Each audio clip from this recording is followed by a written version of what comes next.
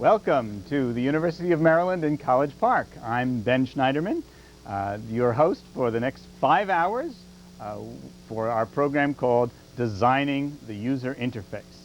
I'm very pleased to be here to talk about this topic on the occasion of the publication of the 3rd edition of the book called Designing the User Interface.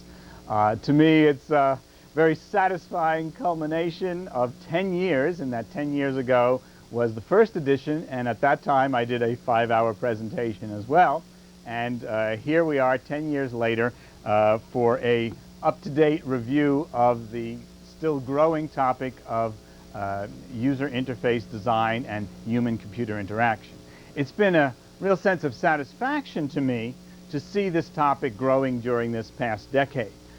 It's a challenge still for me and others to bring these concerns about the human element into a very strong technology community.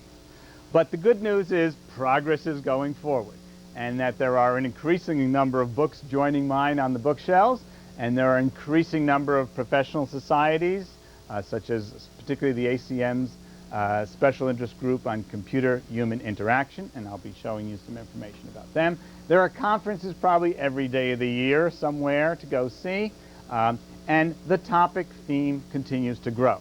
Academic communities are increasingly presenting courses on these topics at the undergraduate and the graduate level.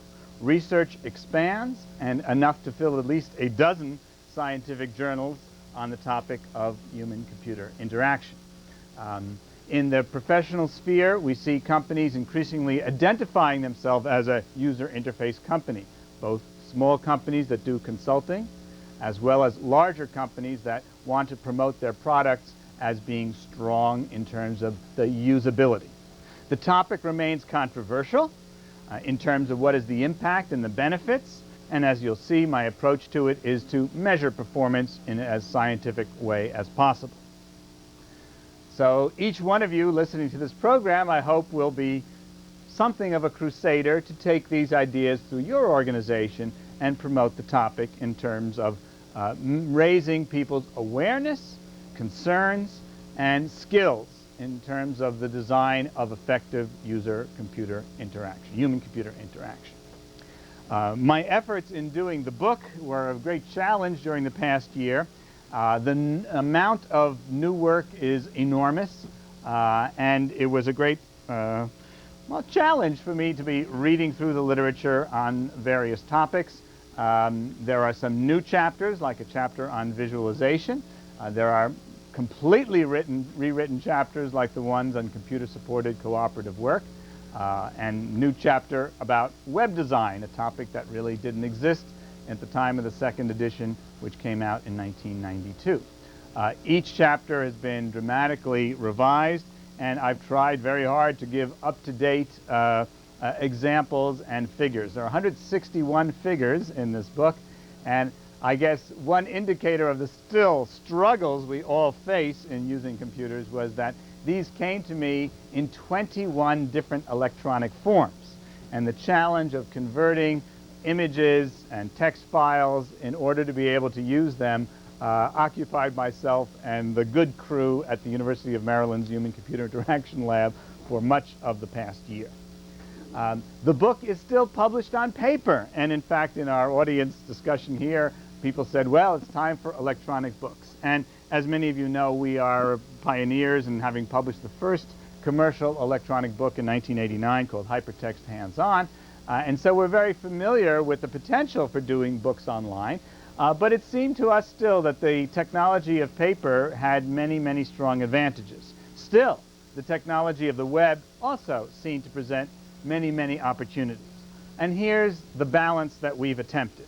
There is the paper book, which we see as the foundation, but we've begun by creating a website which will provide ancillary information and a continuing and dynamic set of information resources for students and professionals. So let me turn to our first demo, our first website visit, and during these 5 hours we've got about 26 websites to visit, 4 demos, and 21 pieces of video to take a look at. So let's begin here. I'm very pleased that Blaise Liffick has taken the role as the book site, as we've called it, book site project director, and has created this with good help from Addison Wesley. And in the book site directory, you can find out about what's new, and then you've got a set of entry points for your exploration of this website, and we'll take a look at this several times through the program, mostly in our 5th hour. But there's general information, the full table of contents, and so on. But I want to, for the moment, take you into the sections that are by chapters. And so the table of contents is laid out for you. And for each of the chapters, a section of the book is included, an extract. And then what I think is probably the most interesting, and for me took a fair amount of effort to construct, sets of reference pages that would take you to related information that was key to that chapter. So for each of the 17 chapters, you'll find a starter set of web pages, and inevitably you'll have suggestions for inclusion, new ones to add, or you'll tell us about your own website that we should be adding in here. And so we can see a range of websites, and I started with the 3 very nice websites that have been built, this one by Keith Instone, which provide a guide to the topic, the discipline of HCI, all the conferences, all the bibliographies.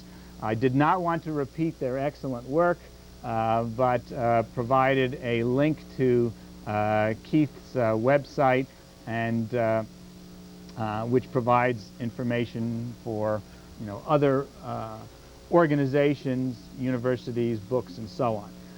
The links that I was interested in were, back one. The links I was interested in were ones that had content information in them, and so if I go to that back here, we can take a look at proceedings of conferences, the full text of papers that are online, other bibliographic resources, information about handicapped access, etc. Lots of things. Let's just take one major resource that I've mentioned already, which is the ACM SIG Chi group, the Special Interest Group on Computer-Human Interaction, with more than 6,000 members, is the major organization of professionals in this area. And I want to encourage you to take a look at their conference. Is the main event for me each year. This was the '97 conference, which was held in Atlanta, Georgia, March 22nd through 27th. And the proceedings are widely referenced and provide an up-to-date view of what's happening in this discipline.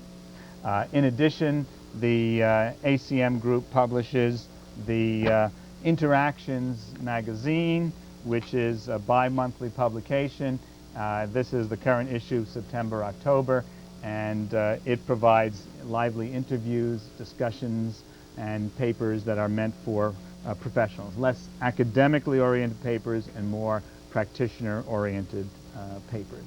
I'm pleased that they have a review of the book in this issue, or an extract from the book in this issue, and I find it to be the liveliest place for me to go to keep up to date on these issues. So that's from the SIG Chi community. There are lots of other sources of information here in the Chapter 1 piece. We'll be going through in a little while the topic of usability testing and expert reviews in our 1st hour, and I'll be using this as a source for some of the information that we'll want to take a look at. The book site has some nice artwork and indicates, those are from Mark Kostabi, and they're in color on the website, and they're in black and white in the book, so you can get a nice look of what they are. I was really pleased to include this as part of both of those resources.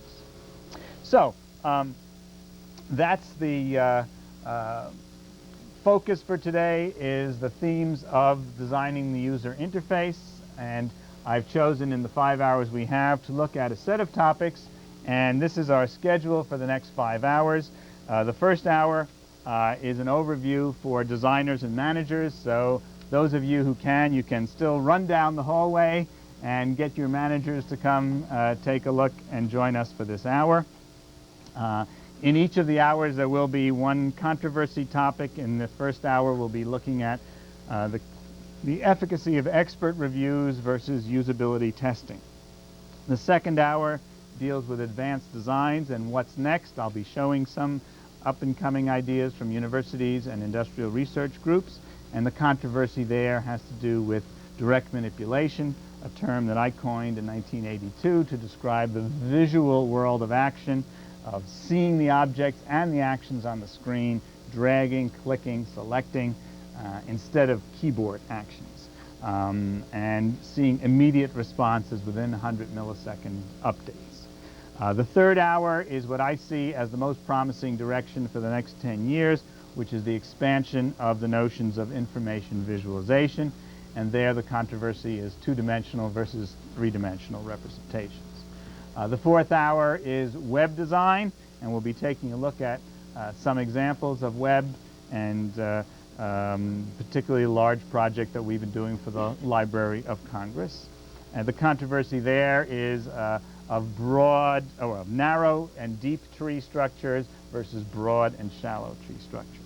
And finally, the fifth hour, which traditionally is our discussion hour, the questions you may have here in the audience and remotely can be faxed in or phoned in, and that will be our basic discussion hour. But I also want to cover the themes about education and training and the controversy over will universities die in the age of the web or will they thrive in a more ambitious way. So that's our plan for the next 5 hours. I'm very pleased that we have a large studio audience here. They'll be asking questions along the way. And those of you who wish to ask questions remotely, we'd like to take them by fax, and the phone number will be posted regularly. There it is. And I'll try to get to some of them possibly at the end of each hour, but probably mostly we'll deal with them at the end of the last hour. Now, I'm very pleased that we have a number of groups joining us from around the country, and they're brought to you mainly through the services of National Technological University. There's their home web page, and we've got individual groups around the country. I just want to say hello to a few of them. Merrill Lynch people in Princeton, New Jersey, thank you for joining us. The Bureau of Labor Statistics people right here and also at other sites around the country. I'm especially pleased that the Centre de Recherche Informatique de Montréal is joining us. They're regulars and great enthusiasts. As you can see on their website, they've organized this as a satellite conference in their region. And bonjour, et je suis très content pleased that we have a group out in watching us and joining from Montreal. There are sites all around the country, and for me, it's a lively opportunity for me to show some of the work that I respect from organizations around the world and to show off some of the work here of the group at the Human-Computer Interaction Lab of the University of Maryland. I'm very pleased to be the head of this group that over 14 years has conducted rigorous interdisciplinary research that bridges computer science and the Department of Psychology and the College of Library and Information Services with partners often in other groups such as business or education as well. Our website and this information is in your handout, and at the end of the handout package is an extended set of website descriptions. So you can follow along, or you can proceed, or at your leisure to look at our website. I might direct you especially, and we'll take a look occasionally, but there are over 120 papers, full text, online in various formats. Most of the recent ones are HTML. Some of the olders are PostScript, but going back through our 14 years. And so you can get in-depth information about some of the work that you hear today. The packets contain a set of 5 recent papers that cover work in the past year or two. So that will give you immediately access to information.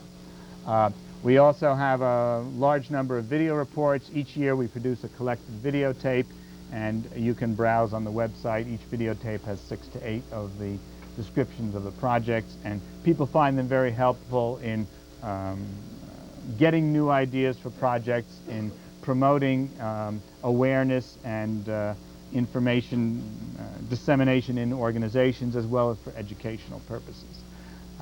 So that gives you some idea of what's available here, some software and other things. I guess I can't resist about the lighter side of our group too here. We will get a large image in a moment that shows our gang working on tree structures. Here we go. Real soon now, huh? There we go. And there's our group working in tree structure research, hierarchical design, which is a main topic. And I'll let you, as a homework exercise, find my baby pictures on this website.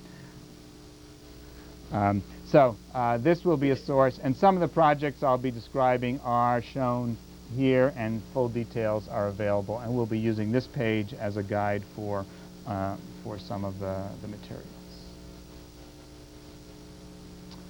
Okay. Good. All right. Then let me turn to, and the slides packets should contain the full set of slides that I'm going to be using today. So you have them for reference and for marking. And on the bottom of some of the slides, you'll find website references as well. It's my contention that the goal of user interface design is to create systems where the user's cognitive experience is that the system is comprehensible, that it's predictable, and controllable. I find those 3 very general, high-level terms extremely useful in shaping my thinking. Comprehensible: does this particular user understand what they're seeing? Okay? And I have to think about the different communities of users. Will children, will elders, will professionals, will novices comprehend what they see? And then, is it predictable? Will they know what happens when they click or fill in a form or press return? Will they have a mental image, a mental model of what will occur after they've done their action? I think that's really critical because it makes them feel comfortable to try things. If they're unsure, if it's so complex that they don't know what's going to happen next, they will literally, you'll see it physically backing away from the use of the system. And the third basic principle is controllable. They are in charge. Now, this is a hot issue, and as I've mentioned, this is our controversy for today. For the first hour, do we expect that systems will give the user control, or do we want to see the computer more in control? The software being adaptive and carrying out activities very much beyond what the user's expectations might be. It's a delicate and complex issue, and we'll address components of that soon. But it's my contention that predictable and controllable are the guides to successful systems.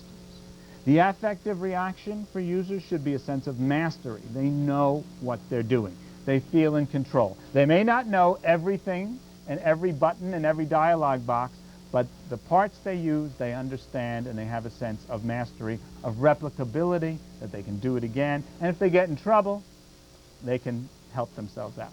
You'll see today during my live demos how the points at which I'm struggling and where I'm not in charge. And those parts make me anxious, and they make users anxious when they don't know what's going to happen.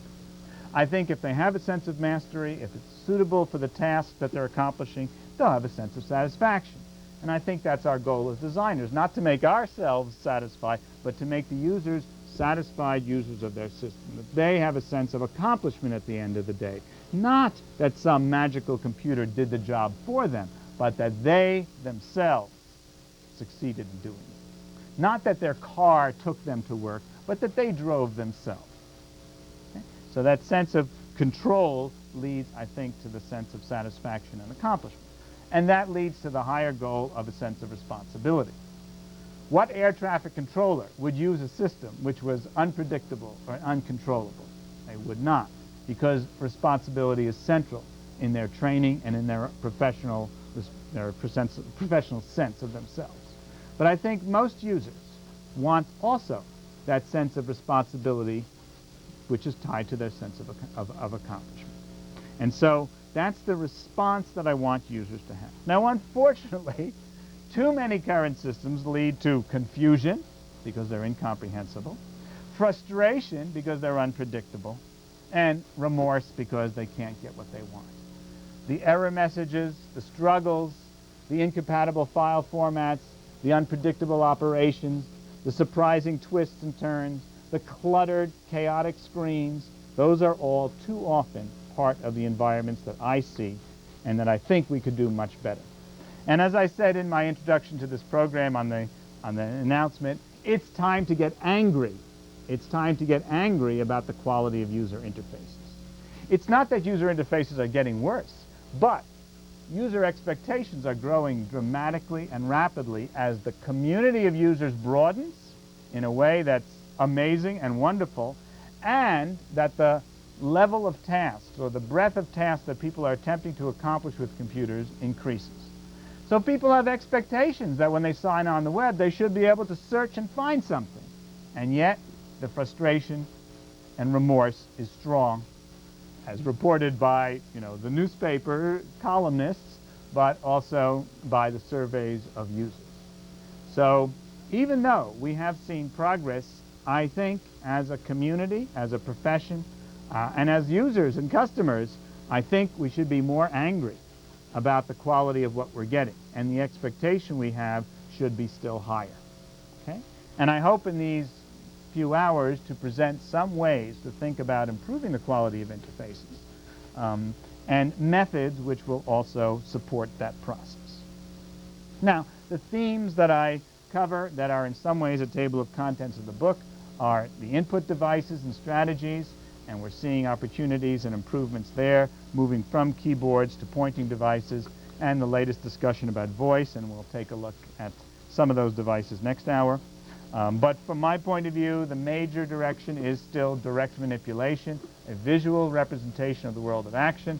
The screen is a remarkable place to see lots of information and be able to rapidly select it and see the results of such selections. I think those operations can be increasingly rich and generate high degrees of automaticity that are still predictable. Now, as you know, as we'll see, this is still a controversial topic. Output devices and formats are probably still the greatest opportunity for research and improvement.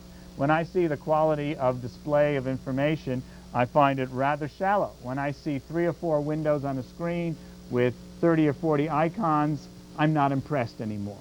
That's sort of where we were, 1984, and we're stuck in the valley of 1984. I think we could have expectations as experienced users to be able to manipulate dozens of windows at a time and see thousands of objects on the screen in a comprehensible and orderly way. And I hope to show you some of those during this hour. So I think that's the greatest opportunity for improvement, and that will be my argument during the third hour. I think also the manuals, tutorials, and training mechanisms and software are other important topics that need to be addressed. Of course, we all have the hope and belief that we'll build such a beautiful system that we won't need any training materials, but the reality of complex environments is that training, tutorials, and assistance will be an important part of those designs. And I think there's multiple levels of them. Online help and tutorials are fine, all the way down to personal human help should be accessible in every technological situation. Okay, how do we get there? Well, over my 20 years of my professional career, I have persistently advocated this scientific approach to get beyond user-friendly, a term that grates on my nerves. And we don't want friendly systems, we want powerful systems. We want systems that enable us to do remarkable things. Okay? Supernatural things. That's the opening line of the book, that these technologies should enable us to do near magic, but not friendly. I don't think our machines are our friends, our partners, our assistance in any way, and that we want to think about tools that are very powerful. For me, computers have no more intelligence than a wooden pencil, and that if we build, the right designs, we'll give people a sense of predictable control that we have out of a pencil, but we'll have much more power than we might with ordinary pencil. The way I see about doing this is the scientific method, the reductionist approach. We start by looking first, who are the users, what are the tasks? And often we'll break it out to many communities of users and many kinds of tasks. And then I want a theory, and I want to be able to predict and measure the time it takes for a specific user to learn a specific task, the speed and performance of benchmark tasks, the rate and distribution of errors, the human retention over time, and then, and only after that, do we move on to subjective satisfaction. And here I'll cite the questionnaire for user interface satisfaction, which is part of the work from our lab, and from that website you can trace your way to the QUIS, the questionnaire for user interface satisfaction. So let me just use that to go there. Under the Laboratory for Automation Psychology, Kent Norman, our partner in psychology, has developed over the last 10 years this questionnaire for user interface satisfaction. And there we go. And QUIS is now 7.0. More than 100 organizations around the world have licensed this from the University of Maryland. It has a series of questionnaire items with 1 to 9 scales, and they go from low-level details of, are the characters readable, are the colors appropriate, to are the terminology used consistently, is a sequence of screens appropriate, are there shortcuts for experts, et cetera, et cetera. And so it's a tool for designers to get an assessment from users as to which aspects of their system are inappropriate. In a recent study with the Maryland Department of Juvenile Justice, 303 users filled out this questionnaire and led us to a good understanding of what worked and what didn't work in that environment. So I want to balance this performance measurement with subjective satisfaction. For me, though, I'll always go first for the performance measurements. And if you're not measuring human performance, you're not doing human-computer interaction. Okay? You're not doing human factors in adequate ways. I think we currently have good numerical understanding in many technologies. If you buy a car, you expect 28 miles per gallon, 14 cubic feet of trunk space, and so on. You might cite any number of parameters of interest to you. And I'd hope that our understanding of interfaces proceeds to the point where people will know, well, I expect 3-minute learning times, and I expect less than 7 errors per 1,000 operations, and I expect, 15 seconds for a person to open up a new bank account. I expect we will get closer. And I'd like to see on the software boxes those kind of numbers, so I can have a clearer sense of what the performance will be with these systems. We want to accommodate individual differences and recognize the 5 to 95 percentile ranges for typical users or for special users, older, younger, handicapped users, men, women, English speakers, non-English speakers. We might have a whole range of specifications for different communities and that accommodate those individual differences. Again, automobile designers know that very well, and they design cars for different communities or allow adjustments of the seat belts for different sized people or the car seats for different sized people. We need to make those control panels much more flexible to allow people to tune the system to adapt it to their own needs and their own capabilities. And here a very simple and basic issue is just the facilitation of evolutionary learning of new software. It's disturbing to me that in many modern systems you have a large hurdle to get over and that there's no graceful way to start. I'd like to see in Microsoft Word, instead of the many, many, many menus and choices, a system stripped down to 10% of the functionality and the help messages stripped down to 10% of the language complexity, and the error messages stripped down for that subset, and then a graceful and evolutionary path that the user can control by which they can add the functionality they want in a progressive way that's, again, under their control. Right now, there are some simplified tools, and then you jump up to the big tool. And that kind of barrier hurts a lot of people from getting in. I think this issue becomes even more important as we move to the age of universal access and universal service, where we expect still broader sections of the population to be served. And I think that's probably one of the great concerns in this field, is that the current complexity of many systems is limiting the number of people who can participate and limiting the range of functionality that they can benefit from. I think part of it is an economic issue, part of it is a design issue. And we'll come to it more as we talk about web design. Broader issues of social, organizational, and cultural context are also interesting research topics and tough ones to study in a rigorous and scientific way. However, I don't expect that in your professional world you'll be running a lot of controlled experiments like we do at Maryland. About a third, maybe a half of the papers on our website are experimental studies. I think in the commercial world the goal is to develop advanced systems on schedule, on budget, and in that case this figure of 3 pillars has served me well over the years and tells the story, I think, in a good way, that the 3 things that are really important are guidelines, documents, and process, user interface software tools, and then expert reviews and usability testing. These 3 pillars, based on, believe, on academic foundations, give you the chance to build successful interfaces in a short amount of time, on budget. The guidelines process, and I'm going to talk briefly about these. Well, let's see. Excuse me. All right. I'm going to go first to the usability laboratory for iterative testing. That this has become common in many organizations, and as I promised, let me go back to my website and let's take a look at usability testing. And here the pointer will take us at the end of chapter 4 of the book to Ameritech, which has provided a very nice website about their testing lab and their usability work. And within their testing lab page, welcome to Ameritech, who we are. We're going to jump into the virtual lab tour and take a look at the floor plan in their usability lab. And so this would be a more, I would say this is a moderate-sized one.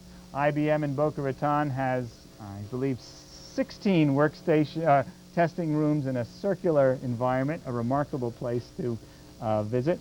Many places have just a single room and a single observation room. Here you see a moderate-sized one. If we go into one of the test rooms, we can see, if we could zoom in on that,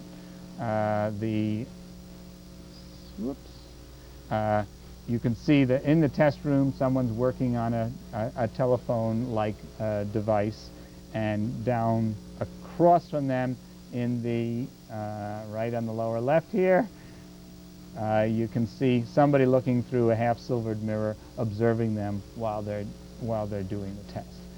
You can spend your time looking at this QuickTime movie, but I'm going to move on and back up through. We can look at other parts. I'll take one other click here, the multimedia lab part, and well, I think that's probably gives you enough of an idea of the environment that Ameritech has built. Okay, let me close that and just say a few words about other organizations that are on the web and other resources on the web. I would strongly encourage you to look at IBM's Human-Computer Interaction page, which has very nice information about user-centered design, guidelines, documents, and some of their current products and projects. On the other hand, if you look at Microsoft, you'll find a very shallow website with just a brief 5-screen virtual tour of their usability lab and not much else. In fact, as I searched on the Microsoft page for HCI, I found no hits, although this did come up under the usability section. So I'd like to see more emphasis on usability at Microsoft. Sun, to its credit, has has done a lot of work about web design, and I want to, Jacob Nielsen is the key player there, and I'm very pleased always to mention his fine work in this area. And I'd also like to celebrate their work on accessibility. Eric Bergman and Earl Johnson, a very thoughtful piece with lots of resources about accessible human-computer interaction. I see a question here? I'd like to make a statement about Microsoft. Ooh. I work in programming too, and you think their user interfaces are bad. Their programming interfaces are probably worse. Okay, well, I guess it's probably easy to generate some commentary about Microsoft, and it's a caution for me. I don't want to be too strong about it, but I think since they are a leading player here, we might have higher expectations about what they contribute in this area, and I think more innovation on user interface would be what I would expect from them. We'll probably hear from Microsoft people soon enough, but thank you for your comments. Any Microsoft defenders in the room here? We had some applause, but well, maybe you'll say a few words about it towards the end of the hour. I do not want to lose the point here of saying good words about Sun and others. Here we might say good words about Microsoft. Also, the usability access features for handicapped are built into Microsoft Windows. That's a very positive step, and their work with Greg Vanderheiden of the University of Wisconsin Trace Center is admirable. There are really good folks doing good deeds in promoting accessibility with people with varied handicaps, visual handicaps, hearing handicaps, and so on, and physical motor handicaps are the typical ones. And I would say in designing any project, you need to spend some time understanding and thinking about how to facilitate access for those who have various handicaps. Okay. Okay, I think we've gotten here, and all right, good.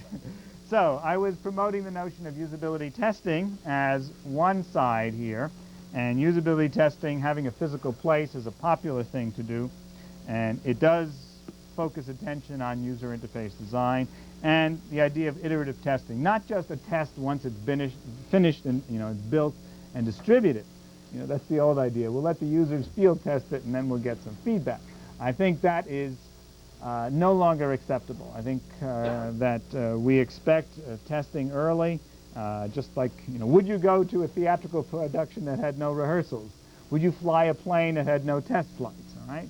And would you use software that hadn't been thoroughly tested? And unfortunately, we still need to see a more thorough effort at usability testing.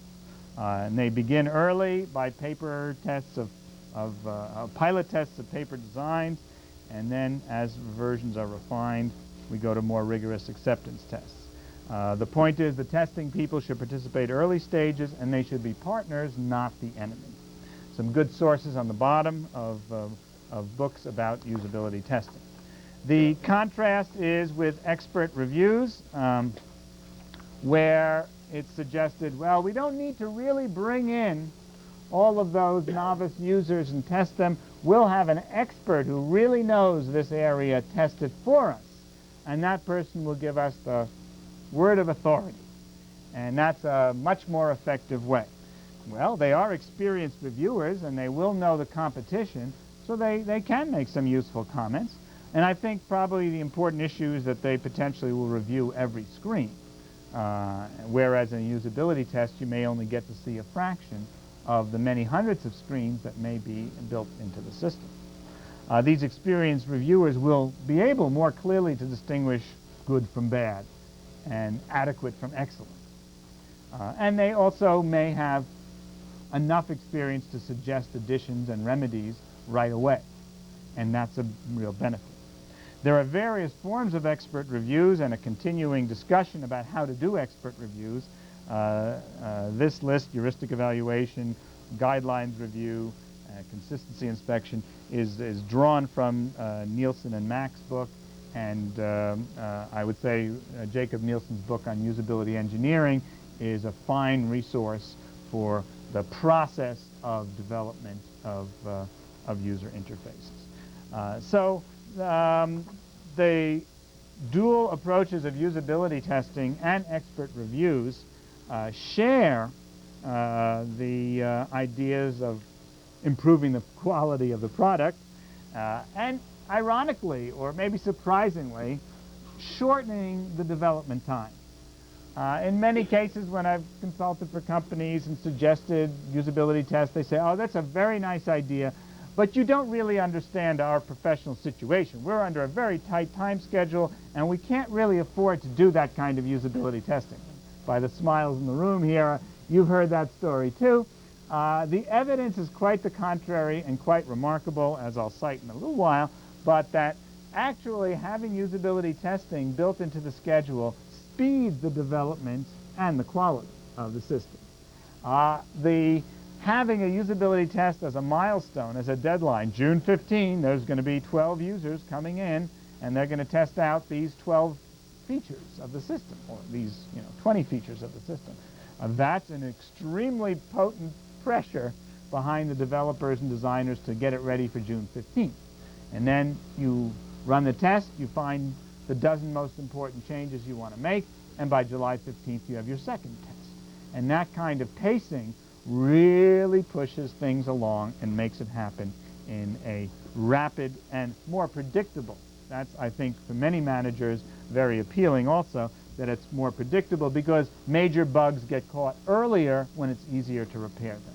And so you avoid the problems that years ago was involved in one large effort for U.S. Army to develop a messaging system that when the testing got done late in the game, it took $30 million and 6 months to repair it. And early testing would have certainly avoided that problem.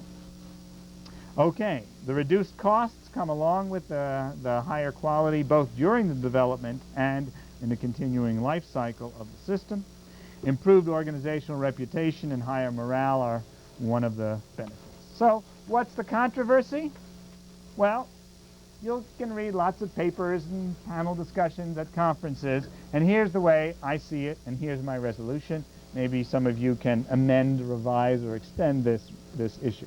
The contrasts, and you can see my red slide to show the controversy here, are having a trusted expert to review it versus an inexperienced user. Expert reviews tend to be quicker to arrange and carry out, but if you're going to have a dozen subjects, you've got to get them, and you've got to make sure you've got all the arrangements in the place and the time, etc. Expert reviews could be done in a half a day or maybe a week for a larger system, whereas it might take several weeks to run and then another week or two to distill and report on a usability test with users. The experts will review the whole system, whereas in more complex systems, usability testers will only go through certain paths. Software engineers like to talk about coverage in the software engineering environment way, and here I think coverage in usability tests is a real concern, whereas the experts can review all the 350 dialog boxes in a system and look at them for consistency. On the other hand, expert reviews are subjective and they're biased. These experts, one or two or three of them, may have very different, reviews and very different comments and different expectations. What's the line about for every PhD there's an equal and opposite PhD? And you can get a variety of conflicting opinions. With usability tests, you will see empirical data, which has its strengths and weaknesses. But if you've got 9 out of 10 of your subjects not being able to get past dialog box number 7, you've got a problem. And no amount of hand-waving or experts who say, oh, it's okay, they'll figure it out, is acceptable. You know that you've got to make a change. So there's a certain power and authority to usability testing. Consultants, on the other hand, may be eager to please and want to say good things about your system and may be shy about pointing out too many weaknesses, feeling that they won't be called back maybe. On the other hand, you get a very harsh reality from the real users. They are frustrated. They are struggling. They can't figure out how to do what you've asked them to do. It's very dramatic when you see it, and especially if they get really worked up about it. Okay, what's the resolution? I believe both of these methods are good. We don't need to throw one out We need to keep them both, and it's my experience that expert reviews early on are a good idea because the expert reviewer can come in early, give you inspiration, ideas, suggestions which are useful. If the expert tells you late in the game, well, you really ought to do it just like Adobe this, that, or the other, it's really not very helpful. But if they say early on and they give you an example of another system that does this task in a better way, that's pretty good. Okay? And then the usability testing later to confirm that you're making progress. And I would say increasingly ambitious ones down to your more ambitious acceptance test. In some contractual situations, you will have to satisfy an acceptance test in order to get paid or to deliver a product. You might start with modest usability tests, 3 or 4 subjects for a morning, and build up to more larger usability tests that might actually run over several days. I might say another problem with usability testing, which is a tough one to remedy, is it tends to reveal the problems that novices have. Even if they're expert users or novices with this system, it's extremely difficult to understand what will happen after a week or a month of usage of a system. And so the expert reviewer may be good at spotting whether there are adequate shortcuts for experts, macro facilities, and so on. Okay? Anyone want to add to that? In this room here on expert reviews? Yes, thank you. In usability testing using real users, what is the usual expectation for the level of knowledge of that user?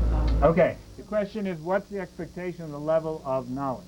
I would say first I want to split that into 2 questions, the level of knowledge of the application domain and the level of knowledge of computing. Okay? And what you want is a match with your intended users. If you have a bank terminal system for customers, you want to hire your customers. Have them come in and do things like opening accounts, checking balances, transferring, and do the real task. Okay? You don't want them to be expert computer users or bank professionals, okay? Because they may know more.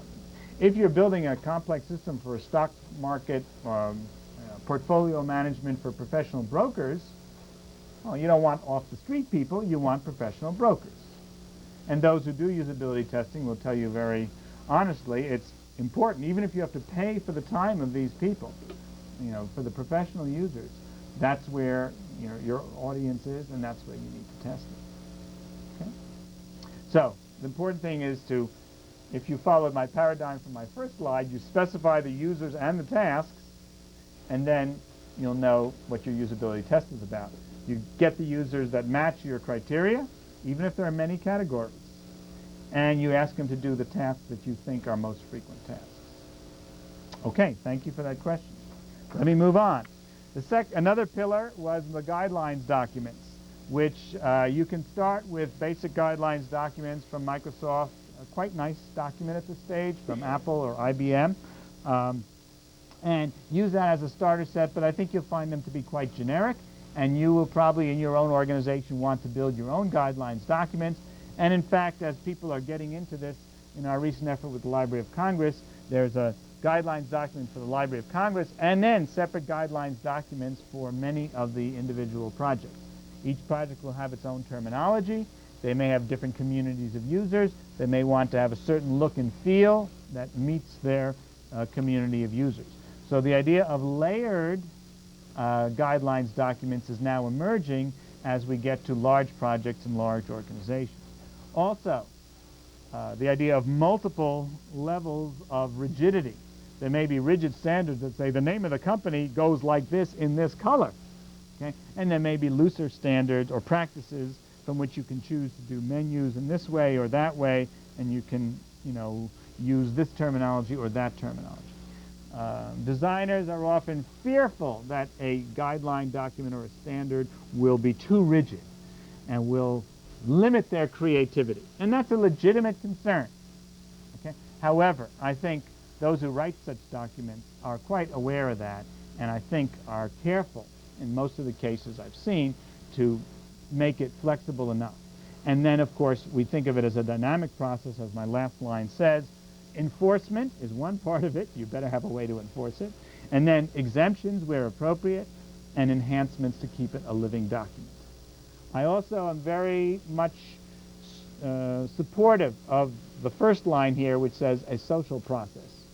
I would say it's a bad idea to hire an outside contractor to produce a guideline document and then deliver it to all your people. I would say it should be built, written by your people, the designers, as a community effort.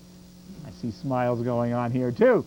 You know, I mean, you can work with outside contractors, but your people should be in the process of developing and reviewing that along the way. Okay? If you get a 300-page manual delivered to your desk, you're just not going to get into it. If you participate in development, you got a chance. Okay, let's move on. I couldn't resist a slide to make the business case on the return on investment for usability, and there are two wonderful sources. I still am asked, to my surprise, well, what is the business case for usability? And the business case has been made so many times in the worlds I sit in that it's quite amusing to still see people, well, I guess as they come into it, need this. But rather remarkable results of Claire Marie Carat reports $1 spent on usability returns $2 to $100. That's rather bold. This is an IBM effort, and she has large multipliers for the numbers of users, and so that is part of the source of it. I would usually say, 10 to 1 returns are pretty good for most people, and that's closer to what I see as the reality. Tom Landauer's excellent book, The Trouble with Computers, another strong recommendation to make to you, where he does try to make a strong business case for usability, has wonderful examples with economic data, and has almost unbelievable results about the benefits of doing usability testing and just usability processes along the way. Speaking of usability processes, I now come to the closing segment of this hour, which is to suggest at least one approach to a methodology which includes guidelines, usability testing, task analysis, and so on. In this case, I cite the Lucid methodology from Charlie Kreitzberg at Cognetics Corporation, an old friend, partner, and buddy. And his website actually takes the broader issue. He'd like to invite you to join the Lucid computing movement, not just methodology, but he would like this theme of Lucid to be what we see. When I talk about comprehensible, predictable, and controllable, he says, oh yeah, you mean Lucid. And he likes that shorter one-word phrase. Logical, user-centered interaction design to fight for usability, software usability. Our goal is to humanize the design of software. We will save industry billions of dollars and create new markets for computer products and increase our well-being. And he cites the Tom Landauer studies as well.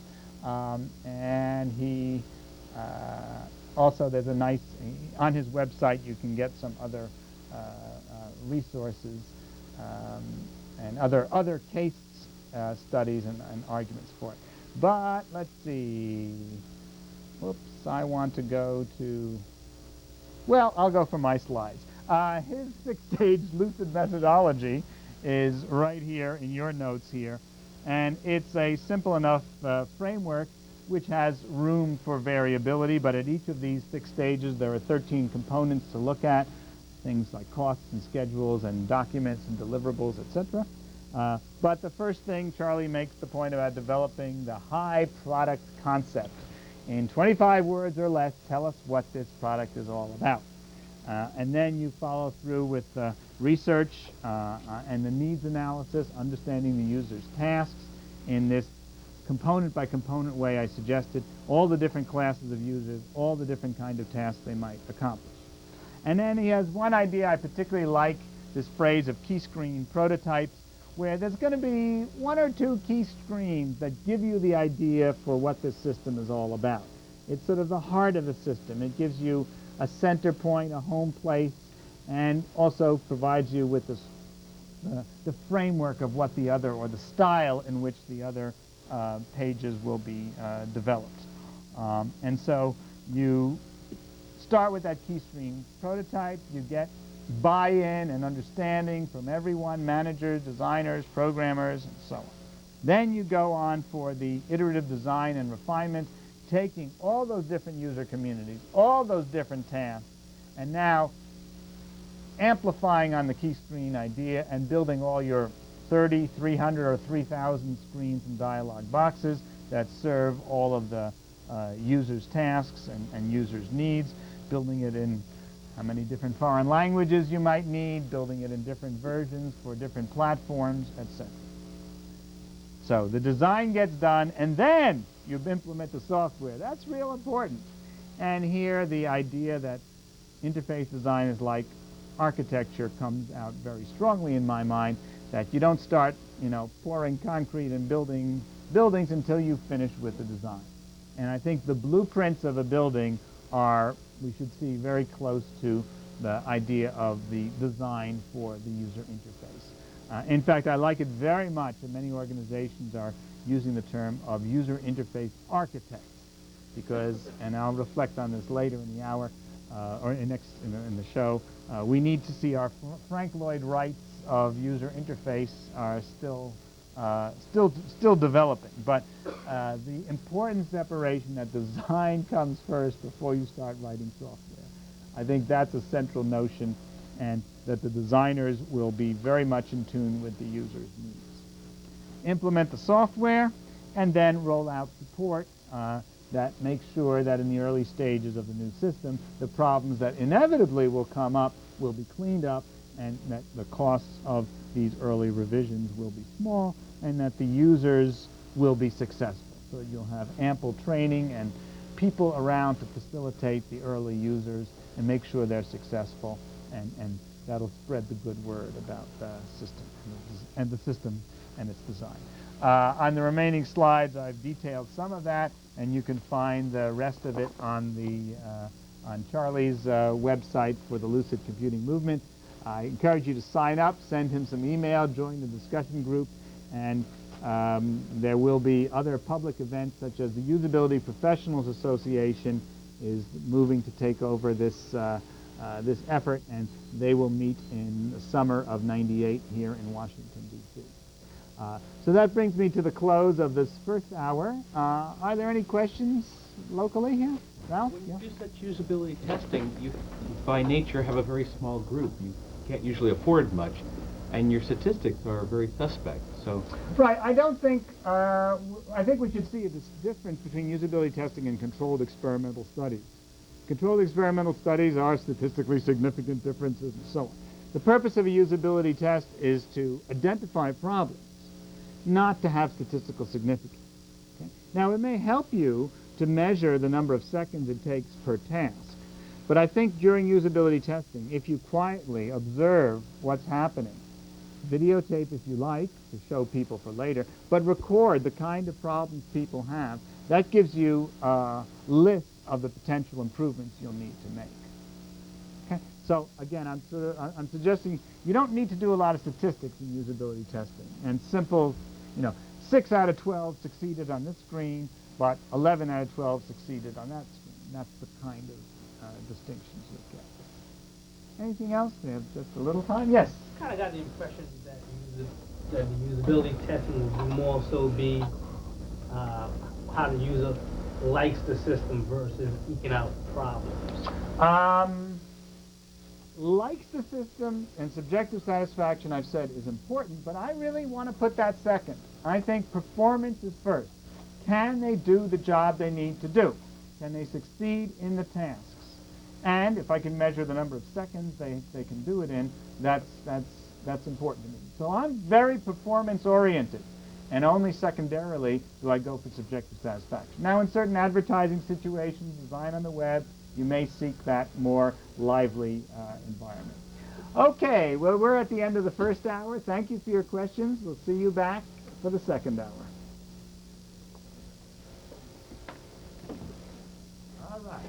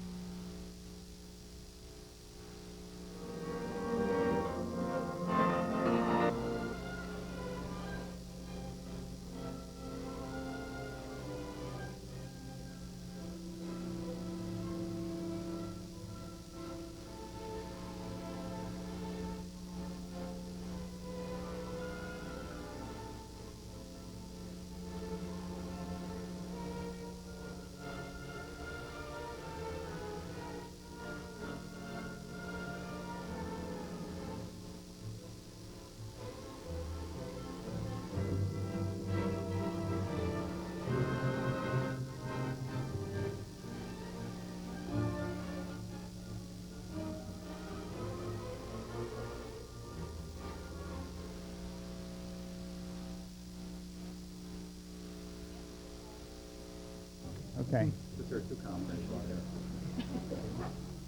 Welcome to the second hour of Designing the User Interface, our 5-hour program at the occasion of the publication of the 3rd edition of Designing the User Interface. May I remind you that viewers are entitled to a discount offer from Addison Wesley, and phone number is included in the announcement for the course. In our first hour, we covered a variety of issues that I labeled more managerial issues. It was an overview for designers and managers. We had a few interesting questions, and I had some phone calls along the way. And just to repeat, some of you had trouble hearing the answer to the last question about the level of expertise for usability test subjects. And I said there were 2 aspects: their knowledge of the task domain and their knowledge of computing. And that you need to be matching the intended audience for your product with the usability test subjects. It does you little good to have subjects whose skills are above or below the level of your users. Furthermore, another related concern is if you're going to seek different communities, such as an international product, you'll need to be testing it in the different languages, in the different cultures.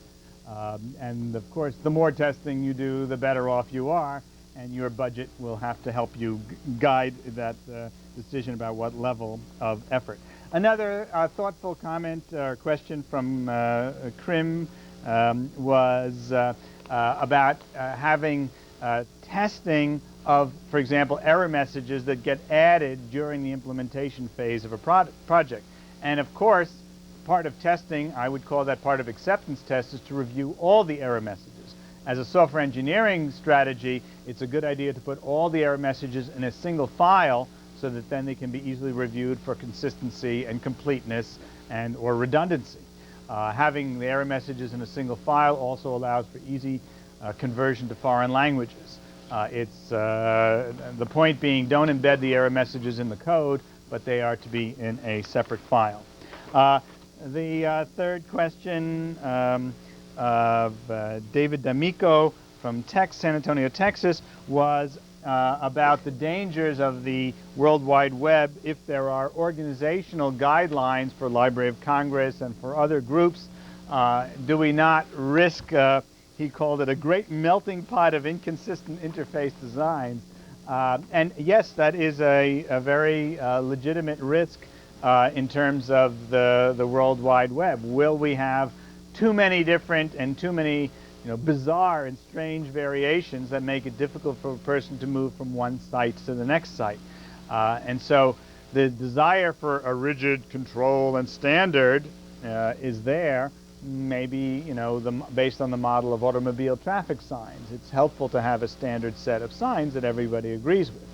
On the other hand, don't we want to encourage creativity? And aren't we generally opposed to regulation of this very creative environment? And we'll talk a little bit more about that in the 4th hour. But I would like to believe that there is a happy medium where we can have a commonality of some features, but we still allow freedom of design. And so we might look at the example of newspapers or books. Most books that you buy in a bookstore have a front cover, and they have a spine which has a title, and we have a table of contents, and we have an index at the back, and we have a pretty common set of things so that the user interface for a book, or I might say a newspaper, is negotiable, navigable by most users. If we produce some bizarre versions of books, it may be hard for people to find their way around it. And I hope it will come to a happy compromise which encourages creative work but still has common aspects. I'll focus in this hour very tightly on one aspect of that, which is search environments. This second hour is devoted to advanced designs and what's coming next, with the controversy being about direct manipulation versus agents. If I take a look first on the hardware and then we'll look at the software side, it's intriguing to me that the hardware is in some ways more plastic than the software, and things get changed very rapidly in these domains, and the equipment gets, according to Moore's law, twice as fast every 18 months. But still, I think the desire for faster is still an important aspect of user interface issues. That is, the opportunities for us as designers grow as the speed of the machine increases for rapid display.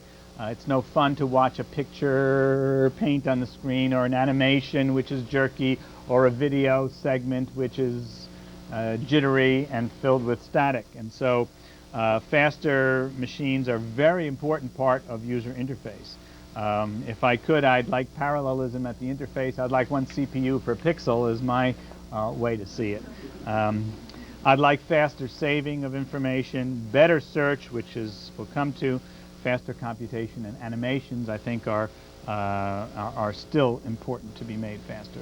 The network bandwidth is also important for growing applications, and individuals should have access to faster connections. Cable modems being one example of where the data rates will go up dramatically over the current dial-in modems that have 33.6 or 56. So, you know, they're still rather modest compared to the connection that I'm using here, or cable modem possibilities. Now, I would like to raise one issue of concern which goes back on the issue of universal service here.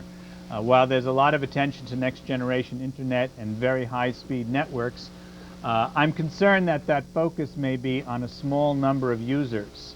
And I would like to see that these networks be built with high speed but accessible to a large number of people. That high bandwidth can be shared by larger numbers of people. And so I'm looking for that last mile or the last meter to the user, and making sure that they too have rapid access, and that's as widely disseminated as possible. I am a great advocate of larger, higher resolution displays. The old 640 by 480 is still very common, and we maybe need to build to make it possible to work in that environment. 768 by 1024 is probably the most more common, I would say, in machines being built or sold now, but I certainly would push forward towards at least 1024 by 1280. For me, a pixel is a terrible thing to waste, and I want to get as many of them as possible. If you're in an organization, you want to benefit your users easily, I would say larger screens provide the simplest, easiest, and at this point reasonable cost way to improve the productivity of large numbers of people. Not for every task, certainly, but for many tasks, having larger displays will help. Now, of course, along with that, we need to improve the interfaces in the window managers, which are not well designed for managing large screen spaces and large numbers of windows. I'll take a look at that in a little while. High precision pointing is pretty good shape, except when my mouse gets dirty and dusty, but that works quite well. And high precision touchscreens, one of our great sense of pride and satisfaction of having worked in 1988 to perfect high precision pointing with your finger just to point at a single pixel. I think that idea has become widely used, as I'll show shortly, on a lot of these personal, these PDA devices. I guess I'll move right along to that topic down here. I think it's a lot of fun to see what's happening in the multiple devices that are beginning to appear. I've grabbed one from an audience member here. Here's the very popular Palm Pilot, which has calendar and address book. You want to tell us what you use most on this? I use the address book heavily, and I use the calendar. Those are the two ones. I also have a to-do list. There's a to-do list. We can look at calendar. And if you push the calendar multiple times, you get into different views, which is nice. Yeah, okay. In the month view, but so you can take a look and and it's very rapidly done and quite convenient to use, a memo space, and they're very popular, I must say. Now, I just picked up one of these for purposes of our show and tell here. This is a Windows CE environment built by Hewlett-Packard. It's got a half of a VGA screen, beginning to be enough pixels at 640 by 240, and I can open up a calendar here as well, and so you know, you have a larger display space here. This version does not have a backlit display, but here you can see today's schedule. Here I am in the studio. Tomorrow I'm giving a talk at someone's course. We can close that. You hear the sound effects maybe, and the word processor will open up, and I've got a little file for us here. Come on. And I'm having a little trouble at this angle seeing it, but I found it pretty good even without the backlit display. There we are for today's event. And this sort of half-size keyboard is hard to do touch typing, but you can type along pretty well. And I like the compact format and the compatibility with other Windows environments. So I think increasingly we'll see these kind of displays being used. I think also we'll be seeing more ambitious notebooks, and my own dream for the future is this web top, and not laptop, but allows you to cruise the web and get at least two large screen displays with touchable surfaces that let you select from the web. You're not doing data entry, you're just browsing the web, this environment, and you can have high resolution pointing with your bare finger, and you might, as a physician, walk down the hallway, look at patient records, or you might just, browse a book in this environment. I'd hope it could be wireless. I hope the battery could be thin enough, and I hope it could be $100.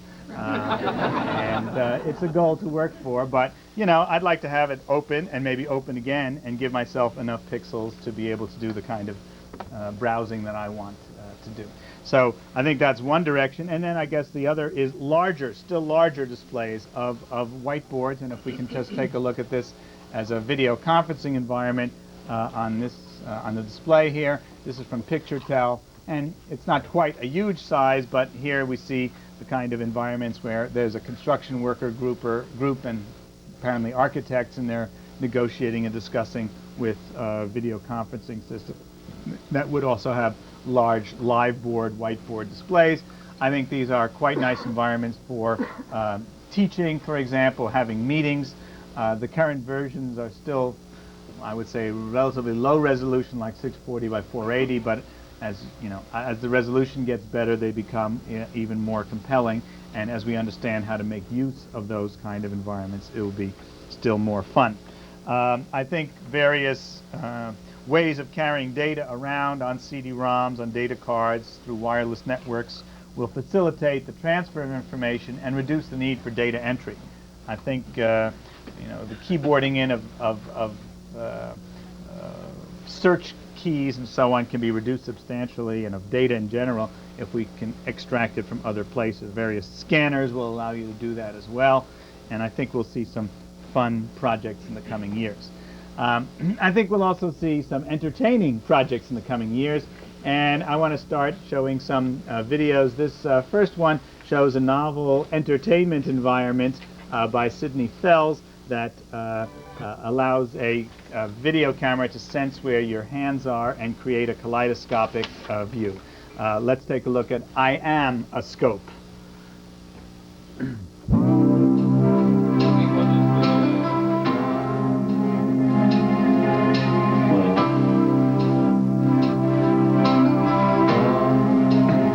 Behind me is the projection screen that shows the kaleidoscopic reflections as part of the Iamascope. Below is a video camera that's taking an image of me moving around and creating the kaleidoscopic images using reflection. In addition to this, the performer can control music as they move through the space. The same image that's used to create these reflections is also connected to a vision system. The vision system measures the velocity of the performer as they move through the space and maps that to MIDI signals. So to show an example of this, I'll move around and you can hear the music that's produced. What you should notice is in the center of the image, if there's movement, you get lower notes. And as you move to the outside of the image, you'll get higher notes. So I'll demonstrate this.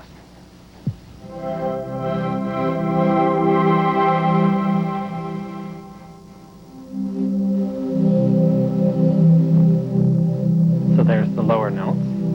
If I stop moving, there's no notes. Higher notes.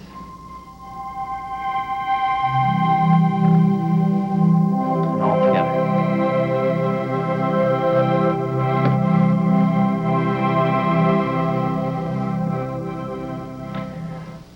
Looks like fun to me.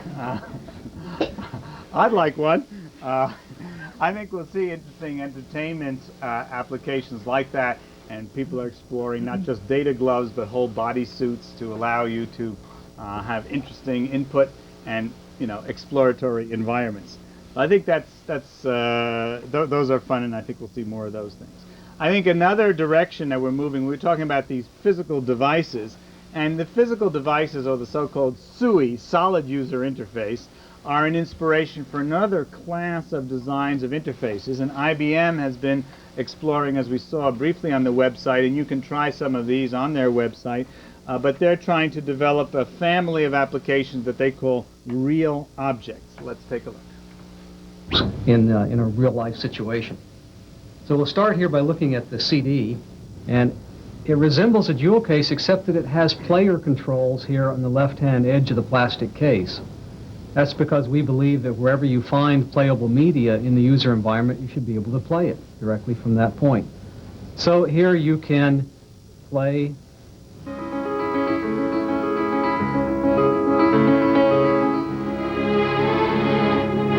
stop the music, and all the other normal player controls are here on the edge of the CD. You can change the size of it, make it whatever is a convenient size. Like a true CD jewel case, you can open it to see the contents, and here we're showing you the tracks and their duration. You can pick an individual track to play, or you can pick a variety of tracks from this list and use it like a jukebox to pick your 5 favorite tracks and just play those.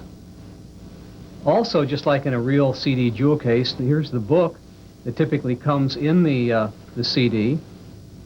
The book will be our book control, the real book control that's being developed. And with the new CD format called Enhanced CD, where data is recorded on an audio CD along with the audio, all the information in the book can be directly on that CD. Now let's look at the real phone. This is the size that I actually keep it in when I'm traveling, and I actually use this as my speakerphone because on the ThinkPad we have a built-in microphone and speaker, so it makes a great speakerphone while I'm traveling. And I can actually take the phone off the hook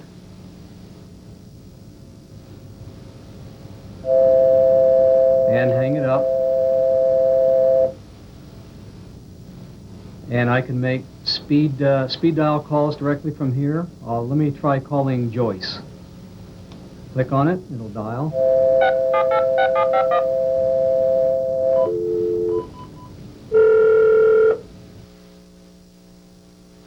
All right, I think we'll take a look at some more of their designs later on.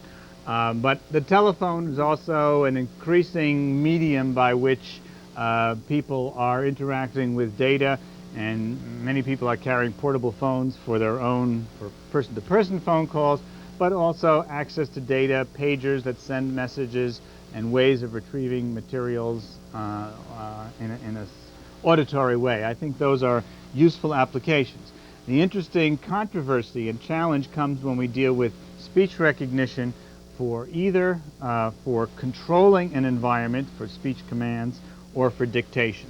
Let's look at speech control first, using voice recognition from Sun Microsystems using the hands-free manual. I'm ready. Would you like to begin with background information, a lesson overview, or with one of the lessons? I'd like to begin with one of the lessons. Wire stripping, network termination, or testing? Before I continue with the demo, let me tell you a little bit about the setup. Here we have a model classroom wall with some wires that need to be terminated with jacks. The final installation looks something like this. Because my hands will be busy as I follow the step-by-step instructions, I'll be controlling the manual with my voice. The computer will then provide a combination of verbal, graphical, and video instructions. It's the verbal instructions that let me look away from the screen as I work through the lesson. Okay, let me show you how it works. Repeat that. Would you like wire stripping, network termination, or testing? I'd like wire stripping, please. For this lesson, you will need the end of the Category 5 cable and the wire stripping tool. Say when you're ready to continue. I'm ready. Would you like to see a video showing an overview of the technique, or go directly to the first instruction? Show me the video. It's a good idea to watch the whole video or stop it before trying to strip the wire yourself. The first step in termination is stripping the casing off of the cable. At about 3 inches from the end, wedge the cable into the stripper to the second or third notch. Hold it That's very enough. tightly onto the cable. That's enough.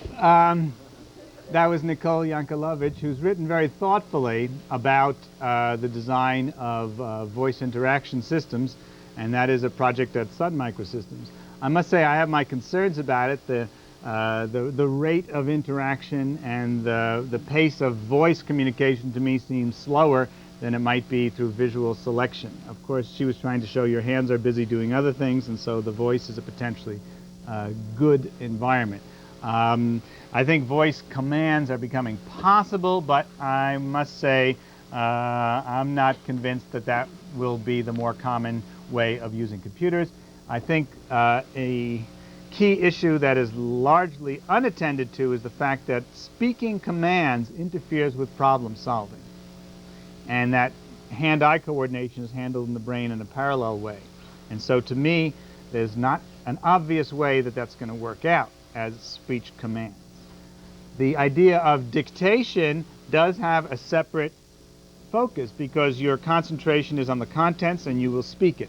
In this very impressive continuous speech recognition demo from IBM, we get to see the potential of what MedSpeak could do for radiologists.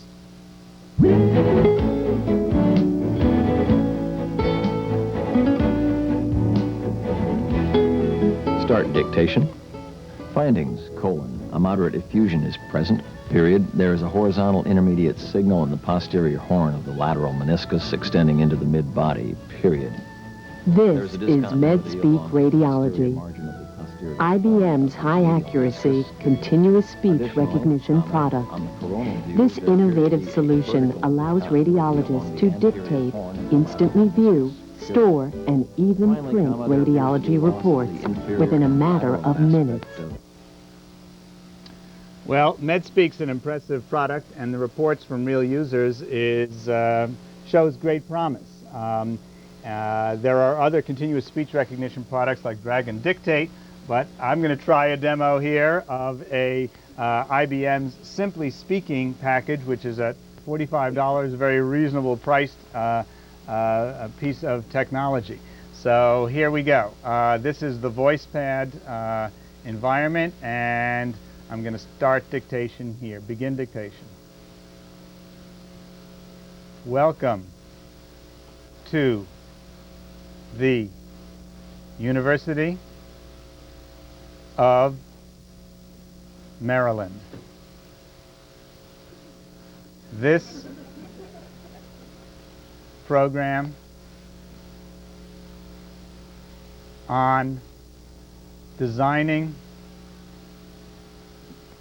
the user interface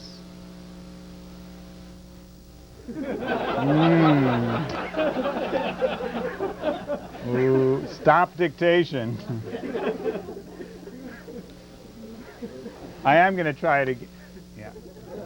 I am going to try it again. I must say it worked, well, of course, in practice better, but let's try it one more time.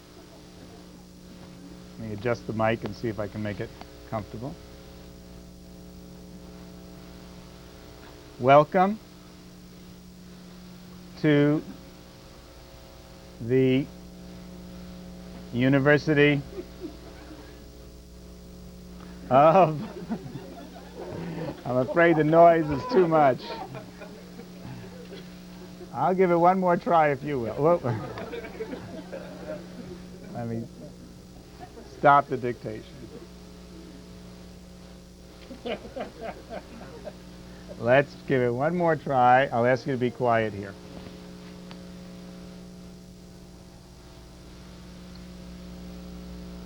Welcome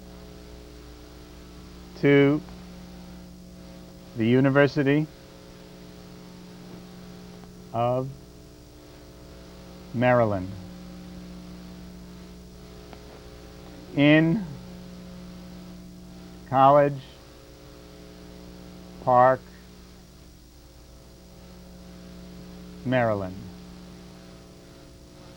Well, we're getting not as successful as I was earlier, but I think you can see the problems. I did a limited amount of training with the system and I have tried it under a few occasions, and I find it impressive, but still problematic. I guess we have to stop dictation or it'll continue to pick up here.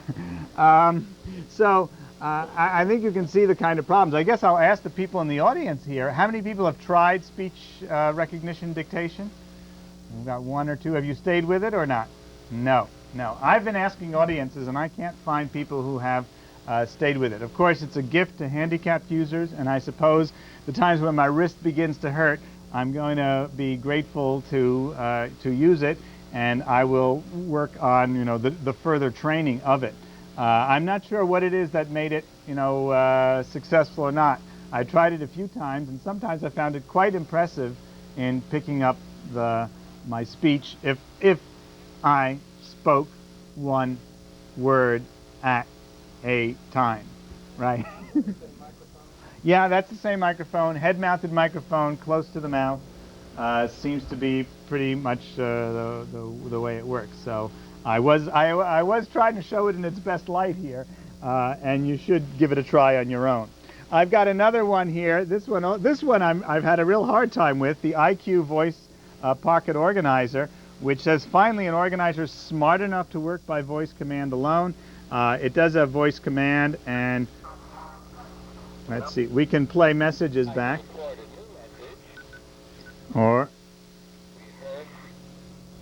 So I've got a set of messages here, and I have phones.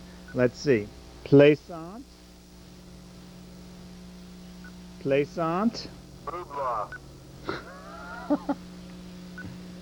Shneiderman. All right, so it's getting some. Of course, in the studio condition, my voice may be stressed by my different sense of performance, but it will recognize up to 40 names, and you can leave this calendar information on there as well.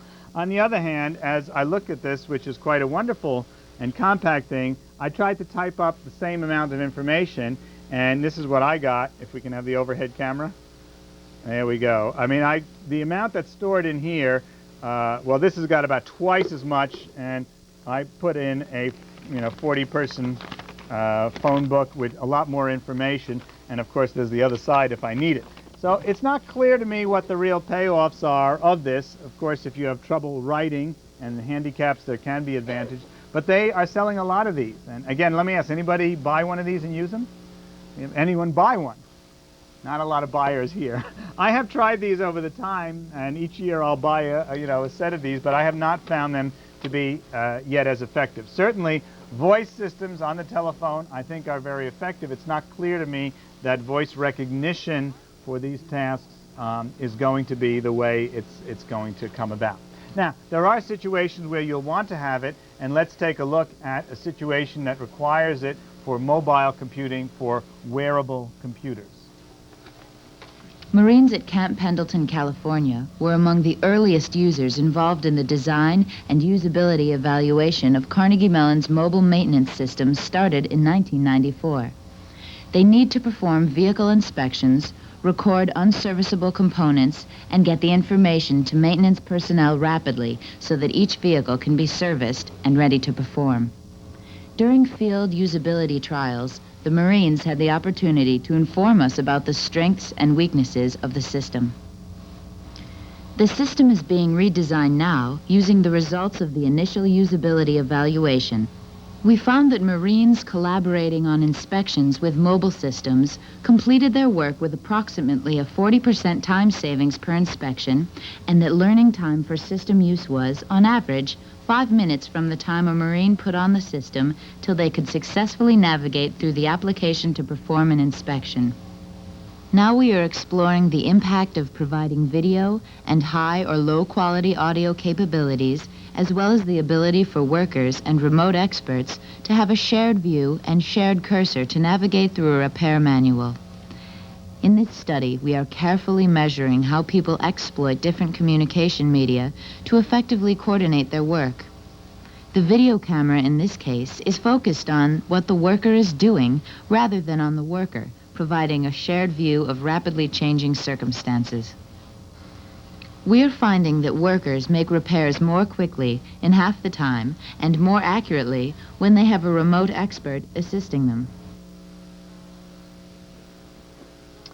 I think the potential in some cases for wearable computers is great, and we need to find the ways in which people can provide the right kind of interaction. Voice seems to be an appealing possibility there, especially in hands busy, eyes busy, mobility required situations. But I must say, I am not the great fan that voice recognition and voice commanding, as in Star Trek and other movies, is going to be the way we use computers. It seems to me the visual domain is far more the powerful one, and that's where I want to turn to. So let me move on in my slides to the next generation software issues. And for me, the 4 domains that are going to be the most potent are information visualization, the subject of our next hour, improved window management, a topic which I think there's nice opportunities for improvement, the World Wide Web, and we'll talk briefly about improved search interfaces. I think other things that need to be done that are great opportunities are expanded control panels for users to tailor interfaces to be what they want and search engines to be what they want. And then I think the history and graphical macros is the missing element in most of the graphic environments. It ought to be possible to go back and back and back arbitrarily in a graphic environment, and also create macros based on that history. You do a sequence of actions, and then you can replay it and add parameters to it and replay it many, many times. That seems missing opportunity on the expert side of use, just as I've already cited missing opportunities on the novice or the evolutionary learning side of things. The topic that most draws me is collaborative systems. We're seeing an enormous growth as America Online and others expand into serving a general population of that's thirsty for email, that's busily on listservs and news groups, that participate in chat groups, that are going to medical support groups online in ways that I think are very positive and very profound. More elaborate technologies such as sharing of databases and programs are getting attention. I've recently used NetMeeting from Microsoft and found it to be a very interesting and impressive way to have a group meeting among people. And I'd like to have you look at a system called Team Rooms, which from University of Calgary, which shows a variant of these ideas. When I start Team Rooms, I connect to an internet server holding the rooms belonging to my community. I then log on to the system for both identification and security reasons. 3 windows appear. My startup room here, and 2 others that tell me about my community. This window here tells me what other people are currently logged onto Team Rooms and what rooms they're in. If I click on one of them, a business card telling me something about them and how they can be reached by telephone appears.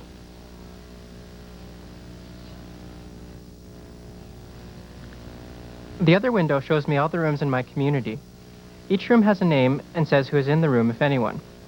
For example, we see that I'm in the project planning room, while Saul is in the tour of Team Rooms room. It also has a door icon. If the door is wide open, that tells me I can go into the room at any time I want. If it's barred shut, its owner is asking me to stay out. I'll leave my room and enter the tour of Team Rooms room that Saul is in.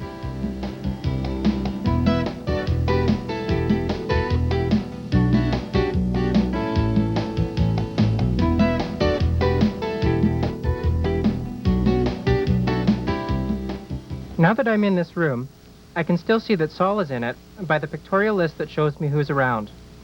In this case, Saul is using a video camera, So what I see are actually video snapshots of him updated every few seconds. I also get a sense of awareness of what Saul is doing. I can see by this idle indicator that it's been only a few moments since Saul has moved his cursor. This radar overview here shows me a miniature of the entire room. I can only see part of it on my screen, and indicates what Saul can see by this box, as well as where his telepointer is and how things are moving within the room. If Saul and I are looking in the same part of the room, we will be able to see each other's actions immediately. Because Team Rooms is designed to work over slow-speed connections as well as fast ones, every room supplies a chat box.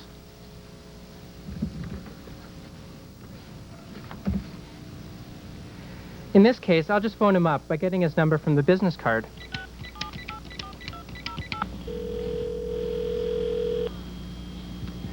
Hi, Saul. Want to help show this tour? Sure, Mark. Okay, shall we just show off the whiteboard and all the applets then? That's a good idea. Let's do that. Alrighty.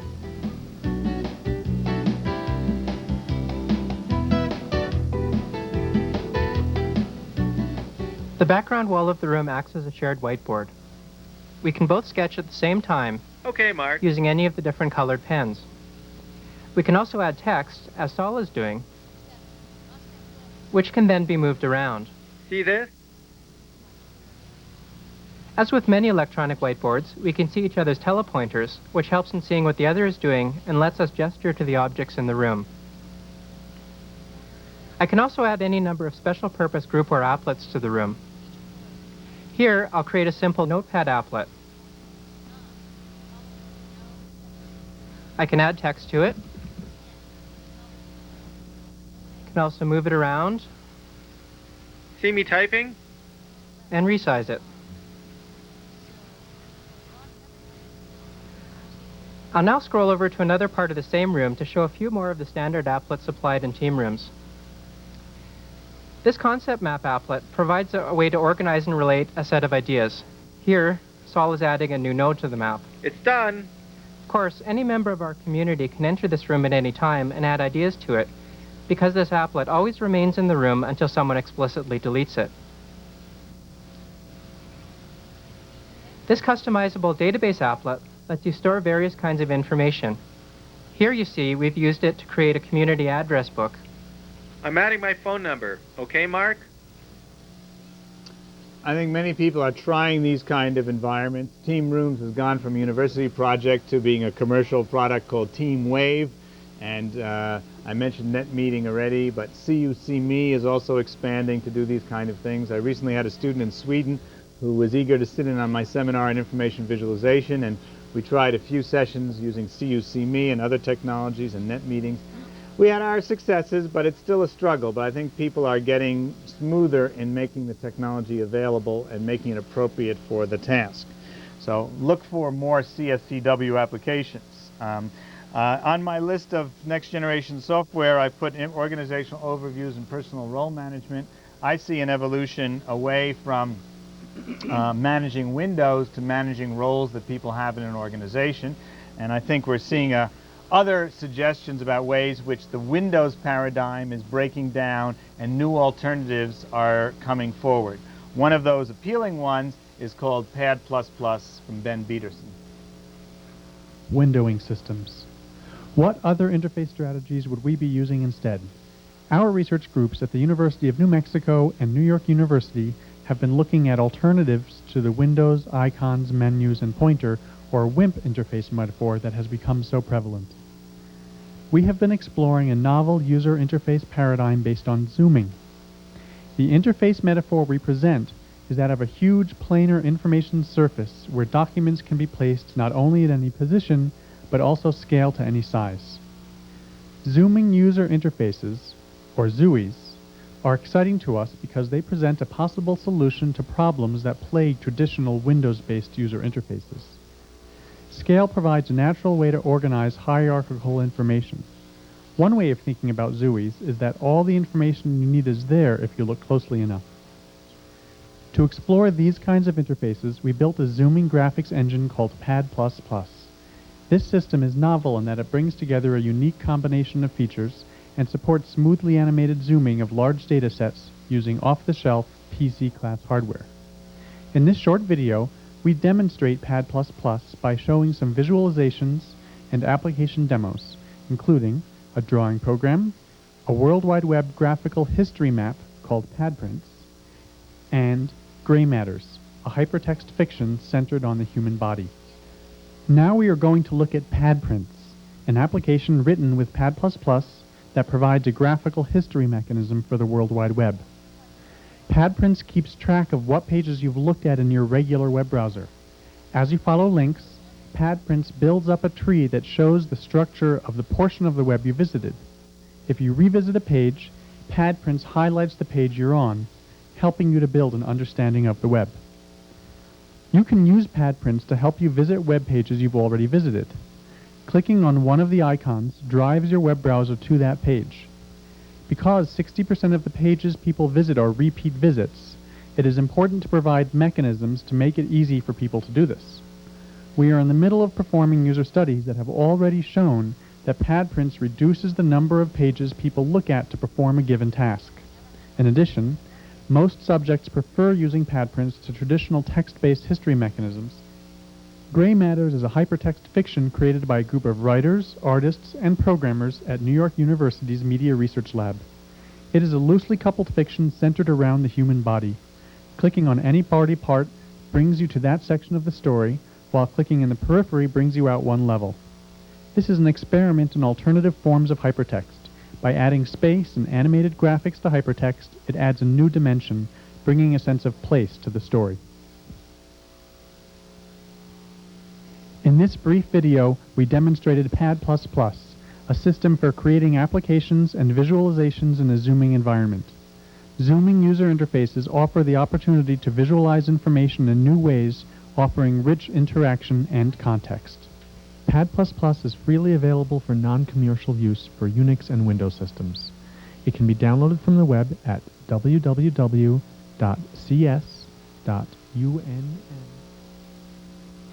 It's really a very nice idea, implemented in a wonderful way, runs on Windows and Unix environments, and I'm very pleased that Peterson will be coming to the University of Maryland starting late in the year here.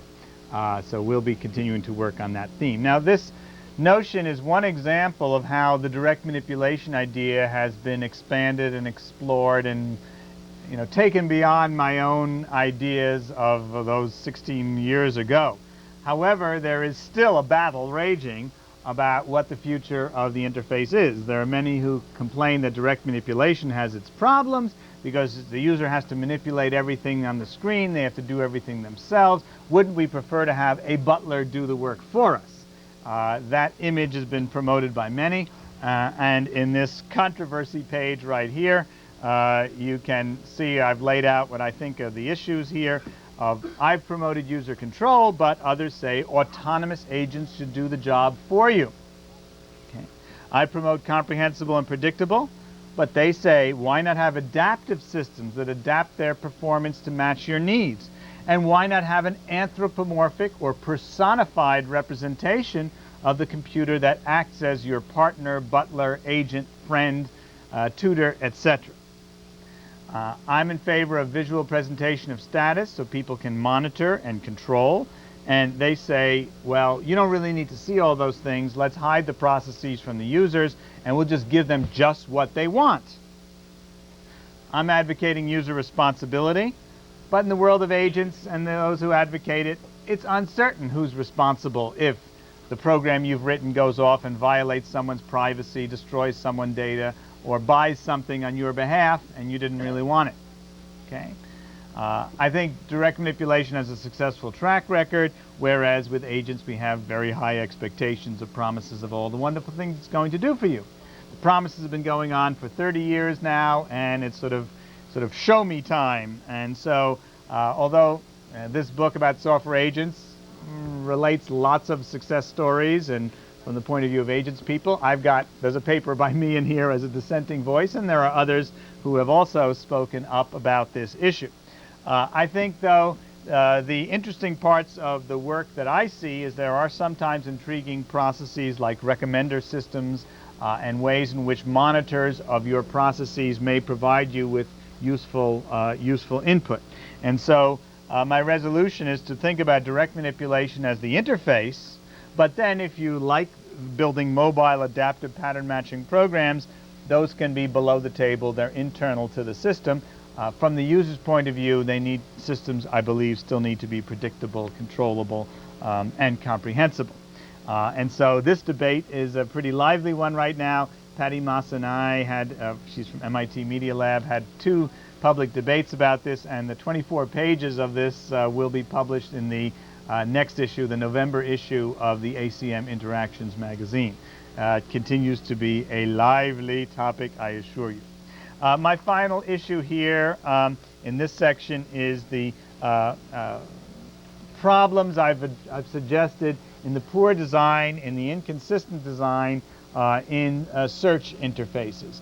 The many search interfaces out there do a pretty remarkable job, but people's frustrations are still great. They type in San Diego and they get a list of hits for San Francisco. They type in George Washington and they may get Washington, D.C. And people are uncertain about it, uncertain how to narrow or broaden searches. The press makes comments about this. In our work with Library of Congress, they suffered quite heavily when the Boston Globe made fun of the poor responses in some parts of those systems. These systems are getting better, and in fact, some of the principles I advocated in this paper mentioned at the bottom, this online paper in January, have begun to filter into the services like Lycos and InfoSeek and Excite. I think the issue still is of poor design in many cases, with inadequate access to understanding what your search is doing. If I type lowercase IBM, do I also get capital IBM? And vice versa. And so Bruce Croft, Don Bird, and myself tried to make a proposal which was, again, in that middle ground, not a rigid standard, but a framework in which designers could provide more comprehensible environments. We had 4 phases to that proposal, and they're in your notes. I'll be brief here about them. But the formulation phase, in which the user states what they want, the initiation of action phase, the review of results, and then the refinement phase. We think there are lots of opportunities to dramatically improve existing interfaces. The consistency within interfaces is sometimes poor, but certainly across interfaces is certainly a problem. If you want to have a search on a string, do you type single quotes, double quotes? If you want to do negation, how do you do it? These interfaces have vastly different approaches. We think that industry could flourish if it were easier for people to know how to do these different features. In support of that, we've made one example here called the News Finder, which highlights the components of this 4-phase framework. Can we see this on the screen here? Okay, the News Finder shows some of the components here, that the sources should be made clear. That is, where are you searching, all newspapers or just these newspapers? When you read the New York Times website and it says you can search the New York Times, well, what are you searching? Which components are you searching? And how can I specify national, international, arts, business, or sports? Or can I search all sections? I would like to be able to set the dates. Can I control if I want the recent article or the previous month or previous year? So here we propose a range slider, double box range slider, to allow me to adjust the range. Then where am I doing the search? Am I searching in the headlines, in the bylines, in the first paragraphs, in captions of pictures? I'd like to be able to control where that happens. Then do I allow synonyms, parcel matches, related words, or abbreviations? And not finally, but phrases are better than keywords. And so having multiple windows where I could specify phrases without additional funny characters, I think serves many people's needs. And then specifying how the results will be presented and what will be presented in the results. The philosophy of this is that there is always a search set. There is no run button. Whenever you make changes, it immediately updates this and shows you the results of that search set. And so there's never a submit, but you have a continuous process of adjusting and seeing the results of that. Now that can be a little trick to arrange, and in the next hour I will show you a piece of the technology that will enable this to happen. That's the end of our second hour. We'll be back in 10 minutes with the third hour of designing the user interface.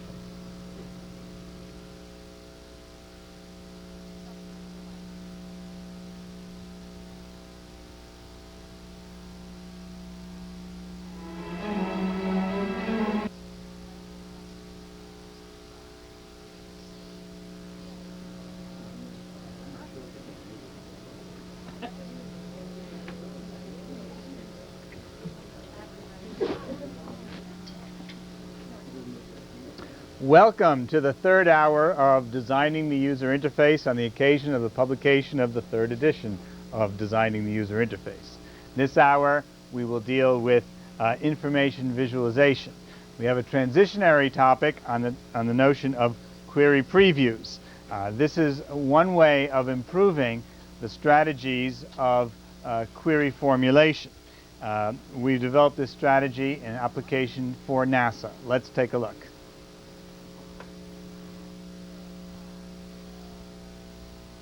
Hi, I'm Catherine Plaisant. And I'm Tom Bruns. We are from the Human-Computer Interaction Lab of the University of Maryland. We will present a prototype of a user interface for NASA's EOSDIS project. EOSDIS is the information management component of the Earth Observing System. It will collect data from a variety of platforms and store the data sets in designated archive centers. Data users will browse, request, and download data sets over computer networks. The current prototype offered by NASA is a classic form fill-in interface. Relatively complex queries are possible, but it is difficult to avoid the zero-hit problem or even estimate how much is available. To facilitate querying and browsing, we extended our dynamic query interfaces to take into account the new challenges of EOSDIS. Our early dynamic queries prototypes have shown that novices or expert users could rapidly query databases, explore trends, and find exceptions. But those prototypes used only a few thousand records, all in local storage, while EOSDIS implies more attributes and more records which are distributed on the network. To keep real-time interaction under those conditions, we propose a two-step approach. In the first phase, called Query Preview, users query all data sets by specifying rough ranges over only a few attributes. Here we see three attributes: geographic location, parameter, and time. Preview bars show the number of data sets available for each attribute value. We can see that there are many data sets for North America and not as many for the Atlantic. More vegetation data sets than precipitation data sets. Note that the numbers used in this demo are not real. When a user makes a selection, for example, selecting North America, the preview bars change to reflect the number of data sets that still satisfy the query. We now see the distribution of data sets for North America.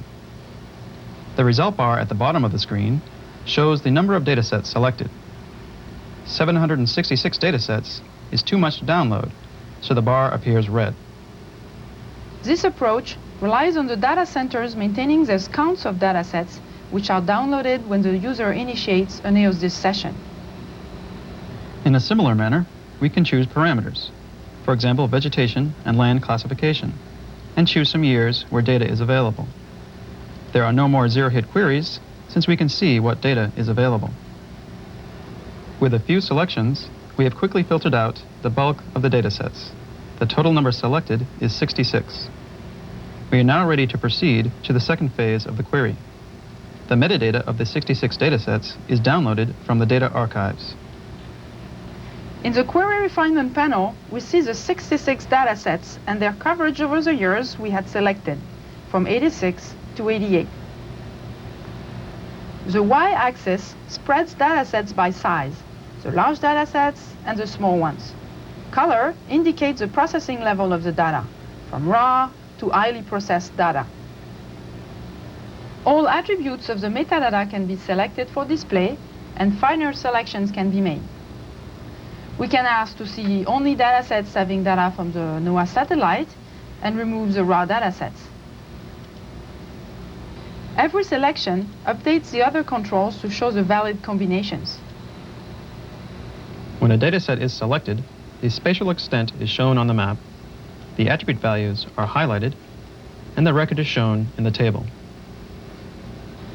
Before the long process of ordering actual data, users can view image samples of the selected data set. The two-step approach extends the use of dynamic queries to network environments. It was well received by test users from the scientific community. We are continuing our prototyping effort in Java and exploring other applications to large managed collections. Thank you.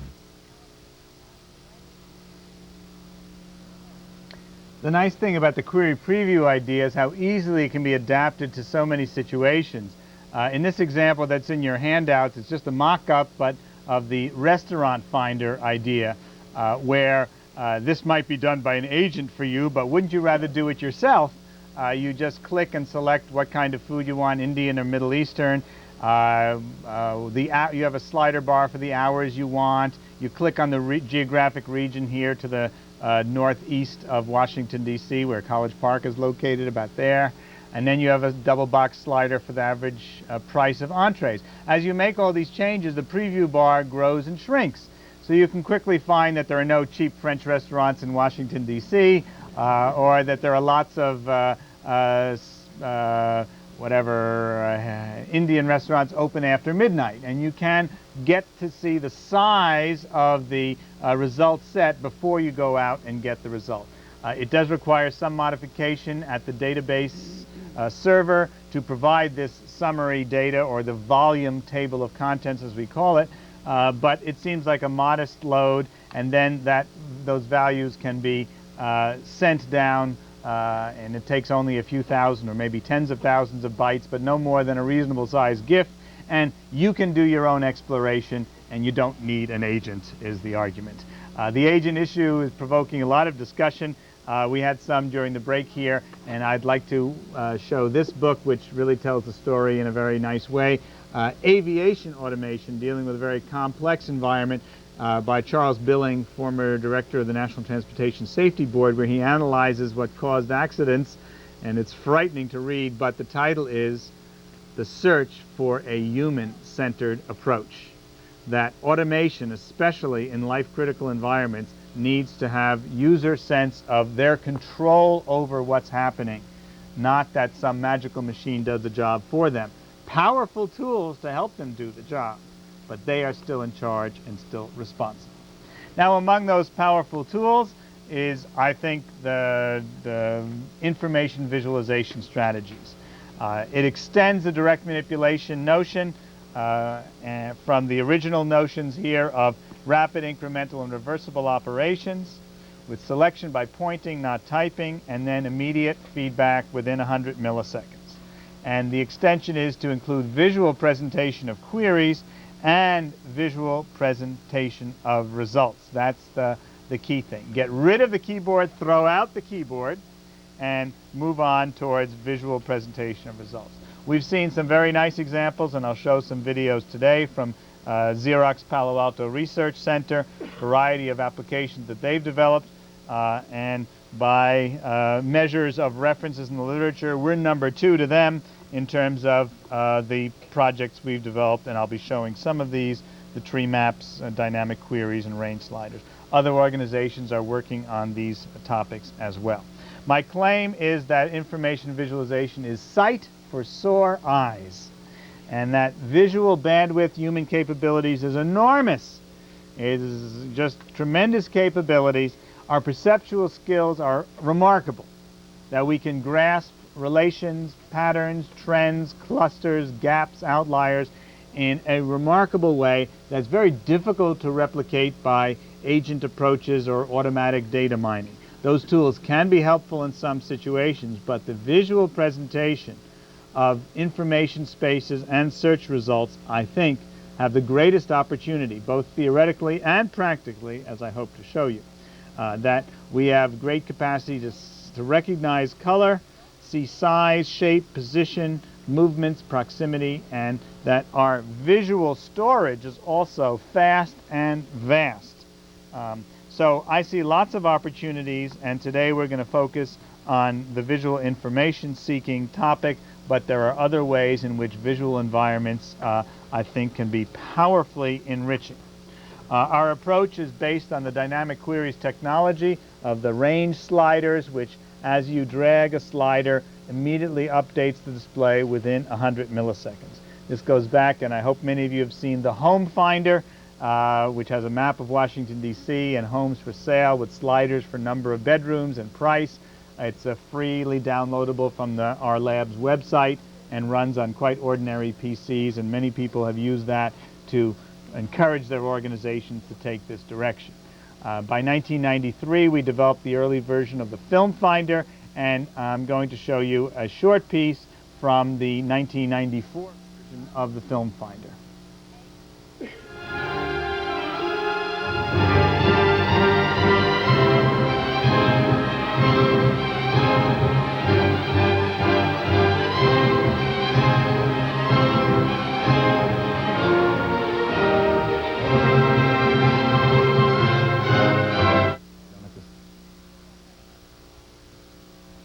In minutes being moved left and right. Could we keep playing the video? I'll speak over it. And you can see the zooming in on the bottom, which is the number, the year, and then on the left it's the popularity. So we now have the recent and popular films. The titles appear when you get close to them, when there are less than 25 left. And if you select items like here, Arnold Schwarzenegger will be selected. We'll now get to see only films by Arnold Schwarzenegger. And the alpha slider has been set by that. And we have just 2 left in the set, and we've distilled from 1,400. The next part of this shows a scenario to look for films with Sean Connery. We use the alpha slider to move in on Sean Connery. There are a few of them, and when we click, we get the information, the details on demand. Okay. That film finder demo was built in the Sun environment by Chris Ahlberg, and it allowed only those 2 axes. The bottom axis was the years from 1920 to 1993 and popularity on the left. You could see in that overview display that 80% of the films are in the last 10 years, and you could see that by color coding the film types, that about half of them were dramas with a small number of action and musicals and so on. And so that overview gives you an immediate way to see the entire database. Chris Ahlberg has taken that research application into a commercial product and founded a company which just recently received large venture capital funding. It's off and running. You should watch out because I'm on the board of directors. As a sense of paternity to this idea of Starfield displays, I wanted very much to be involved, and I'm pleased that it's moving forward. So let me take you to the commercial version, which shows the Film Finder database, but here the X and Y axes are totally controllable, and you can load in any kind of data just by, as you'll see, dragging a data set into it. In this case, though, just note the X-axis is going to be the years, and the Y-axis will be the number of minutes in the film, the length of the film in minutes. Could we have the next piece? This Spotfire database shows more than 1,000 films arrayed on the X-axis from 1920 up to 1993. The Y-axis is the length of the film in minutes from 0 all the way up to 450. But we're not interested in such long movies, so we'll zoom in on the ones that are, let's say, less than 3 hours in length. We can get rid of the short films so that we're sure to see only full-length features. And now we'll zoom in on the more recent ones that would be more of interest to us. Let's say we'll go towards 1965 as a limit.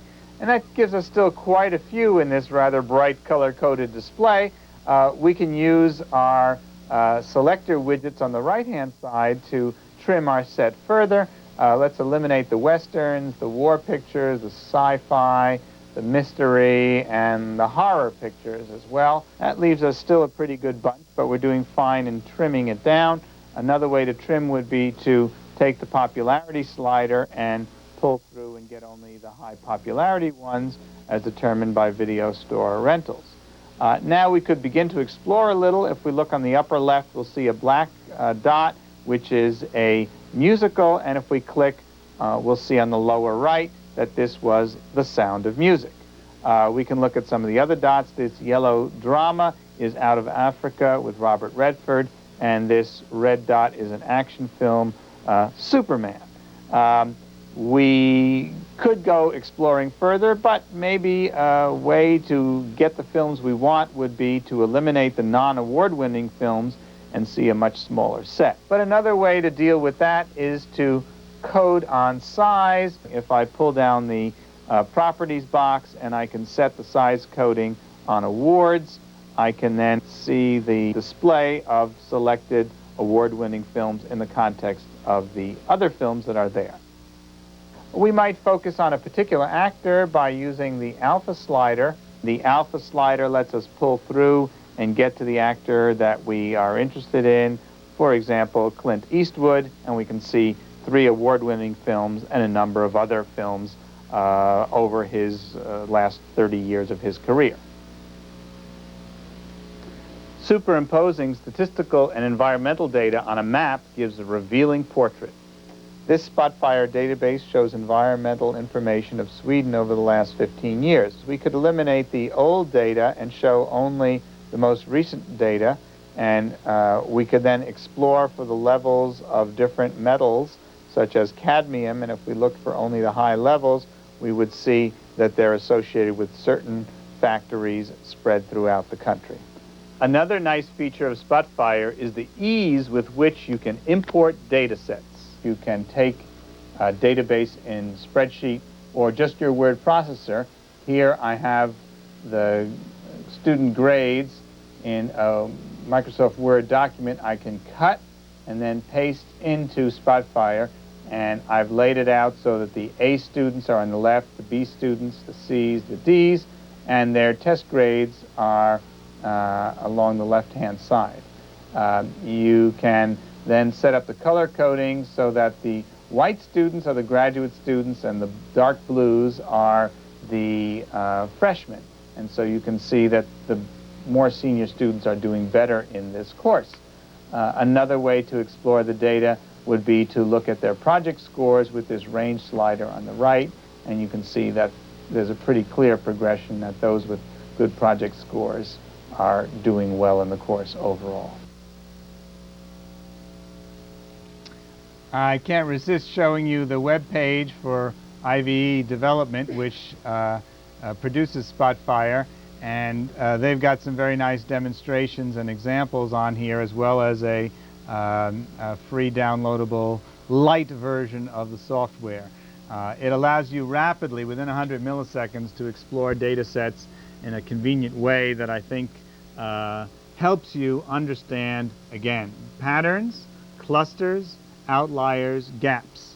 I think it's an exciting time for this kind of work because we're seeing many different kind of tools for doing exploration, not just of multidimensional data, but of many other kinds of data sets.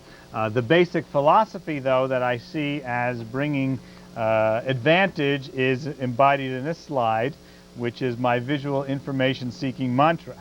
Overview first, zoom and filter, then details on demand. And I repeated this, one for each project where we struggled with a design until we found this policy again. And so to remind myself and not have to repeat the struggle, I put this in this simple mantra-like form. You want to see the entire database on the screen at once. Now, people are frightened by that prospect. What if it's thousands or millions? Why not?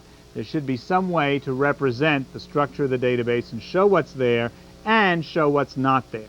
So some visual presentation of an overview, table of contents, or graphic like you saw in the Starfield display. Then zoom in on what you want, filter out what you don't want, and only then go for details on demand.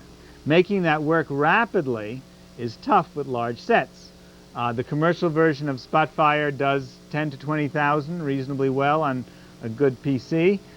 In our research for NASA, supported by NASA, with the environmental data sets, we've been able to take it up to 100,000 points and still do 100 millisecond updates. But of course, many data sets are still larger, and so strategies instead of star fields but galaxy fields, which are aggregates representing clusters, or simply extractions or samples, are alternate ways that people have been using to give them the chance to explore data in that kind of dynamic way. I'm excited about the possibilities, and I'm pleased that Spotfire is becoming accepted by some large companies, as you can see on the website. Others have been developing related technologies, and one of the projects that to me is most innovative and creative, again over a period of years, is led by Steve Roth at Carnegie Mellon. The system is called Visage. Visage goes beyond the document approach by taking an information-centric approach, where all data objects appearing in a display can be manipulated using a common set of operations. So information can be selectively dragged across displays to be integrated in new ways.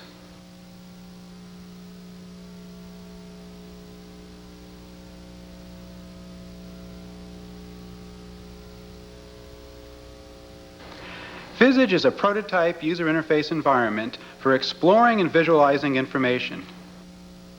It combines the web's data navigation interface, developed at Maya Design Group, and the SAGE Intelligent Visualization Project at Carnegie Mellon University.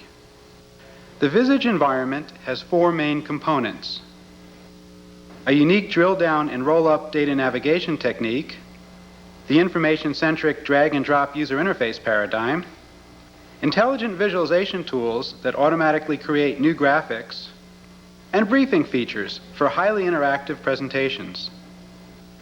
Let's consider an Army analyst who needs to explore the supply needs of a particular group in an Army organization and uses an outliner table that shows information hierarchically. The goal is to learn which units need the most supplies and how to deliver them. We start from a single point in a data network. In this case, an object pointing to an entire database of Army supply requirements. A menu is displayed of alternative dimensions or relations along which an analyst may drill down. Selecting the subordinate units dimension, we see that the Army data object consisted of 5 military groups. These units have a number of attributes in the database. Clicking on a column heading in the table permits the selection of any attribute for display in that column. In column 2, the analyst displays echelon, a unit's organizational level, for example, brigade or battalion. Other columns show the total tons of supplies units require, and the number of people in them, both useful to estimate transportation needs. Returning to the outline, the analyst drills down further in the hierarchy to additional subordinate units. The cell entries for the attributes are automatically displayed. This drill-down navigation process can also occur across different relations. For example, the analyst can drill down into one of the brigades to show the types of supplies it requires, thereby switching from an organizational hierarchy to a supply breakdown. Having focused on the units within the 22nd Army Division, the analyst must find those that need the most supplies by displaying these concepts graphically. The selected units are dragged to a display that shows its data objects as bars, in this case, showing the total weight of all supplies each unit needs. Again, in the information-centric approach, data objects are directly moved in groups or individually across application interfaces. Now it's easy to identify and select units with the highest supply needs, those with the longest bars. The next question is where these units are located. So they are dragged to a map and shown as military icons. The map display was developed independently by BB&N, but is coordinated with all other displays.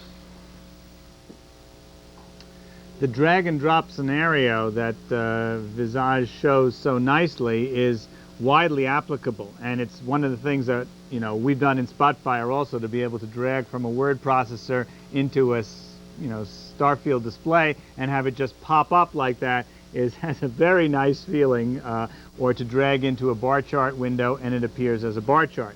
It gives users a good sense of control over what's happening there, allows them rapidly to select the kind of visualization they want for the task they're dealing with.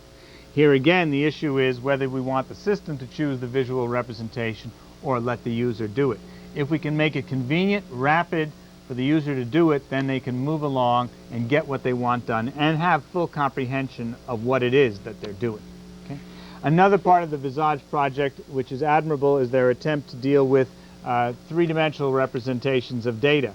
We'll be dealing with that as the controversy towards the end of this hour, but let's take a look at the spatial data management aspect of Visage. The SDM system expresses our belief that creating visualizations of abstract data alone is insufficient. What we need is the physicalization of that data. Physicalization is the process of making abstract data real to users so that data elements may not only be perceived but also touched, moved, pulled, or distorted. Physicalization of data also implies putting abstract data objects into a physical system with a set of governing constraints. The data shown here is from a supply distribution network. Supply centers are represented by the green cylinders, main routes among them by dark lines on the floor plane, and shelters where supplies are needed by rectangular bars. The heights of cylinders and bars indicate the quantity of materials available at supply centers and needed by shelters. SDM supports object selection. Objects may be selected by clicking on them, by using sliders, or a combination of the two. Selected sets may be saved to be reused in the future. SDM is also very dynamic because it uses real-time animation to show the process in which selected objects change in response to an action. Objects in SDM can be manipulated through 3D handles. These handles may be attached to any selected object. Manipulating the handles causes the appearance of the whole selected set to change. By pulling or pushing on different parts of the handle, users can flexibly control single or multiple parameters of the object set. The goal of SDM is to support a basic set of data analysis tasks. In order to do this, we have identified 5 needs. The need to focus on certain objects while maintaining them in context with the rest of the environment. There are several SDM techniques to focus on a selected set of objects while still maintaining different contexts of the environment. One way is to paint the objects. Another is to move the objects to the front. Context can be maintained by pushing the objects back and forth between their home positions and their positions at the front. Alternatively, users may widen the objects in place. Users may also first levitate the selected set and then widen its elements. The need to be able to view and manipulate all objects, including occluded ones. One way to solve the occlusion problem is to make all objects that are not selected invisible. Doing this, however, sacrifices the context of the environment. Another way to alleviate the occlusion problem is by elevating the selected objects over the scene. This allows us to analyze and find patterns formed by the selected objects more easily. By moving the set quickly up and down, the animation of the objects indicate approximately where the objects came from in the original scene. In this way, we can keep the selected objects in context with its environment. Another method to view occluded objects is to scale down the heights of all other objects to 0. Alternatively, we can expand the selected set and make all other objects very thin. I like that piece of tape very much, and some in our audience here were also smiling and sort of thought that was really nicely done. I hope you can also keep in mind the contrast between the first piece there, which showed essentially 2-dimensional representations of the data, and this version, which attempted a 3-dimensional visualization. That's a contrast and an issue that I will deal with towards the end of our hour.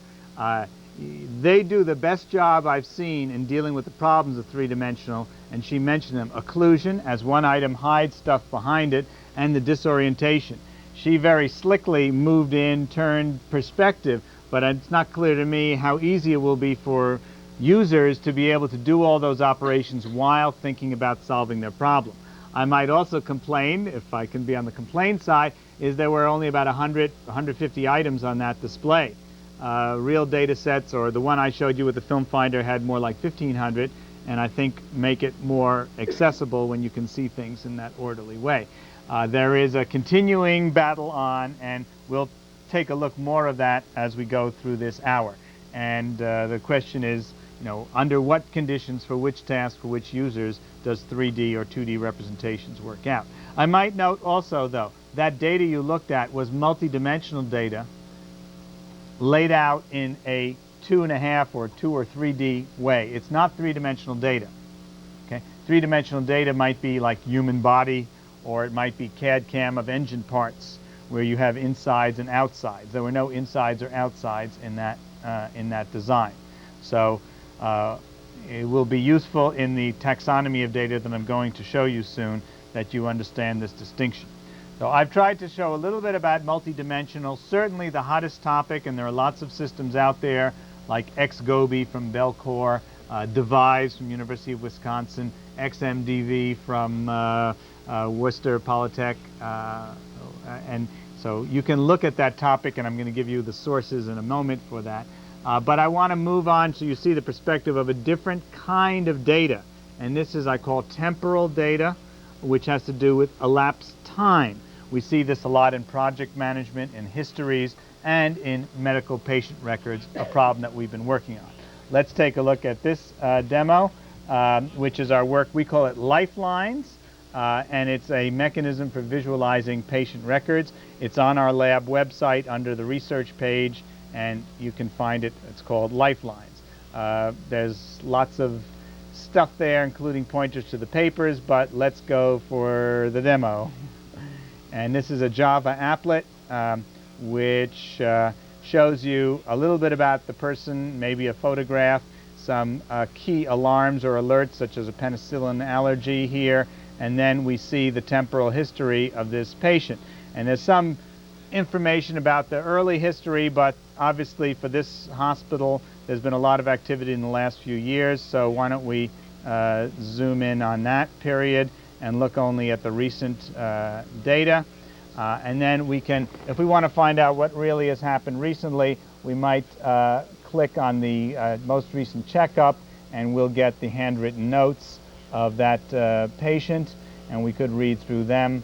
Or we could look at, for example, the recent sonogram of this person, and we can see fetus happily growing inside, and looks, or maybe not happily, or whatever case is needed. But we can go back and look at previous history. For example, let's look at the x-ray of this patient from an earlier date, and we could also look at other data like the the EKGs.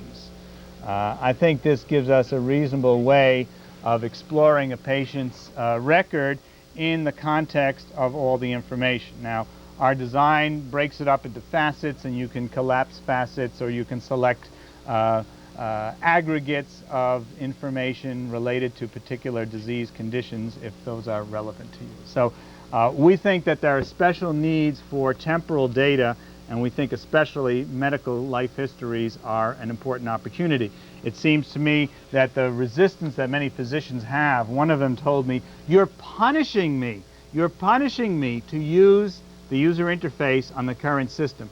They don't want to. It's so difficult to use. And I think graphical presentations of medical histories can have the same revolutionary impact as graphical interfaces did for office automation environments.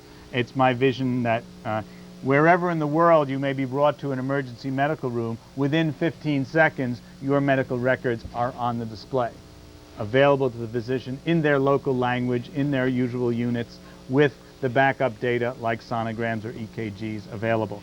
We expect that for our airline reservations across hostile borders and competing computer companies. We ought to expect it for our medical records. I think it will benefit not just patient care, but also clinical research that will give us far better tools for making diagnoses and treatments. To me, this is one of the great opportunities, the positive way, but great failings of development here. And medical records could be far more effective and productive for all our benefits.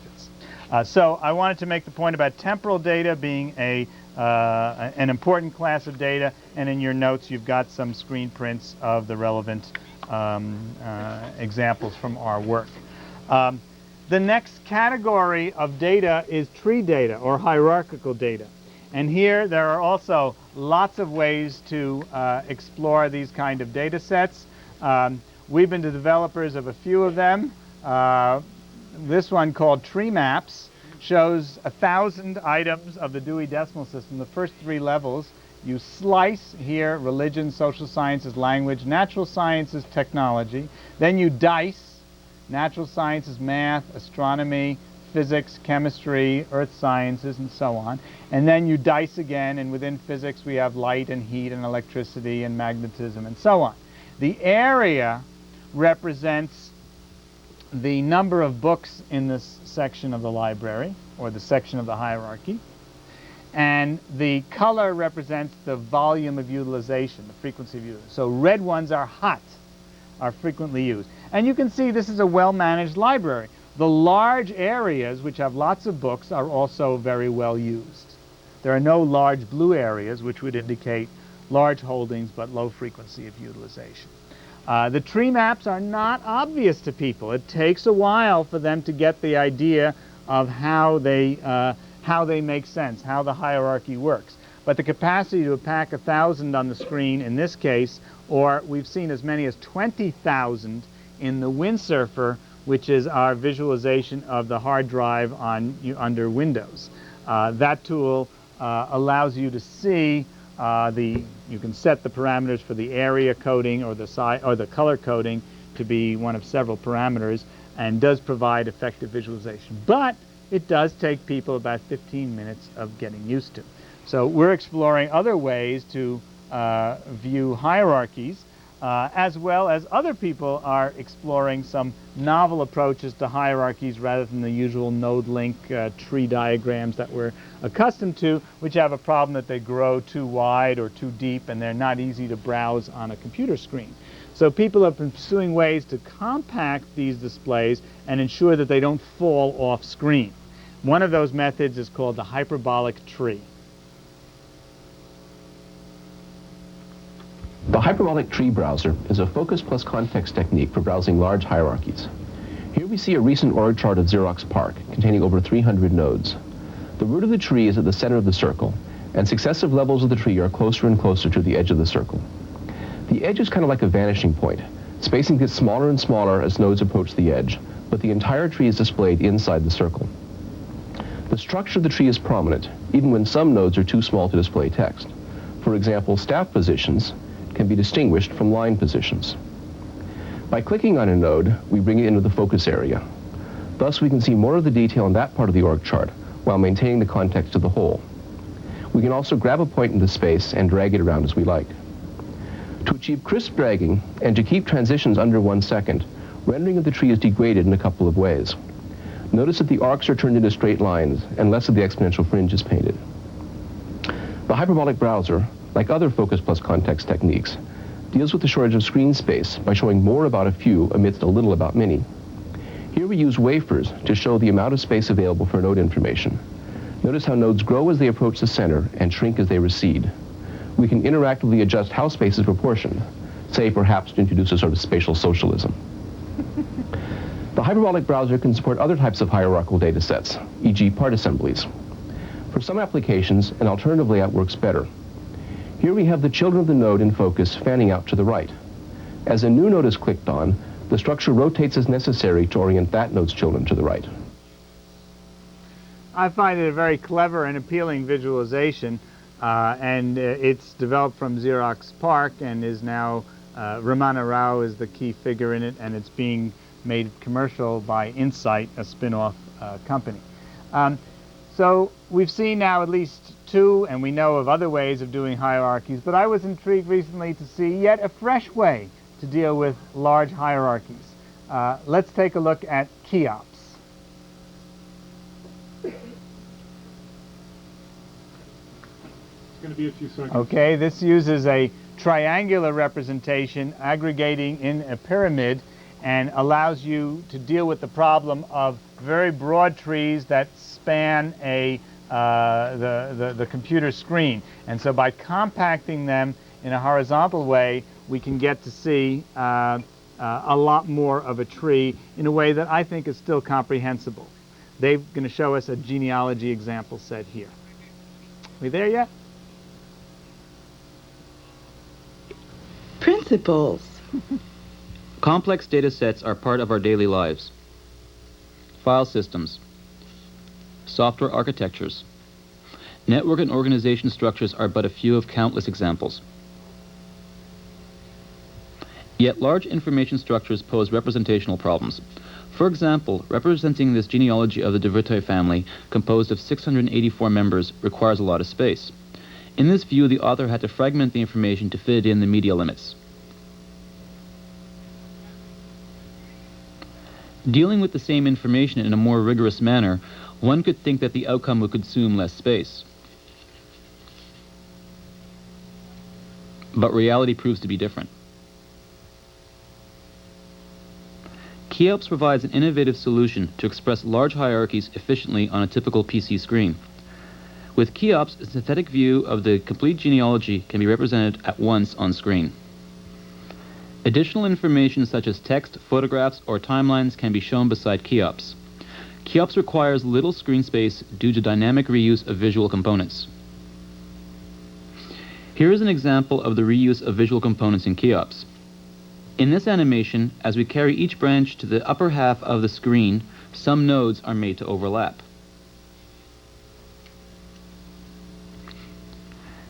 These groups of overlapping nodes can then be expressed as a single visual element. And finally, the overall layout is condensed. The resulting compressed Cheops representation embeds 13 logical nodes using only 9 visual elements.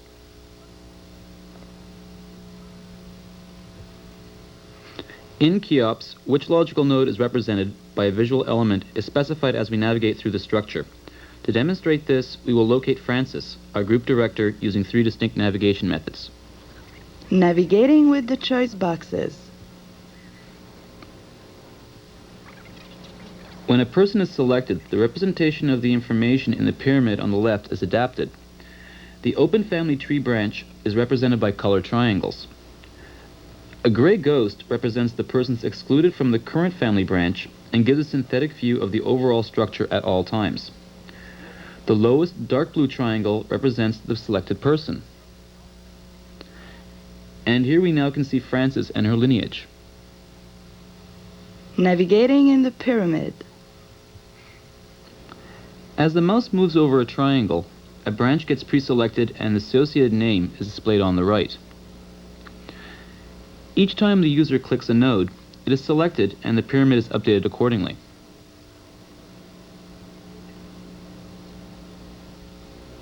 And here is Francis. Plunging to the point of interest. Because of the stable representation of elements in a Cheops view, they are easy to refer to as positions in space. Once we know the position of the triangle representing Francis, we can directly pre-select it. Then we can cycle through the branches that use this triangle to find Francis' branch. With the proper branch being pre-selected, we can now plunge to it. And here's Francis again.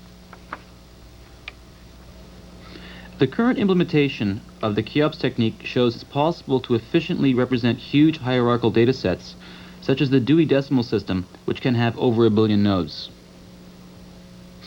Our work now focuses on enhancing the technique to augment its usability and resolution, integrate non-hierarchical relations, and offer visual filters to express data mining results. I find it a clever innovation, and like the tree maps, it does take a little while to get used to the idea. But seeing that 6-level hierarchy on the screen in a very compact way is a pretty compelling result. And when you look at other people's visualizations, you should ask yourself, how many data items am I seeing here?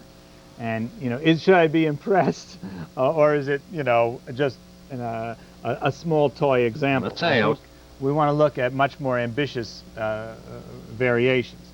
Just a quick look at one of our efforts here. This is called the Tree Browser, which applied the overview approach and a detail view approach, where the overview has a field of view box, this yellow box, which shows what's in the detail view on the side.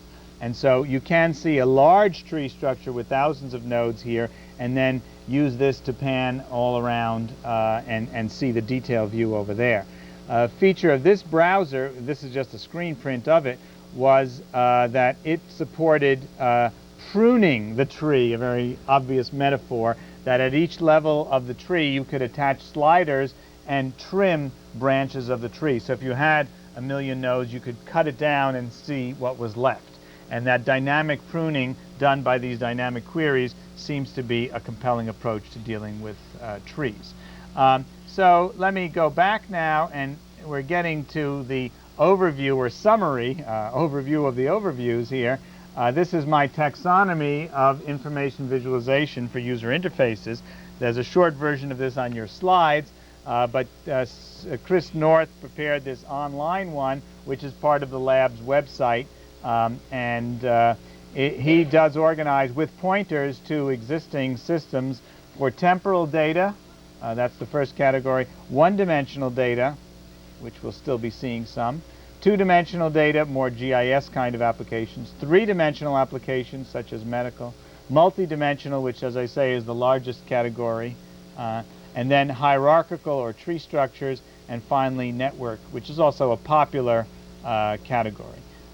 We also have workspaces as another candidate, and in the next hour we'll be looking at the Xerox web book and web forager applications.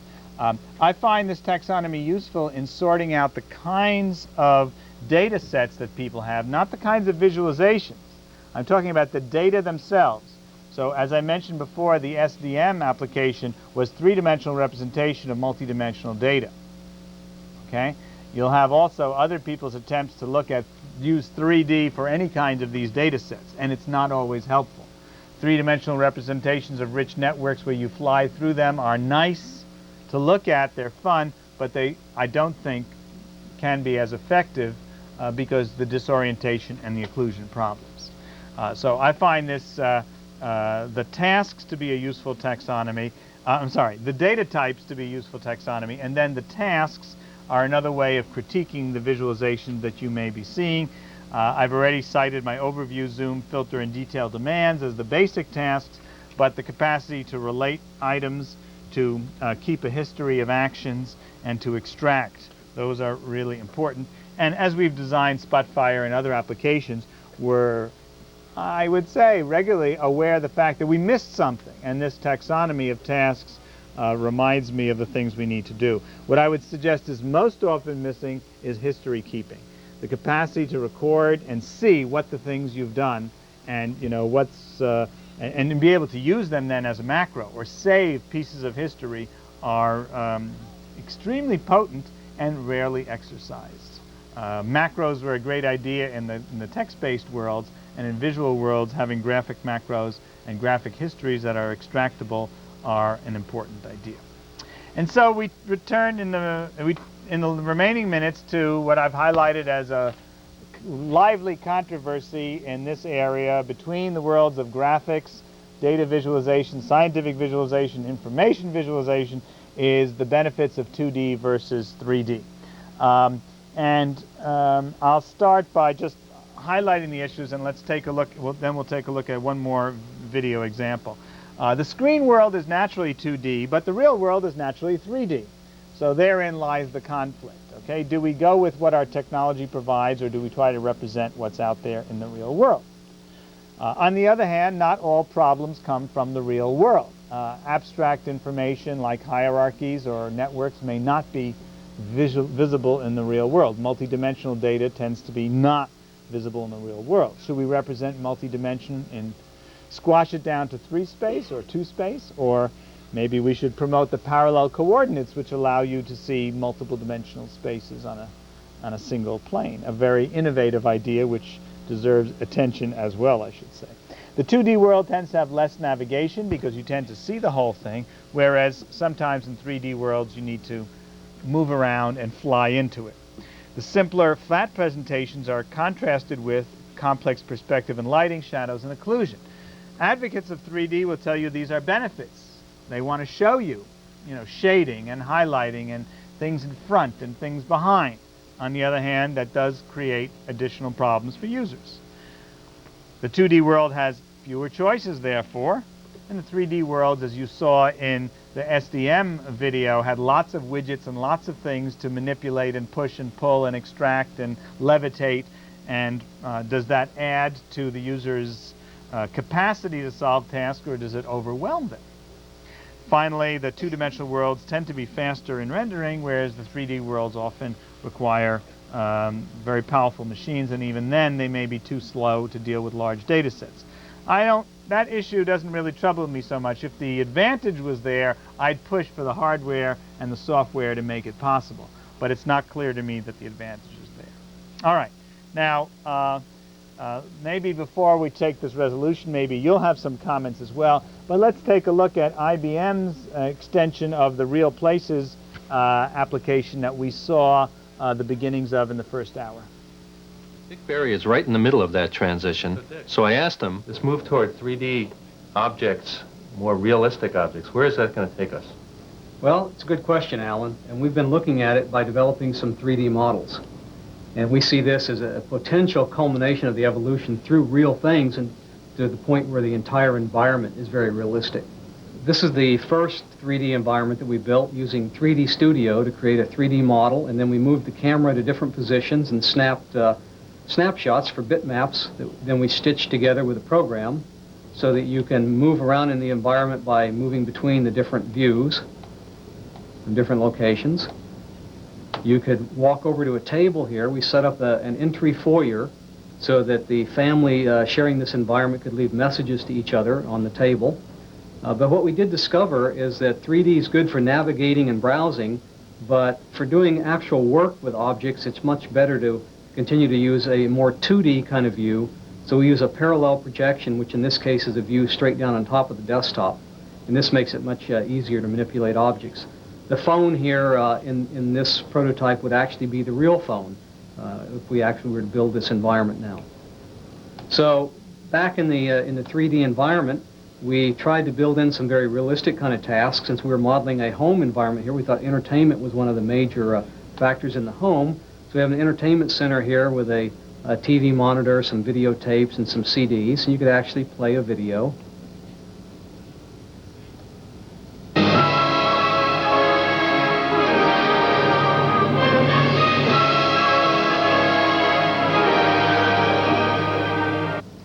And the CD rack is the sort of the ultimate goal for the real CD, so they can have a rack to reside in with other CDs that user can keep their CD collection in and then pick the CD that they want to listen to from the rack. And the rack might look something like this, where you see the jewel cases standing on end. When you find a particular CD that you'd like to listen to, you can drag it out of the rack and it would appear as the real CD with the controls on the side, and you could play it. It's fun to see these innovations, but I have to say a little worried about how busy the environment is and what the benefits from the user's point of view of seeing these 3D worlds. When their job is, they have a purpose and a goal to it, it's not clear that it adds to the pleasure. Now, if you're in an entertainment situation, it's a very different design set of principles, and there's lots of games which have 3D environments that make it, I think, more fun and make it more challenging. But I think for office environments and design for people doing real-world tasks, that the extra information in the 3D and the shading and the richness of it slows them down. That was certainly the case in the studies of 3D icons, which were proposed and tried, but they've settled down to much quieter, simpler icons if you look on most applications. It was the case also, people tried 3D bar charts and pie charts, which look fun and lively, but the evidence shows that they slow people down and they actually confuse people. So I think you have to be careful about it. Now, since it's a controversy, I was going to open it, and I see already a hand reaching forward to push the discussion along. Go ahead. With your objections to a 3D environment, or with your objections to an interface that's developed as a 3D environment, doesn't that apply mainly to sort of this generation, less and less so to the upcoming generation? Because your objections, I agree with in general, but for example, the kids who are playing those 3D games now and who have the capability to absorb a lot more information more rapidly than we do, are going to be in the workforce one day and are going to be more attuned to that kind of 3D environment. So isn't that? It's a legitimate argument that I have heard before, that the kids are playing 3D game environments and Doom and Quake and so on, and they will want that in the office place. I think they will want rapid, dynamic environments, but I think they'll want the pixels to help them solve the problem. I think they'll be wanting to find, winning stocks in the stock market or, other information. It's not clear to me that the 3D will be a compelling advantage. I think that remains to be seen. I think I've heard this argument for probably 20 years, and we probably had that generation of kids coming up. Sure, I know the 3D games are better now than they were 20 years ago, but I just don't, it's not clear to me that 3D for 3D's sake is going to be a winner. However, my resolution, or maybe I should take other comments, pressures, arguments, go ahead, yeah. Speak up. Okay, research has shown that in visual search type tasks, you can use stereoscopic depth cues to segregate a scene just about as easily as you can use color, so long as the depth cues are prominent. The kind of depth that you're looking at and that you're criticizing seems to be extraneous, what Tufte would refer to as a duck, adding depth. Chart junk, I guess. Chart junk. Yeah. Depth to a pie chart, it doesn't add anything. Right. But for data visualization, I think that you could make a case that if you can extract information by depth, then you can clearly portray depth in a display, that it might have some use. Stereo presentations are yet another issue. I mean, we have, immersive 3D worlds. We have, with stereo, and we can have, 3D worlds on the desktop. There's a whole level of gradations here that are quite interesting to explore. Stereo has benefits, I think, for looking at 3D objects, where our intuitions of looking at a storm cloud or looking at a crystal molecule or a heart beating can be helpful. But there's a limited range in which stereo is of great benefit. And if you can shift the perspective on the screen rapidly, then you get, I think, the benefits of stereo. So stereo is yet another discussion. We might have that here, as a third category, 2D versus 3D stereo as a further issue. The benefits, though, of the depth perception, I would say, are probably limited to real-world 3D things. There are those who are trying 3D visualizations, as you saw, SDM, or Visible Decisions, William Wright's work, which attempts to show 3D representations of financial data. It's not clear to me that there's enough data packed in there and that the occlusion problems and the disorientation are solved. Let me take one other. The other way you can look at 3D environments is head-mounted display, which will probably come, and there it might be much more appropriate to go. Head-mounted and immersive displays are yet another appealing, interesting direction. There are certainly some justifiable applications, but I think people would rather look at than be in for most of the cases. In the chapter on direct manipulation in virtual environments, I talk about that extensively. You might want to argue with it, and it's certainly a lively issue, but the disorientation and VR sickness, that the people feel discomforted by being in these environments too long, and the difficulty of mounting on your head adds complexity to it. Having it honest, I'm much more sympathetic to 3D or fish tank virtual reality or on the 3D on the desktop, where you look at the 3D and control it and can have several people talking about it at once. Used it in the helicopter, cockpit oriented, so what you'd see would vary depending on where you'd look. So you could have feedback. All right. Now there's another interesting application, which I think is, not necessarily, it's sort of a variant. It's a good example of a variant where the head position detection gives you a different display, and so you get an infinitely large display. My resolution to this is to use 3D cautiously for real-world objects. If you're doing CAD/CAM design, if you're dealing with human bodies, as we've done in other projects, yes, show me 3D, but choose task-oriented representations. Rather than worrying about 2D versus 3D, try to figure out what is the user going to do with the data. How are they going to use it? And then try to build the representation, try it in 3D, try it in 2D, and then test it on the users. I still find myself returning to 2D, although we've built some 3D environments. I also encourage you to look at the best of the work. I've cited Steve Roth's at Carnegie Mellon, Andy Van Dam at Brown University, a leader in 3D graphics, and also in 3D interfaces is another important place to look for good exemplars in that direction. And I think we could probably continue the discussion, but it's the end of this third hour of designing the user interface. We'll be taking a break and be back with the 4th hour on web design. Thank you.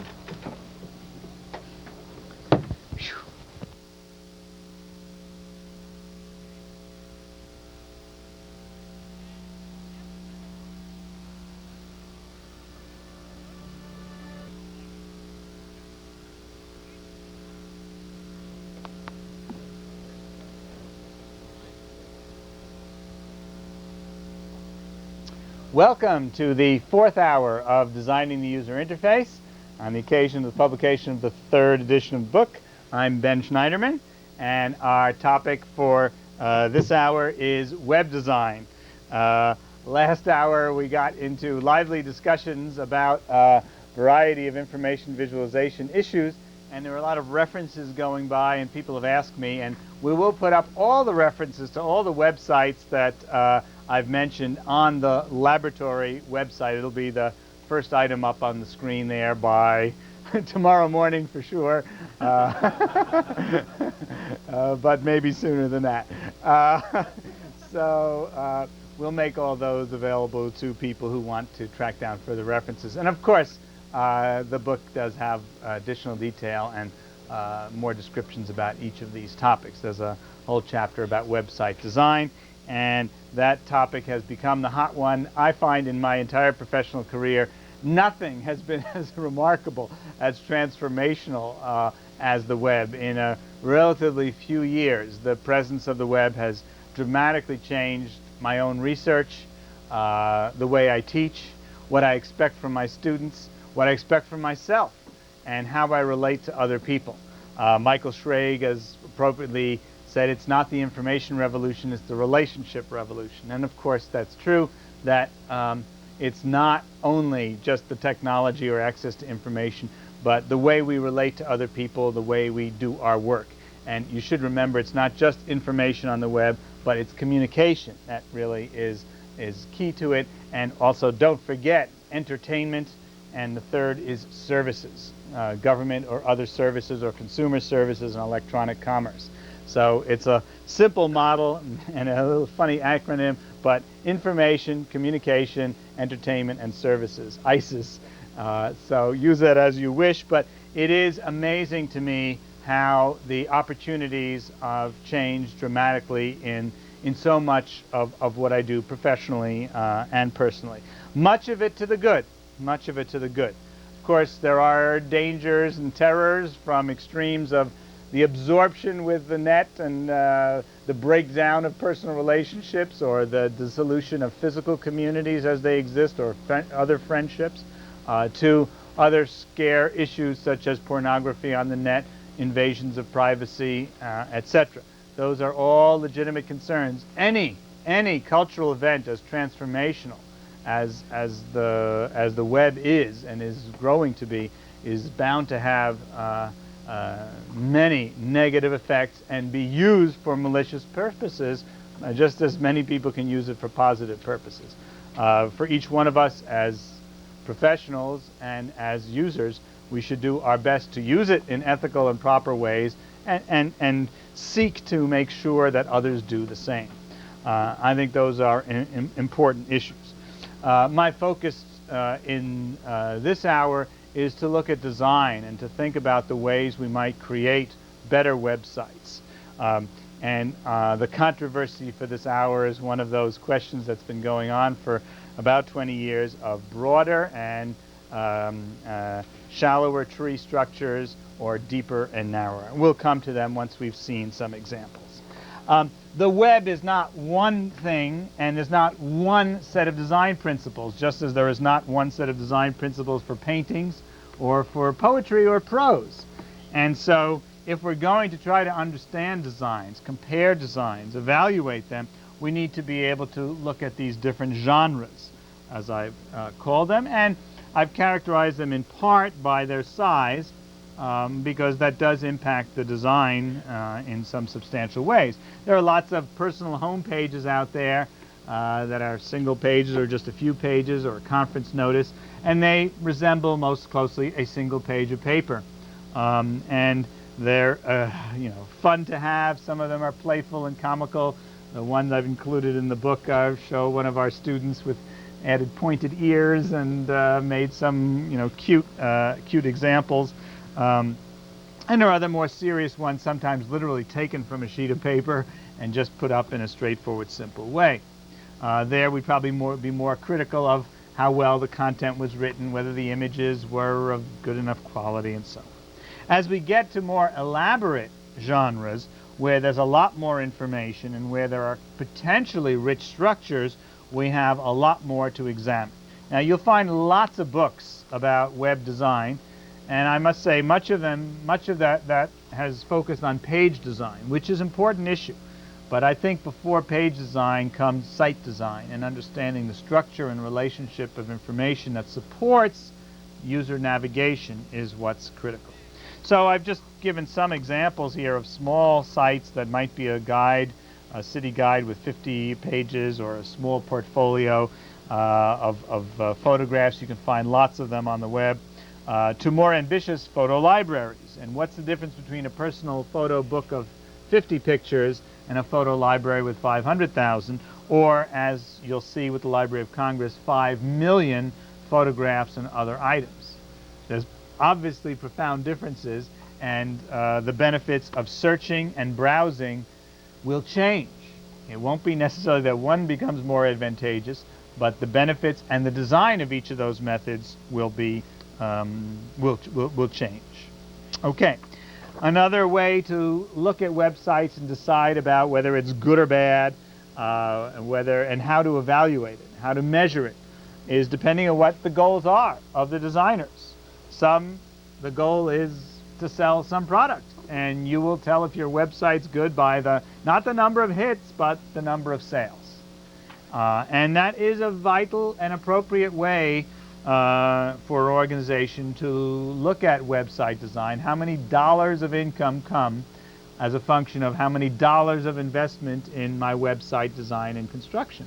There's no limit to how much time and effort you can spend on website design and construction. It's got to be in balance with the payoff for the organization. So I've listed some of those here, and you can probably imagine in your own mind what might be metrics for success in each of these cases. Sometimes you'll get creative ones. I mean, it may be not just the number of visits or the number of people, but actually the impact you have on people's lives. Can a medical website provide information that helps a patient understand their choices better in cancer treatments, or gives them more opportunities for finding jobs or skills training? What are the ways in which we are changing people's lives? I think that's the heart of this question. Getting to finer-grained issues in discriminating among websites is first, this goes back to my first line on the first slide, identifying who are the users, what are the tasks. And here is a list taken from our effort with the Library of Congress, in which we had a 200-page user needs assessment as a first stage in developing that. And we will distinguish between first-time and intermittent and frequent users. We will provide different services for those communities. There will be, as we've already discussed with usability testing, a range of knowledge of the subject matter and a range of knowledge in the use of computers. And that, again, will guide us in our design. But we need to identify. And then varying needs, motivations. Will we expect people to be just surfing, browsing, or do they come there with the purpose of filling out a form in order to apply for a job, where they have a purpose and a goal, and you can tell if they've met it or not. And you can tell how many seconds it takes for them to do it. And you can tell how many errors they've made. So some people, when we talk about web design, say, well, our website is for everybody. We can't make any discriminations like you're suggesting here. I just don't accept that, because even in cases where you potentially may allow anyone, you will make certain distinctions. I mean, I ask them, well, don't they have to be able to read English? They say, oh, yes, of course. Don't they have to be able to click on something or use some interface features? Oh, yes, of course. And they'll begin to identify it. And so you'll have issues about which languages do they read, how well do they read them, and then you'll have criteria. Do they understand Boolean algebra? Do they know about queries and databases and so on? Okay? So there will be skills that you do set as criteria for use of a system, and the more explicit you can be, the better off. The next aspect of it is you will identify, I believe, primary users and maybe many secondary users. I think most designers have in their mind some portrait of who they think their most common users are, and are 27% or 44% of their users of this category. It's important to have that understanding. I listed further some of the categories of users that we identified for the Library of Congress's National Digital Library Program that I'll be showing, that'll be the focus of this hour. And you can see there was a wide range, and there was a lively discussion, and still remains a lively discussion, about what level of effort or what percentage of the users will be students and teachers at lower elementary through high school and college level. Okay? It is a commitment by an organization to spend effort to serve those needs, and it means hiring people of different skills and background in the organization to address those needs. And so the better you can lay out what your goals are, this goes way back to the Lucid methodology as well, which just starts out by saying who the users are and what are the tasks, and has many categories as you can specify. Okay, and then here in the tasks, I made a little bit of a spectrum of tasks, from very specific fact-finding tasks, usually called known item searches. There is a specific answer. Everybody who searches will get the same answer, and you can tell when they've got it. So you can, they're good candidates for doing studies to compare two different interfaces. There's extended fact-finding, where there may be several steps in it, where the answer may be more complex than just a single data value. And then more open-ended browsing. And finally, the broadest, you want to know, is it there or not? What genealogy information is in the Library of Congress? It's a very broad question. And in fact, the right answer is, well, most of it's in the National Archives. And so, that kind of open-ended question is very difficult to build systems for. But my response will be that the strategy of providing a reasonable overview of your site, so people know what's there and what's not there, is your best chance for responding to this. And I will say there's overviews at many levels within an environment. And so you have to give people the chance to know what is there and what is not there. And I think visual presentations by concept maps and textual presentations by outlines are good starting points, as we will see. Everybody wants one page of summary of guidelines. I took a crack at it here, but you should know that there are many more guidelines than can fill one page, and there are many fine websites. In fact, the one I listed by Patrick Lynch down here yesterday, I got email from him, and he said, "Oh my, we have a new version of this, and it's extended and expanded, and just look for it off of their page." But I liked very much. It was very readable and thoughtful early one, which I've criticized at various times, but also celebrated because it was thoughtful and had nice examples. I briefly looked at his revised version. It looks like it's still better. So you might take a look at that, and again, some more examples down here. Let me make my point about principles, the general principles clear.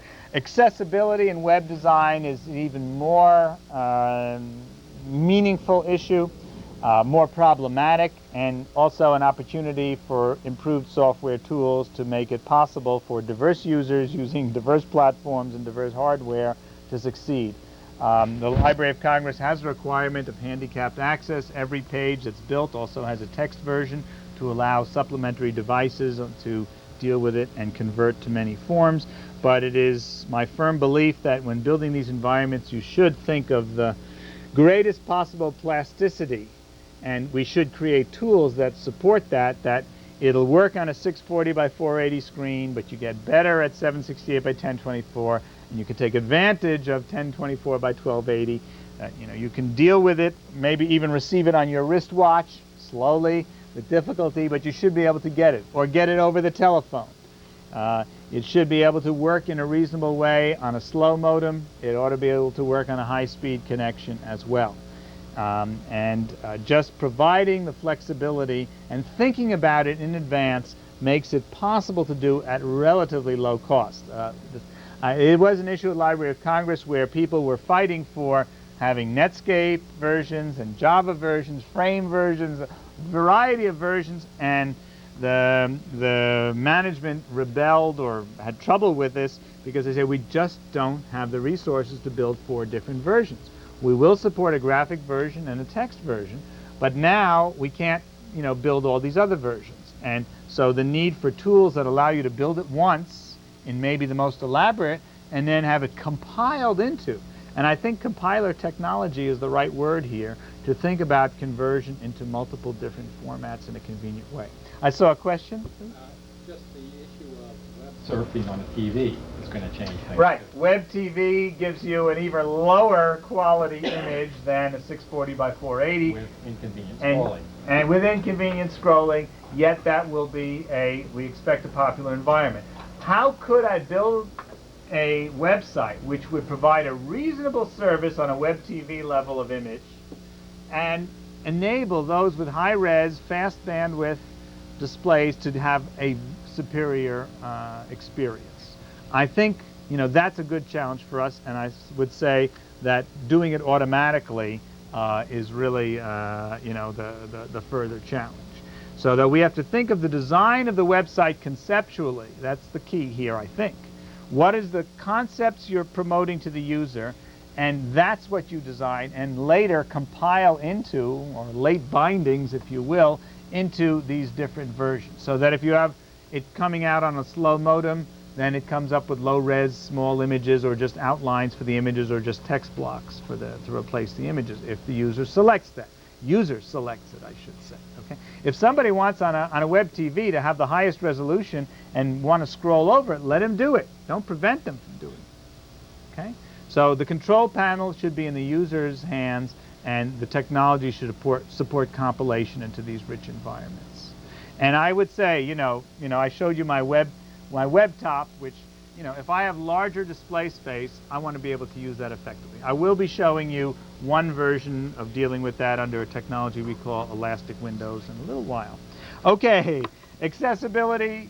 I just want to say it's one of our great challenges and responsibilities in this profession to ensure the broadest accessibility. Consistency is just a very important issue. Some people rebel against consistency, wanting the freedom to be creative and so on. And you can be creative, but please make the buttons the same size, color, shape, and all your screens. We do have evidence that shows that those things matter. And the labels inside them. If you change the button labels, that's much more harmful. That's about 25% slowdowns in the studies we've done. You get 5 to 10% slowdowns if you change the color, size, or position. Okay? Those things matter, and you'll see people backing away when they get surprised by an inconsistent design. Navigability, and here's the issue we're going to deal with briefly. Visibility, bringing treasures to the surface. Don't give me a 10-level menu where this important document is buried way, way down deep in the menu structure. Okay? The high-profile things should appear on the surface, and I'm going to show you that pretty soon. Stability versus novelty. Now here often you'll find guidelines documents that say keep your website stable because people need to be able to come back and see the same thing year after year. And especially examples in the Library of Congress where you're providing materials for a 5th grade teacher who's prepared handouts and it says do this and then do this, and now it's all changed. So you have to provide stability. On the other hand, other guidelines documents say keep changing your website to keep it interesting for visitors so they'll return. Okay? And there are going to be websites that are weekly, monthly, or daily updates, and you could provide a stable structure possibly, preserving history by having the back ones there and still providing the novelty which will engage people and bring them back. Then the tough one, meaningful metaphors and visual appeal. The recent studies, whereas I'm going to show it.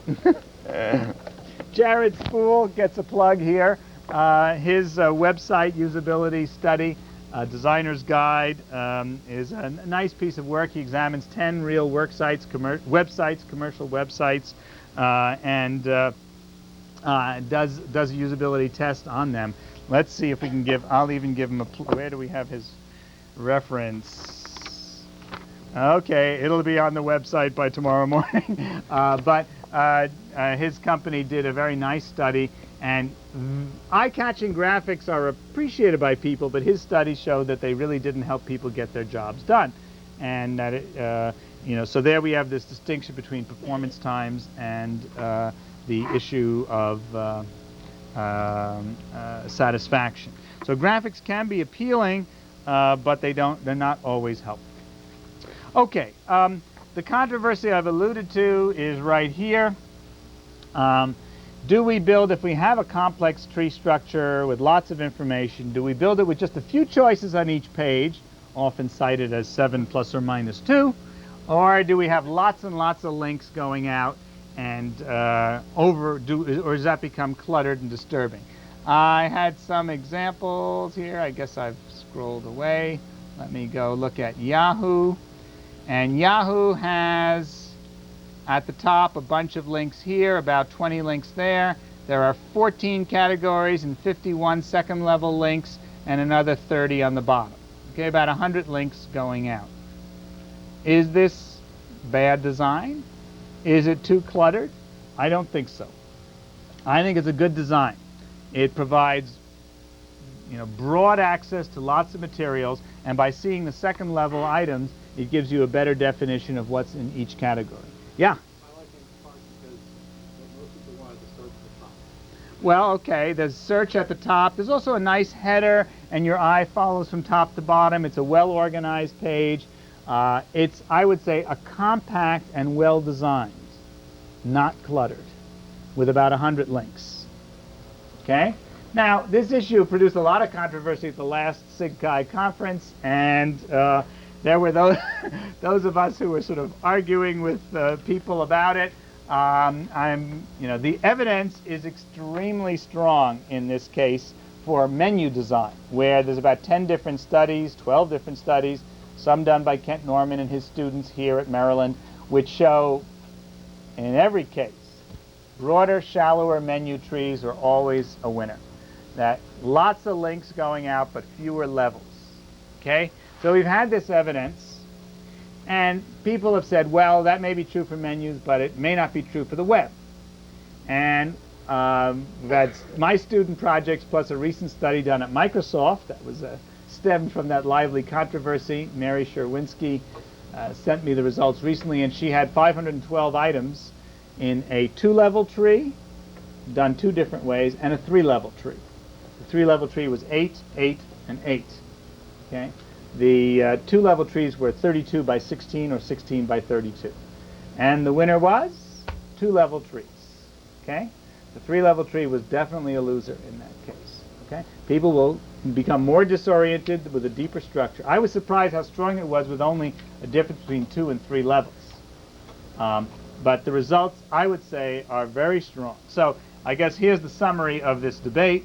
Fewer choices per screen, people would argue, is good, because you can decide more quickly. In fact, years ago, NASA and others had recommended few choices and few items per screen because the time to scan is more or less linear with the number of items and the number of characters.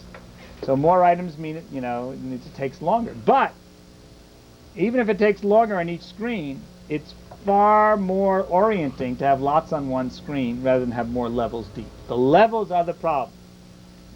Cognitive overload sets in because you can't remember too many levels back.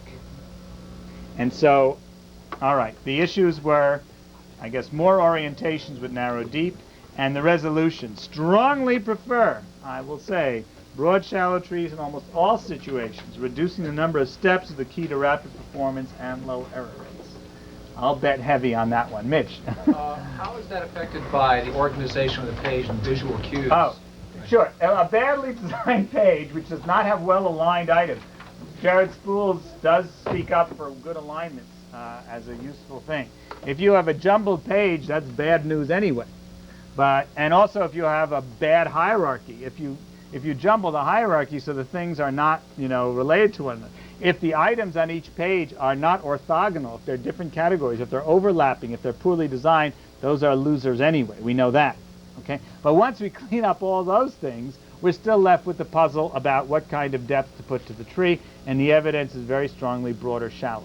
The only case you might argue with that as extremely slow bandwidths where it takes longer to put more things on the screen. And I think that's where those misguided guidelines appeared, is from way back in the days of teletypes at 10 characters per second.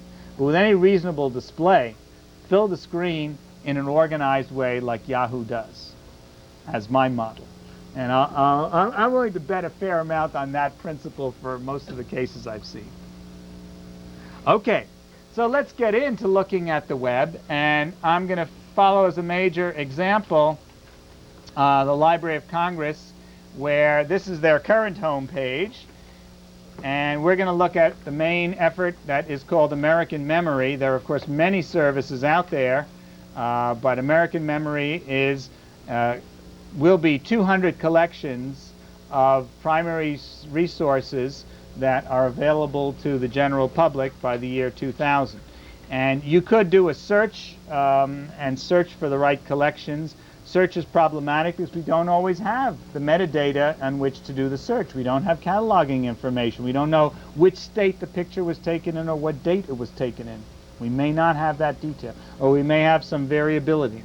So browse is very powerful, and I'll show you just one collection, the Civil War collection, which is a nice collection of, and this is the way each of these things have a standard style. And quite nicely here, these are perfect examples of what we call previews. Here is a preview of what's here in this collection. Obviously, they're going to be portraits. We know that. And these are good previews because it shows Ulysses S. Grant and Robert E. Lee. And so it nicely represents the conflict of the American Civil War. You can search, or you can browse the subject index, or here's a nice overview. That's the second principle. Previews to give people an enticing idea of what they're going to find there. And then an overview timeline of the Civil War, another preview at this level, and then we're going to get a 1861. Here is an overview, a textual timeline of the history, and then we can get to see here there's going to be a picture of it. Okay, but let me go back and back again. Let's go to the search, and my favorite example is if we type the Monitor, which was the ship, the early metal ship, and we get a set of hits, 19 of them. And just to give you an idea what's out there, let's see, I don't know, what? Let's choose one of these, I don't know what's here. Okay, there's a nice little picture, and you can see the cataloging data that's available, Civil War photographs, and it tells you the date and the subject headings, the call number. Not a lot of descriptive information. And if you like the picture enough, you can look at the whole thing. And there is, you can see the typical cylinder and flat bottom of the monitor. It's kind of a nice picture. One of the nice things at the Library of Congress, you can order prints of these for a very reasonable price, and they'll send them to you. And some great classics of American photography are on this website. So this is kind of nice because you can browse these one at a time. But it's kind of tough to get an overview and find out what's in this whole collection. And so that was the kind of challenge we were given by the Library of Congress. And this video will give you an idea of what our attempts have been to improve the process of search for large collections. Hi, I am Catherine Plaisant, and this is Anita Komlodi from the University of Maryland at College Park. We worked with the Library of Congress to develop tools and widgets that could be implemented in future digital library interfaces. The digital American memory collections consist of historical multimedia materials, photographs, voice recordings, manuscripts, etc. 5 million items are expected to be digitized by the year 2000. Some will be richly described with bibliographical records, table of contents or transcripts, or even notes written by experts. But the volume is so great that a large proportion of the items will not be described individually. Collections of items are more likely to be described. Let's look at our prototype. On the right, we see an introduction to American memory, showing samples from the collection. I can click on any sample to see it, like this journal. On the left is a list of services. Browse and select collections, search, including a quick search and an enhanced search, or the information desk, leading to specialized tours for different categories of users. Browsing and selecting collections was found crucial in our user needs assessment, so we developed a specialized tool using Java to support it. Here is an overview. Each bar is a collection. The timeline is showing the coverage of each one. Below is a list of titles, which can be reordered many ways. 3 filters, topic, format, and place, let me reduce the number of collections. If I select a topic like education and a format like photographs, most collections disappear from the list and the timeline, down to 4 collections. Notice the rich and tight coupling between all parts of the display. Beside the dynamic filtering, links are highlighted when my cursor passes over things, showing titles, attributes, and short descriptions to allow rapid explorations of the collection characteristics. Now I can type a few search phrases, or I could jump to a collection, like this one of the college era.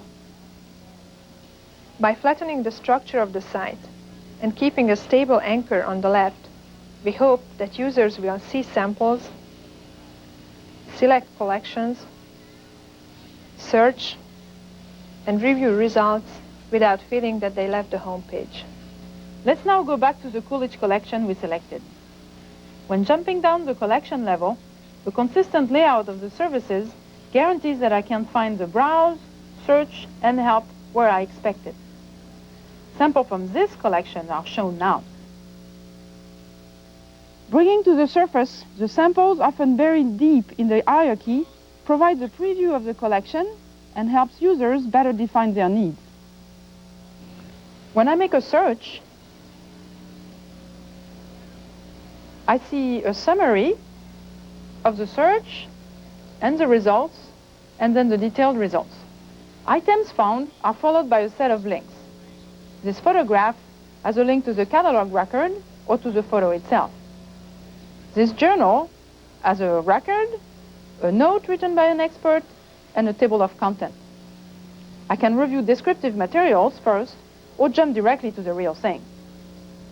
We found this layout very effective to browse sets of page images, such as journals or manuscripts. The title is in the top frame, and a table of content on the left gives an overview of the journal and simplifies navigation. Notice the nice coupling between frames. Thumbnails are provided to help find graphics or layout characteristics. A tool was created to generate such browsers automatically, making newly digitized materials browsable immediately. Here, a record catalog from Columbia Records. Of course, without analysis of the document, the table of contents is very rudimentary. Let's return to our result list. Looking at result items one at a time can be tedious. We built specialized preview tools for sets of items of similar format. If I need to see many photographs, I can load 10 thumbnails at a time, review promising photos, and select a few before going on to the next set. This tool also illustrates that more than just finding things, users are likely to want to gather items in their own collections. When I click on Create Personal Collection, a template page is generated, and I can save it locally and edit it. This kind of tool will be helpful for teachers or students who need to gather and use material quickly. Similarly, I should be able to review all the videos in the search list at once. A frame of each video of the result set is shown here. The first video description and preview is on the right. I now switch to the second one, which is advertising a rust-proof corset. Videos are generally hard to download and store, so it is critical to provide a preview of the movie. Here, keyframes of the original MPEG movie were selected automatically. We have looked at ways to browse results of a traditional search, but when the items have not been described, there is very little text to search. Alternative ways are needed to access the materials. One of them is shown here in the Browse section. Here, a table of content of the collection was constructed automatically using a tool called WebTalk. It provides access to all the material in the collection directory, even if there are no hypertext link or text to search. This is a case of newly digitized collection. Here, I can navigate several levels down and, for example, browse a record catalog, or I could go to the photo area and browse the entire collection like I would browse a drawer of photos.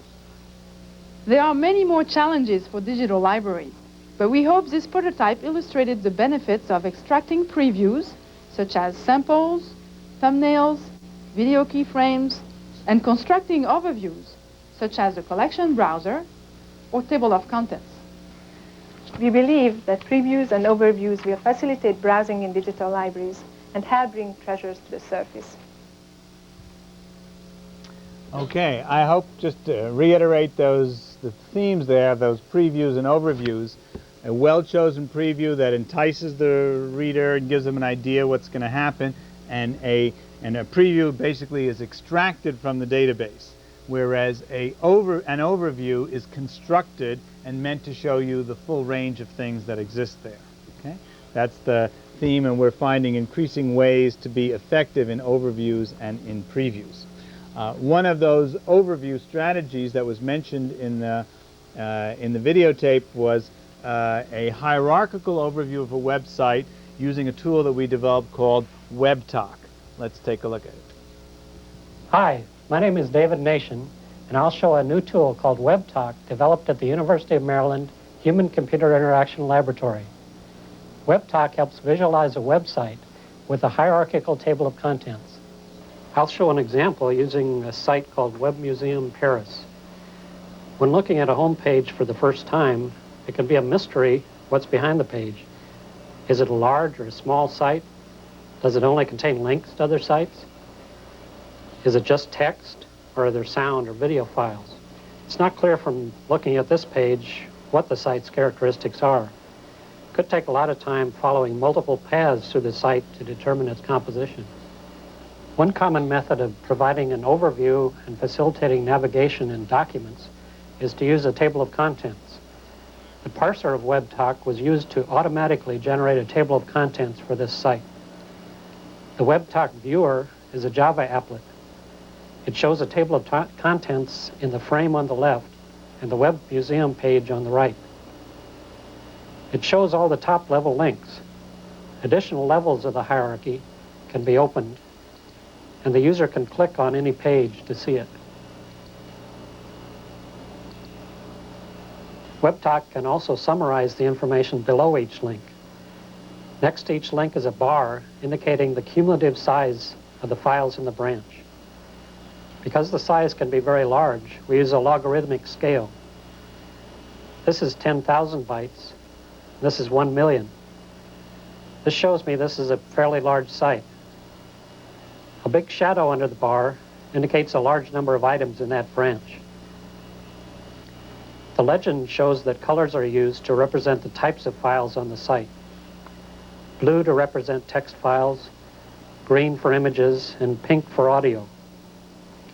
The position and size of the bars can be controlled by dragging that portion of the legend to uncover the text labels. Right away, we can see that 2 of the links contain large amounts of audio material, while the others contain mostly images, which we might guess are pictures of artworks. And the last one contains data of an unusual type. Clicking on a bar opens that branch. Individual files are represented by a single line using the same colors. Clicking on the area to the left of the level of the hierarchy removes the labels.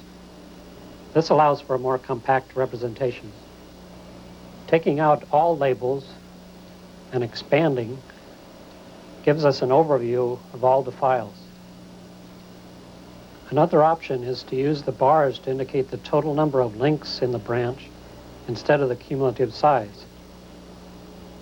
All of this information can help users decide which path to follow. One possible choice is to look for the largest item. In this case, it's the What's New section. If we look at the web page, all the names are in a list. On the WebTalk page, we see that most of them are about the same size, except a few are much larger. Remember, this is a logarithmic scale. The shadow below the bar confirms that there are a lot of items in that branch. We can also search the table of contents. Say we were interested in still life paintings. Searching for the string still in the table of contents will open up the hierarchy to the items containing that string, keeping the context of the hierarchy. Let's look at another example. This is the variety stage collection from the Library of Congress. This is a very large site. Its total size is 1.5 gigabytes. Some of the larger branches are the motion pictures and the subject listing. Instead of generating the table of contents from links, we can choose to show the underlying directory structure. For example, this is a newly digitized unprocessed collection from the Library of Congress. There's no link structure yet, but we can already browse the collection. This will be useful for staff to prepare and link the collection. Finally, of course, you could just look at your hard disk. This is the hcil website directory structure, which can be reviewed. This will help system administrators see that some people have more material than others. The WebTalk parser and viewer software, including source code, is available on the web. Early results from user studies suggest that WebTalk is easily learned. We believe WebTalk will assist users and webmasters in more effectively navigating and managing websites.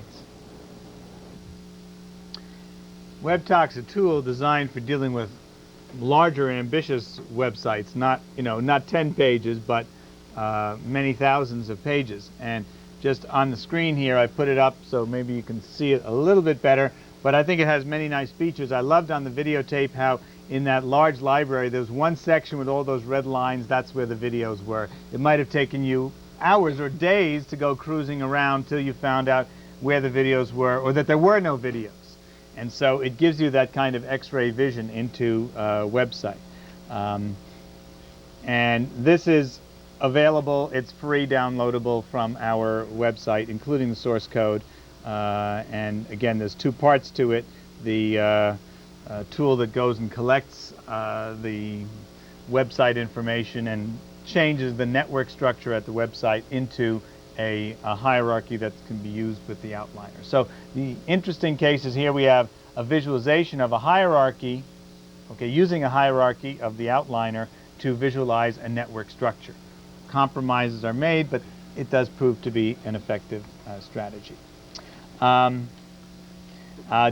see. So one other point about that was, and two of the faxes came in asking, what about frames in website design? And we just showed you how WebTalk was using frames. And as one of the writers says, Jacob Nielsen's taken a very hard line against the use of frames. Frames are a wonderful idea, but unfortunately some aspects of their implementation allow people to do bad things with frames and make it difficult for users. It's a specific case of what we call multiple window coordination. And one of the difficult things, and let me use my example here, just had it. Excuse me. Here we go.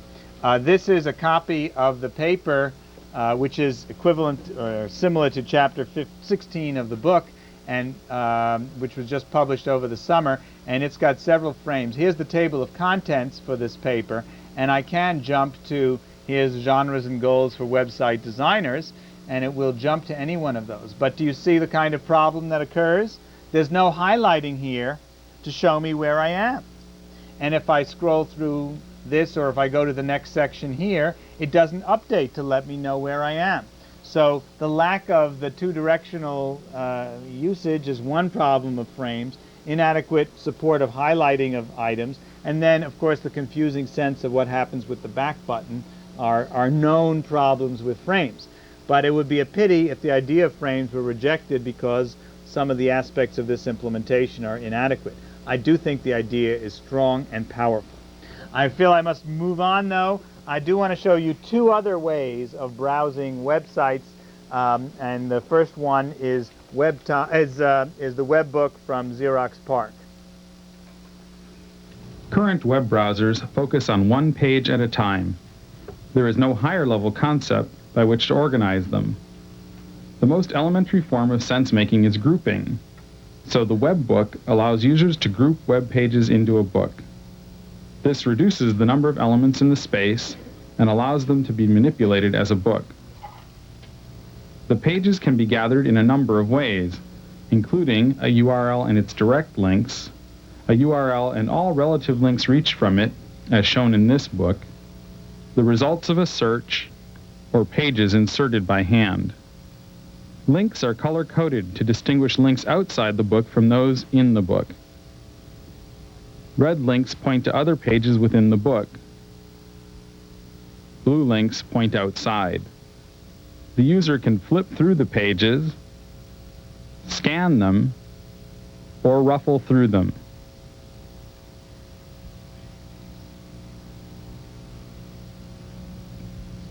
Pages of a book can also be viewed with a document lens. This allows the user to view all the pages in context, or to move pages around in the book.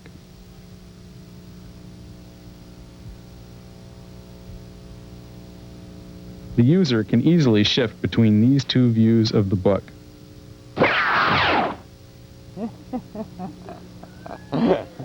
There are several nice features of that demo, and again, there's for those who are championing three-dimensional views, here you have an interesting case that's quite appealing. But I'm going to move on and show you some of our work which tries to flatten it and use a two-dimensional space. It's a strategy that we call elastic. Okay,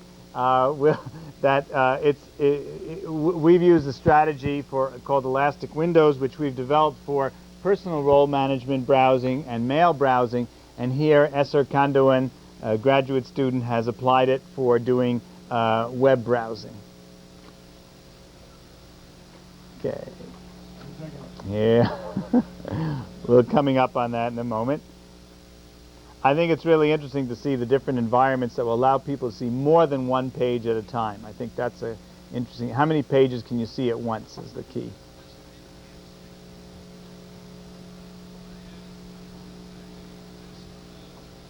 And we're coming up with the video soon. There is a web page on our lab site for elastic windows, and you can see the previous papers and an empirical study showing the benefits of it. At the Human-Computer Interaction Laboratory's main page. It has links to projects, faculty, staff and students, available reports and products, and related organizations. When I click on the lab description link, its page opens on the right, nested within the hcil main page. Clicking on the research project descriptions link replaces the page on the right. Since I'm going to spend some time on the research projects, I resize that page, which shrinks the contents of the hcil main page. First, to see an overview of all the current projects, I select all 6 links and open them with a single click. These pages open side by side within their parent page. Although the text is small, it gives me a good preview of what is in. Let me resize this window. To see more of the project pages, I can resize them on both sides.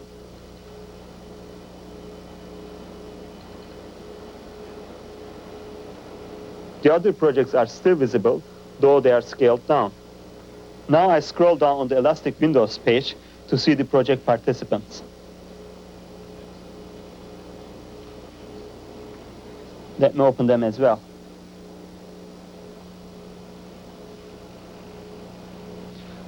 Here we are, my page and Ben's page here.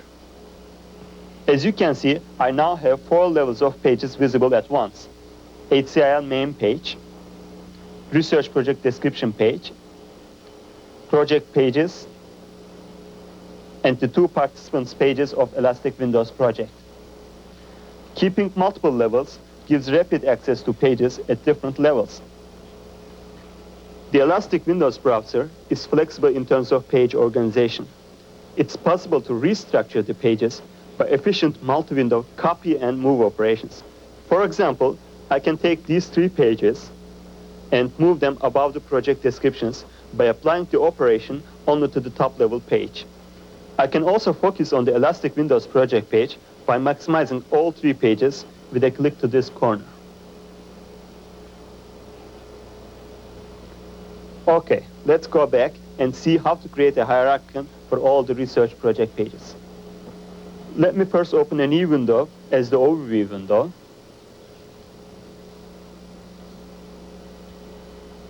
And then create a hierarchy for the research project pages. An hierarchy is an active image of all the project pages. By clicking on the hierarchy, I can browse through a number of pages quickly. All right, that gives you some flavor of the designs that we've been working on. We think these principles of multiple window opens will also work in non-tiled environments, overlapped environments. That brings us to the end of our 4th hour of designing user interfaces on web design. Thank you.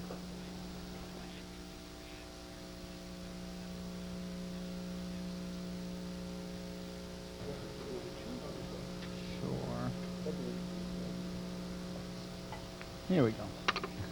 Hello, welcome back to the 5th hour of designing the user interface. And our 5th and final hour. I'm Ben Shneiderman, and we've been working through a set of topics for this course from information visualization and web design. And this final hour is meant for your questions, so we'll be taking phone questions, and I've already gotten some of the faxed-in questions. But I do have a few more things to take care of here. First, wanted to deal with something left over from the previous hour. I was discussing the last few slides of the handout indicate this theory of objects and actions as a guide for website design. It's described on those slides, and additionally it's available on the web in this paper, which was the online version of the International Journal of Human-Computer Studies. Here is the website on the bottom. I hope you can see that. Maybe that's a little bit more clear. And within this website, on section 4, we've got that little theory which suggests that the way to analyze complex situations is by the user's tasks, separating them out into the objects that the users deal with and the actions that the users deal with, and then represent those in the interface with a set of interface metaphors and graphical representations, as well as the actions need to be represented visually in the interface.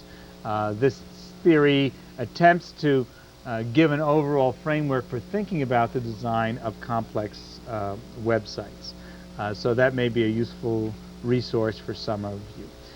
There was also the question in the last hour about the I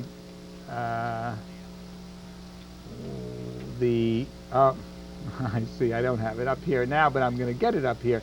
I gave good words to Jared Spool's study on web usability, and his website is uie.com, www.uie.com, and User Interface Engineering is the company, and I guess you've got excerpts from his book on his website. So you might want to take a look at the excerpts first, but I think he has some interesting comments. Although I don't agree with all of them, I do think there is, it's nice to see, again, my pitch is seeing empirical results, studies of real users, and that's what he's got there. As we move on to this 5th section, it's to deal with education, and particularly the use of digital libraries in the education environment. I've shown you a little bit about the Library of Congress, which is a wonderful resource for educators, K through 12 and beyond, students and teachers.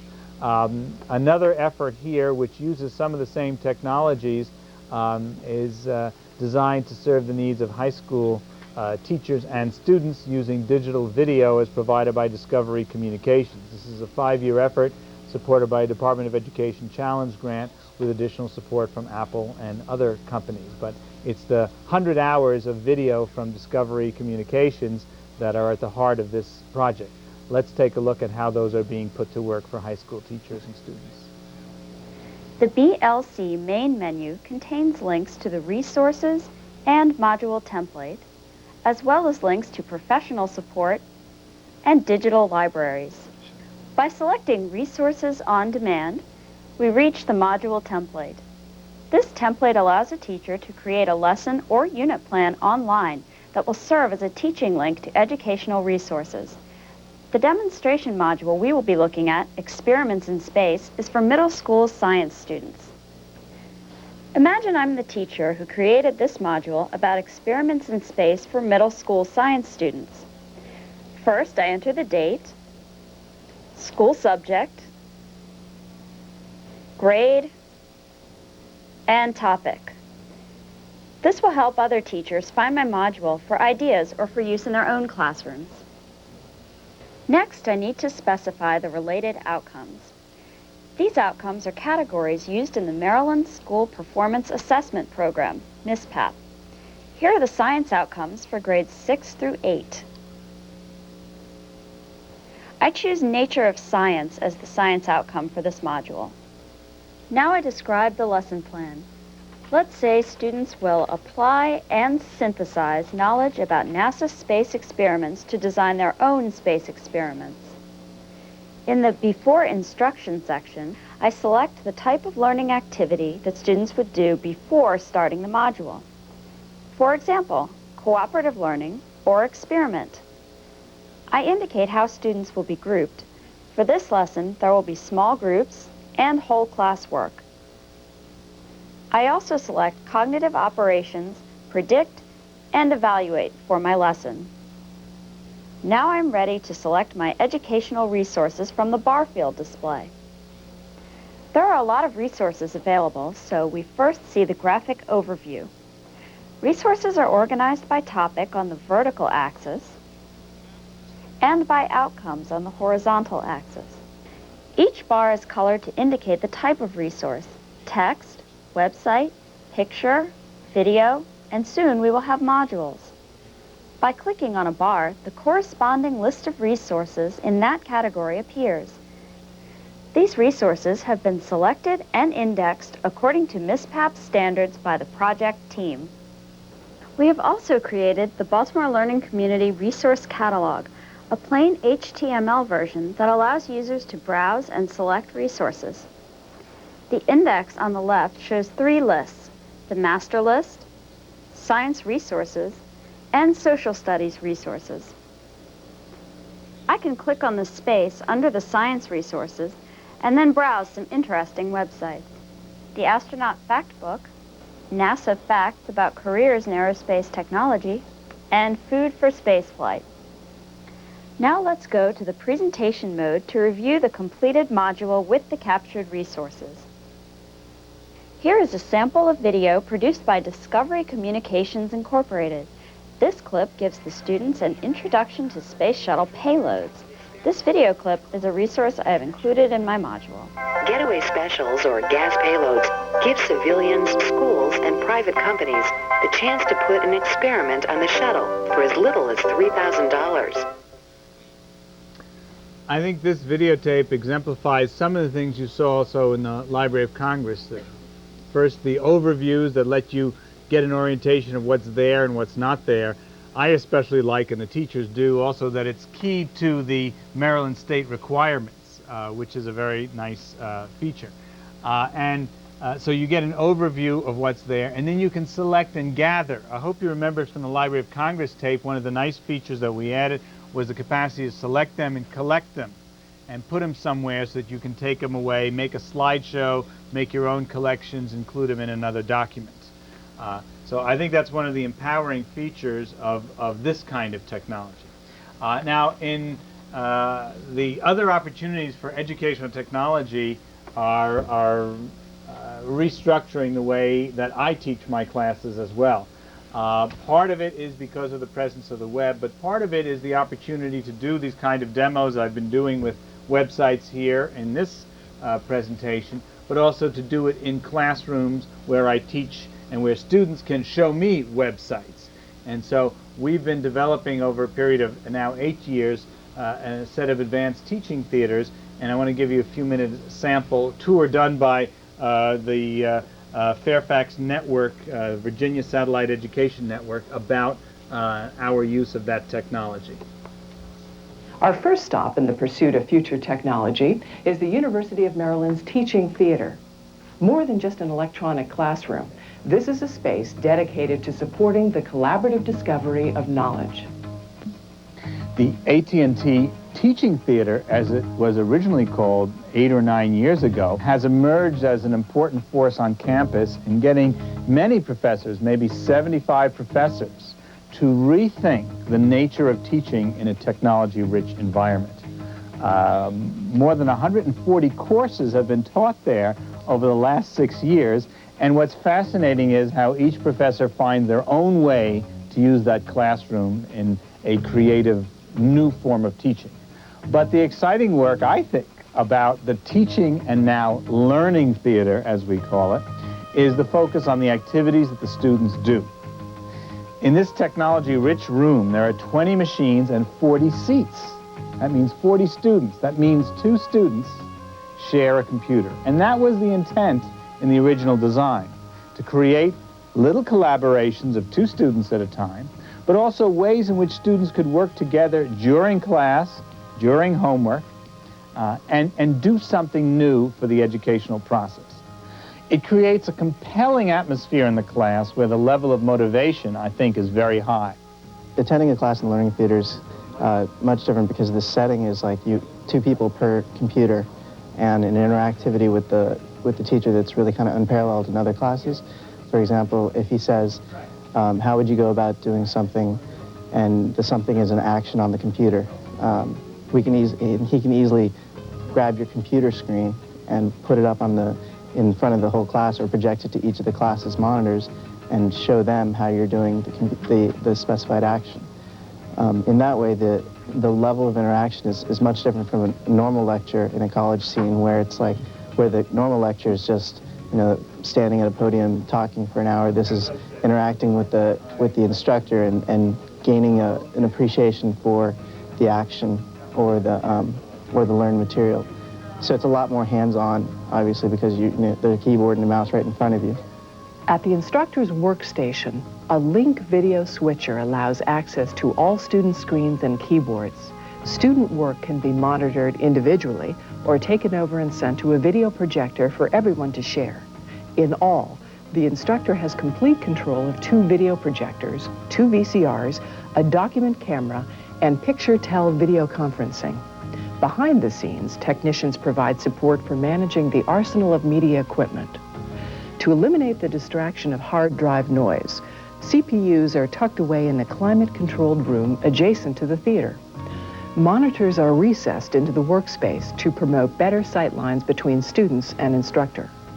Across campus, the College of Business and Management maintains a similar facility, the IBM TQ Teaching Theater. Behind the visible technology in both classrooms, custom and commercial software support the collaborative learning process. Some of the utilities on the machines are things like a chat, a multi-user chat, which enables the teacher to ask a question to the class in a chat session.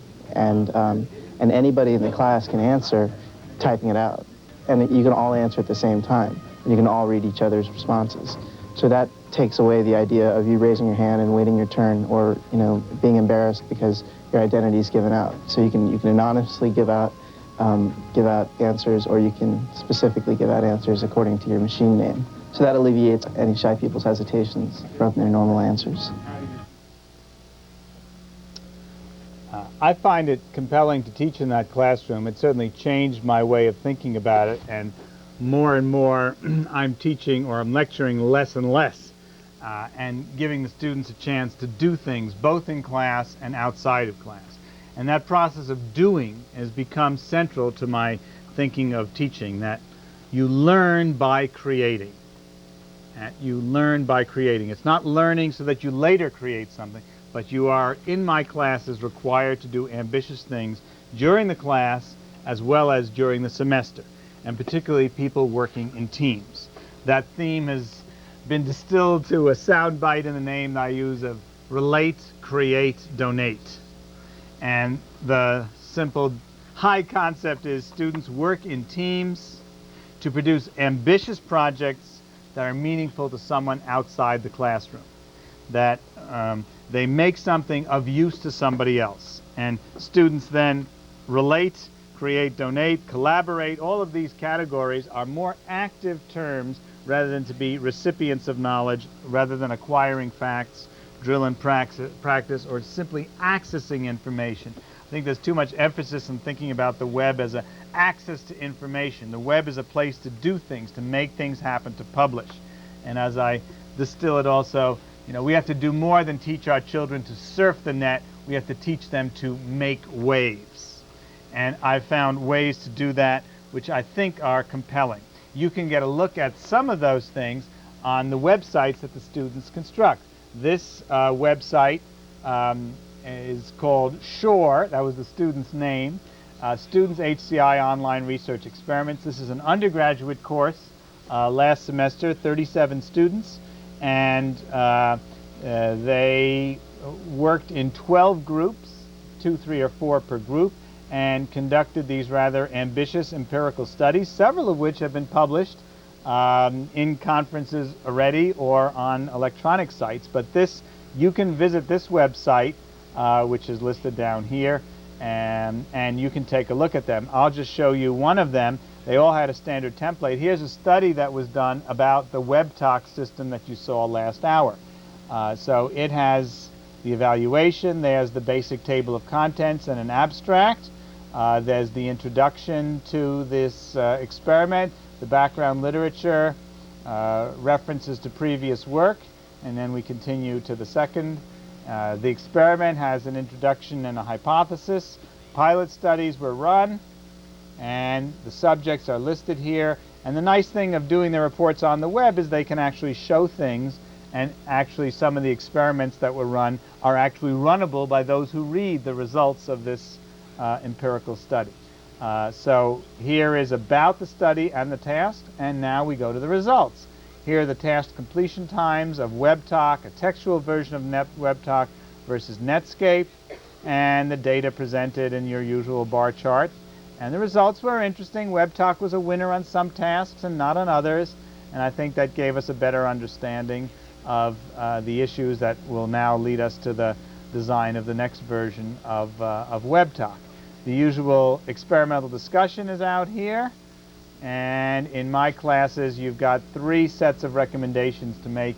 Impact on practitioners, what do the results of the study say for people who might use WebTalk? Suggestions for future researchers, and then for the redesigners, those who redesign WebTalk. So that's the third category. And then set of acknowledgments and all the other materials, references, and so on.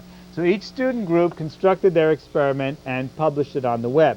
This had a unique pressure in the class. Some students were worried. You mean my work, my class project, can be seen by everybody in the world? Maybe. And that made them think a little bit more about their work. And I think what surprised me, which was as these pieces of project began to emerge on the screen, students looked at each other's projects. And in my class, you're expected and required to read each other's work, and they got ideas from how to make, from each other about how to make a better report. In fact, they had to, one person signed up, each person signed up to read at least one other paper and wrote comments to that group and made suggestions to them. So here was a very practical way in which they, were running an experiment in a team environment, and their way of donating in this case was adding to the body of scientific literature about these many different topics. And again, some of these are valuable pieces, that are of current research value. Other classes in the past have done lots of other more community-based things. My favorite story of the students interested in computers for the elderly who read the background literature, took a bunch of computers to a nearby old age home for several weeks, and tried different styles of teaching, different software, and then wrote a report, not to me, but to the director of the old age home about what they might do realistically in that environment. And I think these powerful tools enable students to accomplish remarkable things in the context of a semester course. And so if I could, I'd give a grade for the amount of social benefit produced during the course, but that's not always realistic. but I do find that students become motivated and challenged by doing these projects, and I'm continuing to do that. I guess I'll go to the next one here. Students in the past did an encyclopedia of virtual environments. This is called Eve. This was very early on. This was in '93, and it's a full table of contents about virtual reality, virtual environments, and maybe just show one or two. Oh, actually, there's an interesting, well, I know it. Where are we? We could just look at display technologies. And this student, showed different head-mounted devices and different approaches to doing the immersive environments. And this is still up on the web and still regularly used by people as a resource about virtual environments. My students this semester will be reworking what I showed you there of that information visualization taxonomy, and we'll be creating a more ambitious website that describes all that. So stay tuned and look for that website, which we'll have pointers to from the lab website. My students are out there watching in another classroom, so glad to have them active in those things. So for me, the environment of the web offers rich new opportunities for teaching inside the classrooms, but also offers opportunities for distance learning, which I think will be compelling. We have an example of that going on here today, where there are sites watching and where we're getting a moderate amount of interaction by way of the fax and phone messages. And so I want to turn to that now, and I'll be glad to take if there are phone questions. We have, Guy, do we have those? Or I've got some fax questions. If there are more coming, bring them to me. Okay. We have a question from Motorola University, which is in Tempe, Arizona. And this question is, do you see a solution to privacy concerns in making such things as medical records more readily available? This addresses or responds to the Lifelines topic, which I discussed in the third hour, and that's a very serious concern. I would say a second and important one is also the cost of these environments.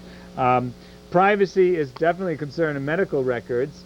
There are medical records already online, and maybe we should be grateful that the access is so difficult because it protects privacy just by the complexity. So I think that we need to address privacy as much as possible, and it is a danger that we need to deal with at every point, but it seems would be a too strong reaction to simply discard the potential benefits of online patient records because of the legitimate and serious concern about privacy.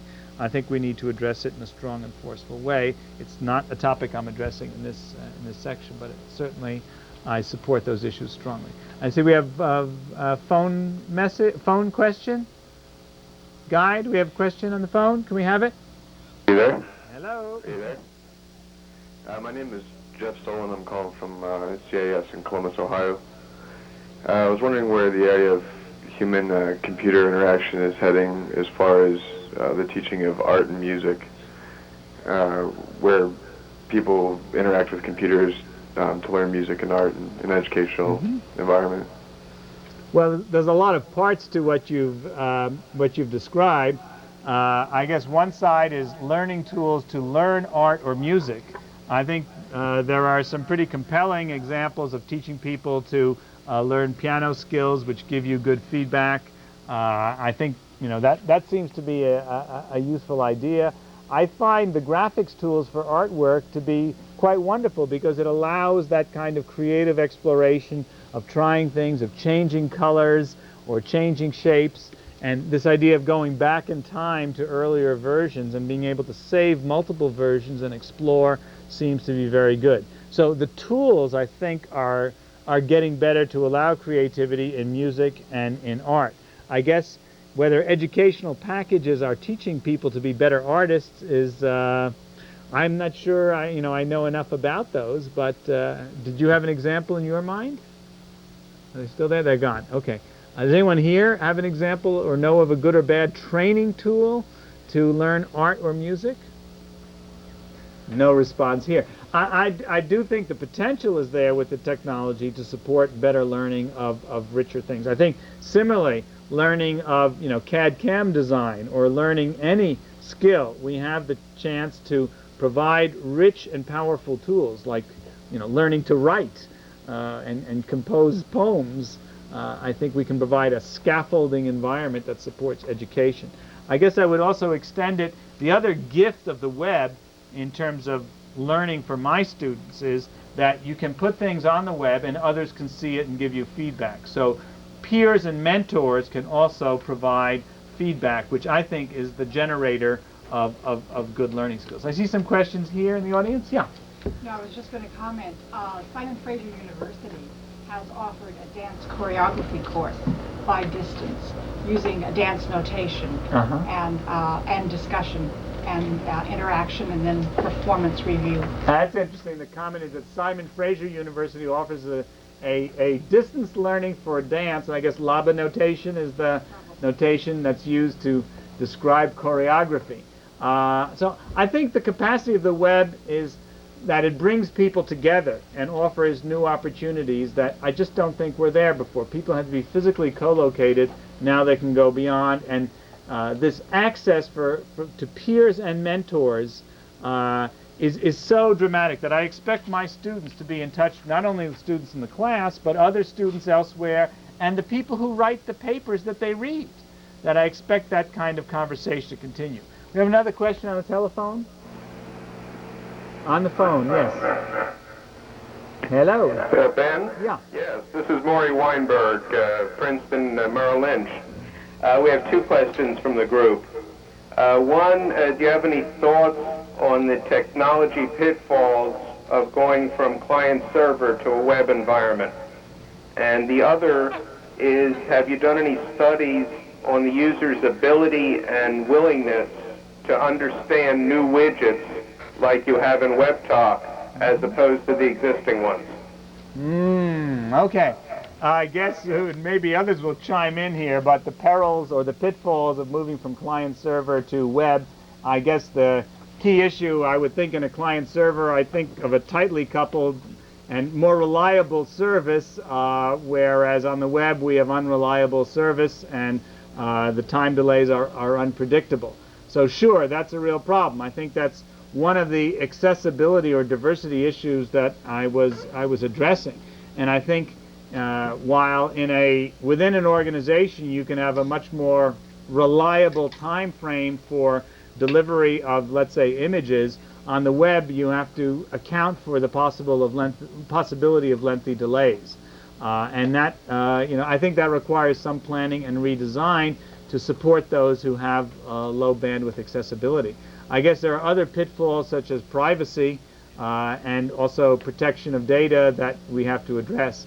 Those are less of my concerns. I'll be glad to refer you to my colleagues with respect to that. Your second question was, what are the perils, I think, of learning new widgets? WebTalk was designed to use quite familiar widgets. I hope an outliner has become now something of a standard widget, and having a frame on the left side which has a table of contents seems to me a rather comprehensible environment. Certainly the subjects in our study did not have severe difficulty using it. Sometimes the idea of opening up multiple layers, and there are several ways to open them, did require a little bit of training or experience. And I guess it's a legitimate concern. Novelty should be justified by the benefits it brings.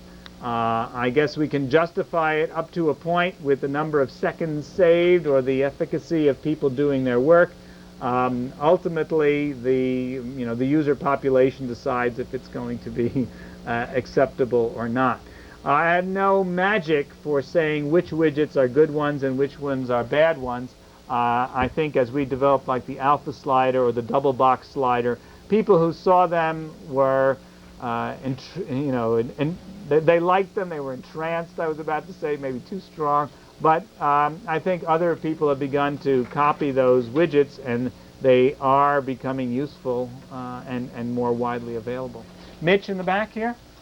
Yeah, I was intrigued by your teaching example and how effective you found it in this methodology.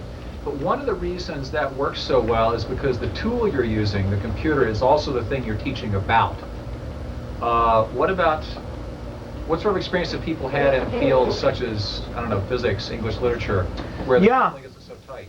I love that question, because the teaching theater that I showed you, the AT&T one, which is in this building, now there's a third one in the academic information technology building. So those are working. I am the only computer science professor to have taught in that room. Of the 75 professors who have used that room, they go from, you know, psychology, journalism, a lot in art history.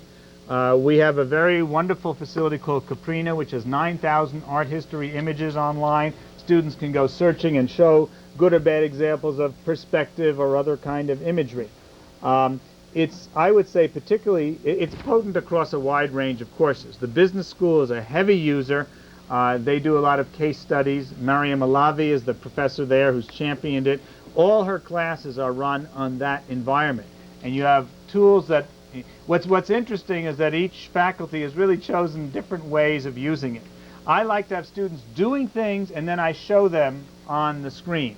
Others do the collaborative methods, like if you have a question, everybody types the answer to the question and you get 20 answers on the screen anonymously, boom, boom, boom, boom, boom. And that really opens discussions in ways I never would have believed. You get some really offbeat suggestions, and people are open about throwing things out that they might be shy about. And it generates a more democratic level of participation in the classroom than the few students who quickly raise their hand, who are, you know, often the ones who answer the question. So I would say the breadth of disciplines that use that technology is pretty compelling, and it's not the fact that it's computer related. Question on the telephone? Yeah. Hello, Ben. This is Todd Reichert with Merrill Lynch in Princeton. Could you offer some thoughts on alternatives to the desktop to give users access to a large set of applications? Large set of applications. Well, you saw at least two.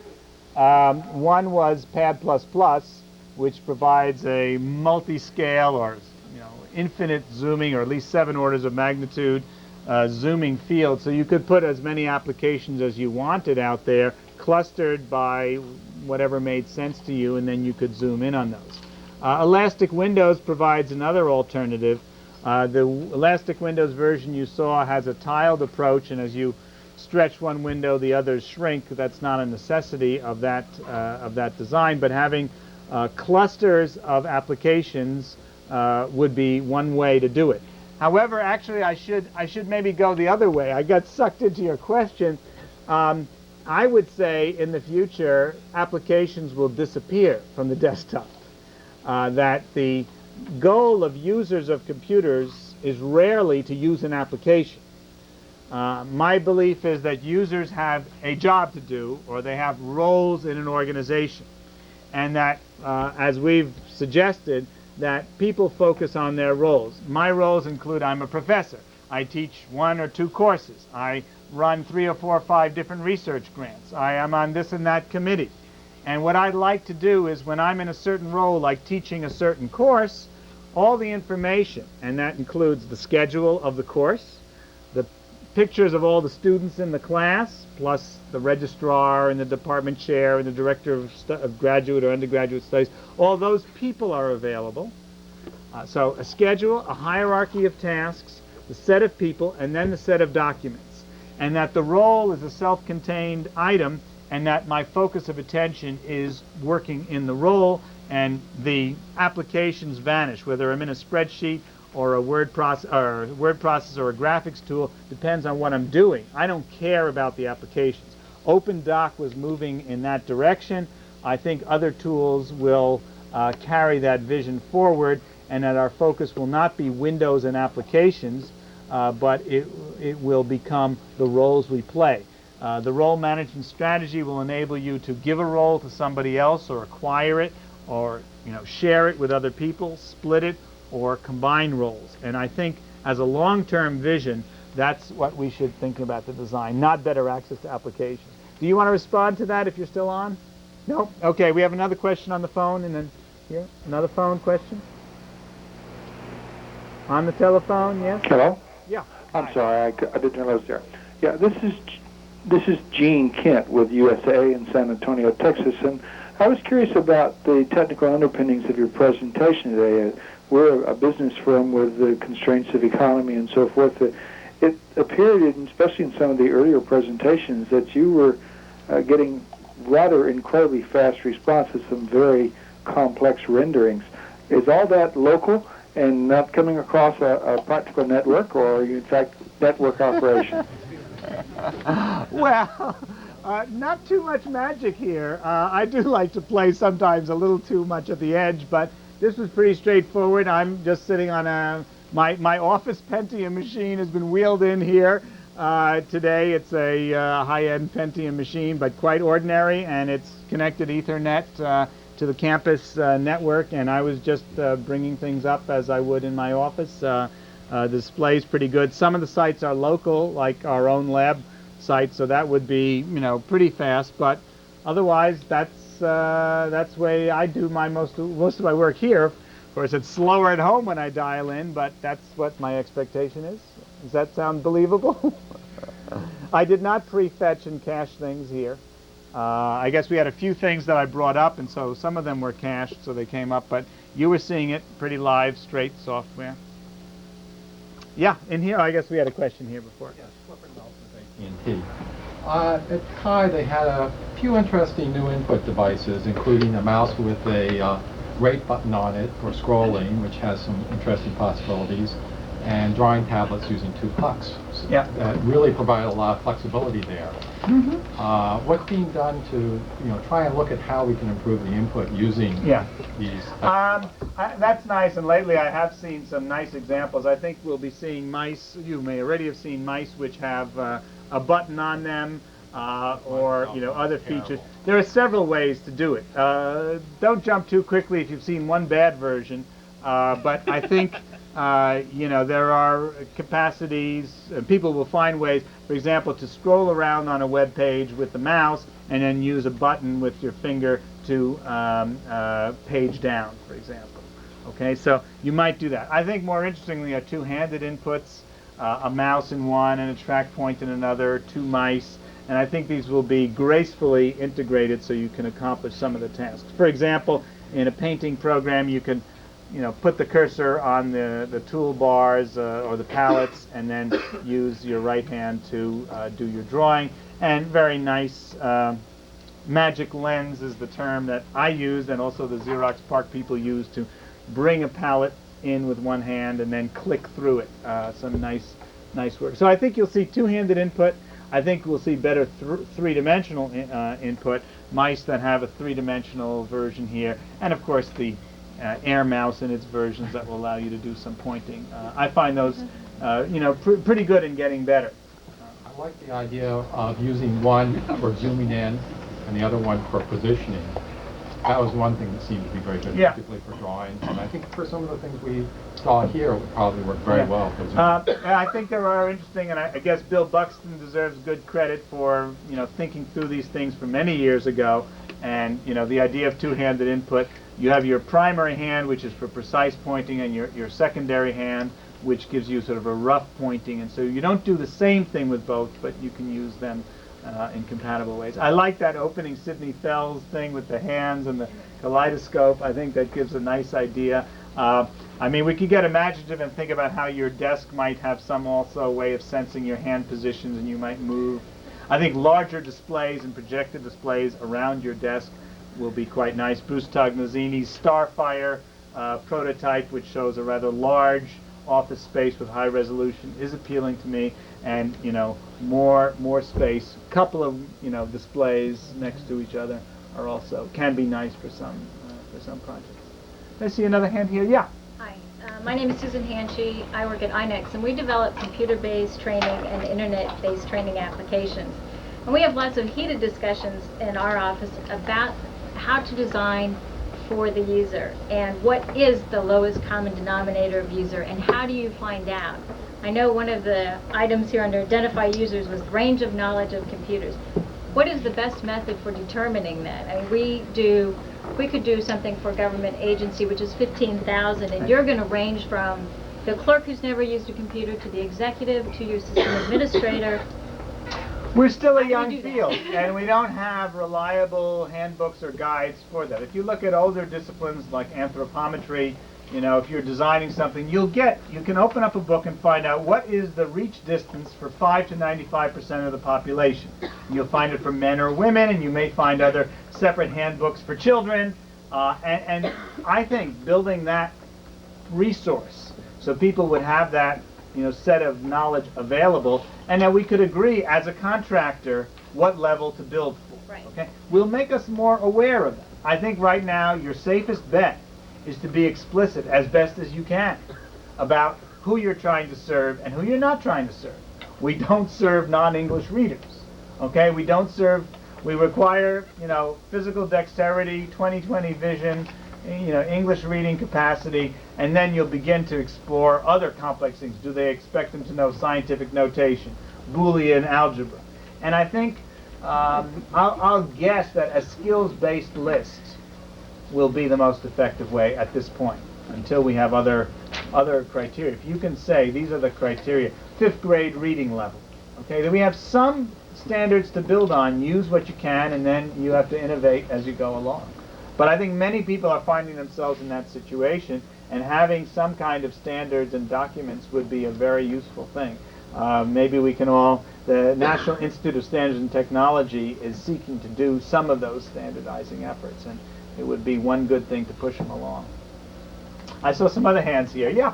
I'm Nikki Burton with the Federal Deposit Insurance Corporation. To follow up on that question, what is the source that you used when you were working with the Library of Congress to determine the computer platform that the general public would be coming into the Library of Congress? Well, they're admirably good at doing data collection in many areas, and they do log when people come to their website.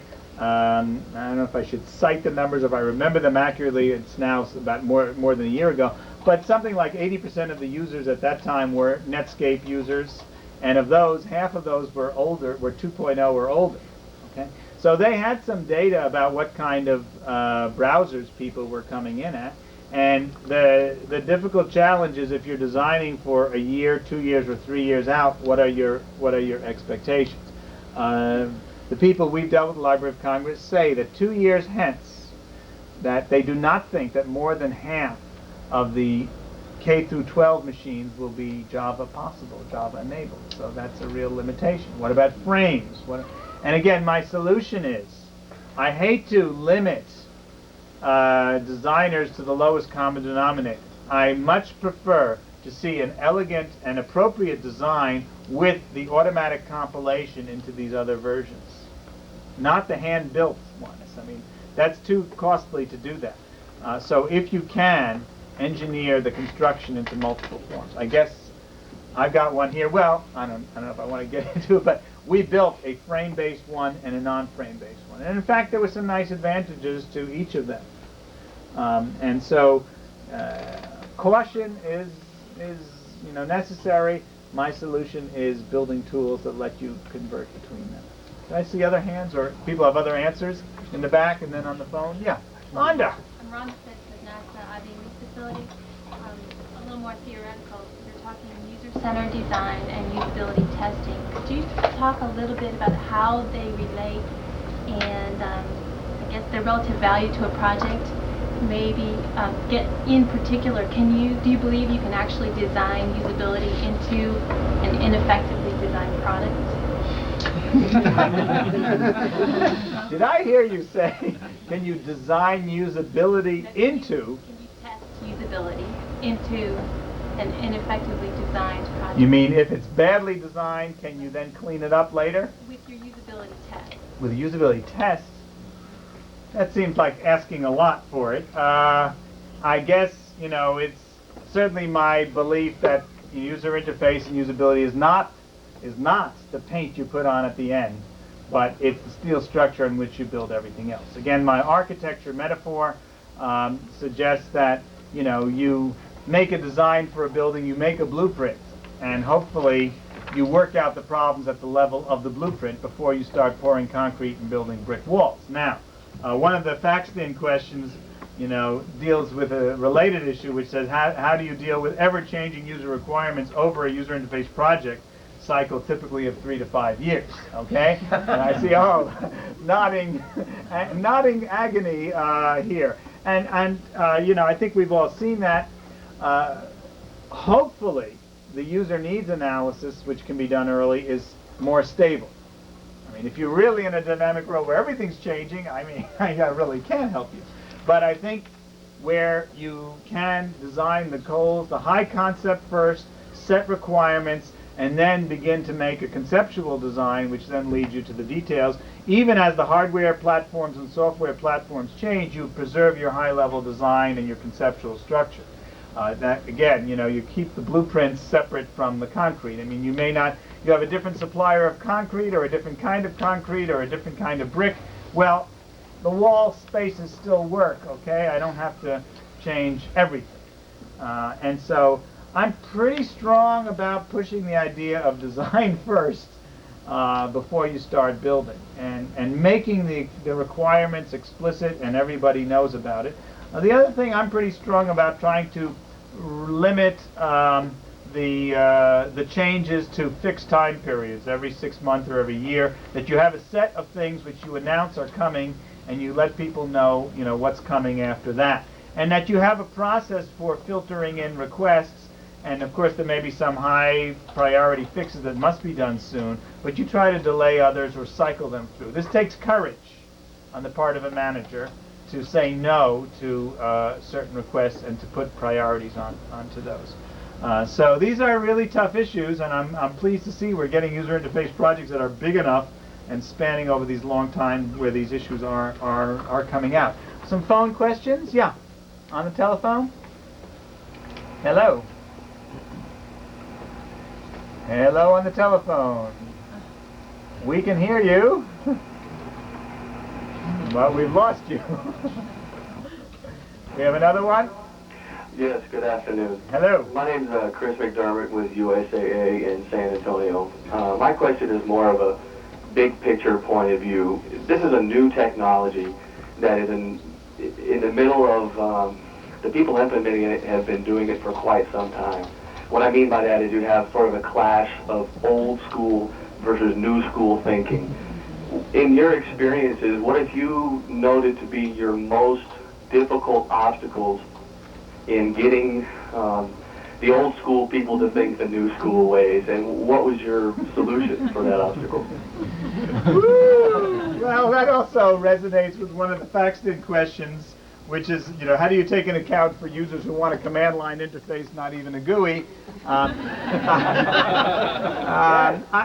think we really need to face and accept that there is resistance to change, and sometimes it's legitimate, frankly.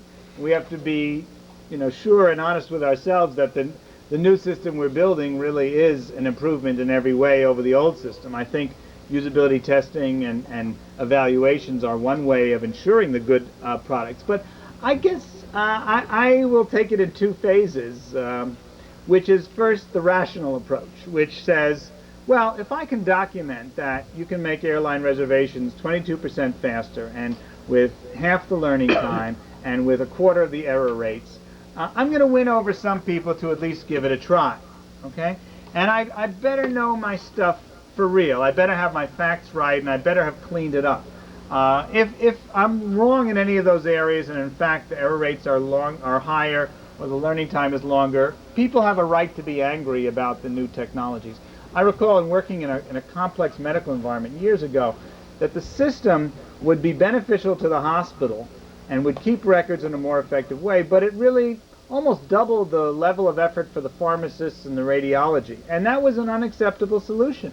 And until you worked it through so that the radiologists actually benefited from it and that the pharmacists had, you know, benefited from it, they won't participate. They'll make it fail because they'll do things which will be, they'll be late in entering it, they won't be careful with the data, and so you've got to attend to each of the communities and engage them on the winning side.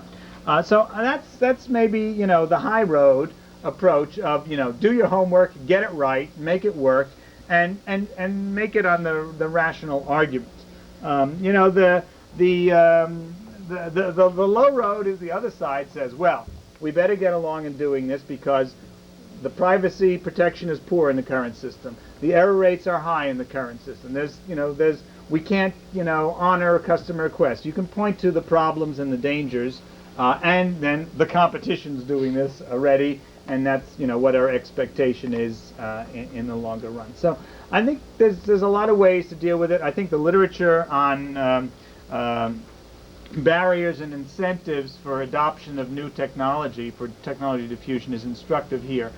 You may want to, again, segment your audience to the early adopters who are sympathetic to new technologies and will invest the time. Work with them, make them success, make them the ones who promote and tell the story throughout the organization, and also engage them in cleaning up the legitimate problems in any new system. And then, you know, work your way through the large number of middle adopters, and then the late adopters are, you know, are legitimate concerns. It sort of relates to the command line interface. The evidence is pretty strong that for most cases and most users, GUIs are faster to learn and productivity is higher. And what's interesting is productivity is increased most for experienced users. It's not a, you know, it's not just for the beginners, but the experienced users really take the greatest benefit. And I think also there's evidence, you know, those Unix users who are still loving their command line interfaces, the evidence is pretty potent. 15 to 20% of all Unix commands are either making mistakes or recovering from them. And so people are often, the situation is much worse than they think. However, they've spent their lifetime, they've invested in it, and you'll find that the more bizarre a system is, the greater is the fanatical devotion of a small number of people. Okay? They've mastered it and they've succeeded. And, you know, I think you have to deal with them on a, you know, on a case, on a one-by-one basis and try to win them over to these new directions. Do those offer some ideas that may fit in your situation? It's not a perfect solution. Oh, yeah. Yeah, you pretty much hit the nail on the head. I just wanted to make sure I heard it from someone who knew what they were talking about. That's good. Thank you very much. That's very nice feedback. Thank you. You know, are there other questions here? I saw a clip. Just a statement. I took a class from Bob Bailey, and he gave an example of where they had a bad design, and they tested it with the user and looked at what the user tried to do and used the user input to make recommendations on how to improve it. Like, I think one of it is the enter key would do something. So making the enter key do something because users try certain things. You just look at what the user tries to do and try to make the system do what the user wants to do when they do those commands. So that's probably a way of doing ID&D, is, you know, to keep a record of what the users are doing and feed that back and say, okay, I think you need to change the design. So partly there's a hand-in-hand connection between the usability testing and the user-centered design, and it's got to happen throughout the full life cycle. Is that correct? Yeah. Early on, from day one, you know, the user interface has got to get a budget, it's got to get a manager, and it's got to get a schedule, okay? And to me, that should be the driving force of it. It's the architect who guides the project, not the construction, you know, people. Okay, now that may be tough to sell in your organizations too. That may be tough to sell. But I certainly think, you know, again, the high road approach of, you know, promoting quality and the low road approach are, you know, two ways to characterize how to do it. All right, we're coming to the end of our time. I realize in flipping through my slides, I've left one or two things here to say. I had left this issue about controversy about whether universities will die or thrive. I can't help but say a few words about that. I think universities will thrive. Now, I'm biased, but I do think it's an opportunity if the universities will adapt to these new technologies. I mean, if a university sticks in its old format, it will be eaten by those who are entrepreneurial and see the opportunities for distance learning and web-based education. There's a lot of very interesting distance learning and web-based developments going on. It will take a decade or more for it to shake out. But I think the universities are a source of, I hope, credible wisdom about each topic and a community of people. And I do believe that the community is a great attraction for students who come and for others who interact with universities. So I don't see it. There was a dire prediction by Ellie Noam in Science magazine in the end of '95 predicting that the web will destroy the universities. And I think it will generate new forms. And I do think it will encourage higher quality and higher expectations. I have higher expectations for myself and for my students in my role as a teacher and as a researcher. So for me, the opportunity is extremely powerful and potent. And I, end it just by giving you this set of websites here. The last page of my slides does have some of the websites, but as you know, these slides were just, were prepared more than almost 2 months ago by me, and I've added a lot of fresh stuff. Things change daily. I was teaching in my class the other day. I wanted to show something on the web, and it had been improved, by, and changed, and my, the topic just kept advancing while, while I was sitting there. This list of websites that I've shown today will be on our lab website, which you have in several places in your notes. But you can put these, maybe zoom in a little closer, and can you get a little closer on this so people could read it? I guess there we come. We're going to come into it. So you can take a look at the ones that you may be missing here, but it will be up on our lab website, and you can visit from there and carry forward. So I come to my end here. Pleased about your response and pleased about the interest in these topics. I do think it is important. I do think that we as a profession are really shaping the technology for the next, not just 10 years, but 1,000 years. I think that we are in a position to make a dramatic difference, and I reject very much the technological fatalism that some people say, oh, you can't control technology. It has a life of its own, and that it's a terrible thing. And I think that we have to take a much more proactive role. We can make websites comprehensible. We can get rid of chaotic designs, and we can get rid of confusing menu structures and inconsistent displays. I think we as a community can pressure within our own worlds of the designers, but also as users, we need to be pressuring the developers of products that, when we see something we don't like, we do something about it.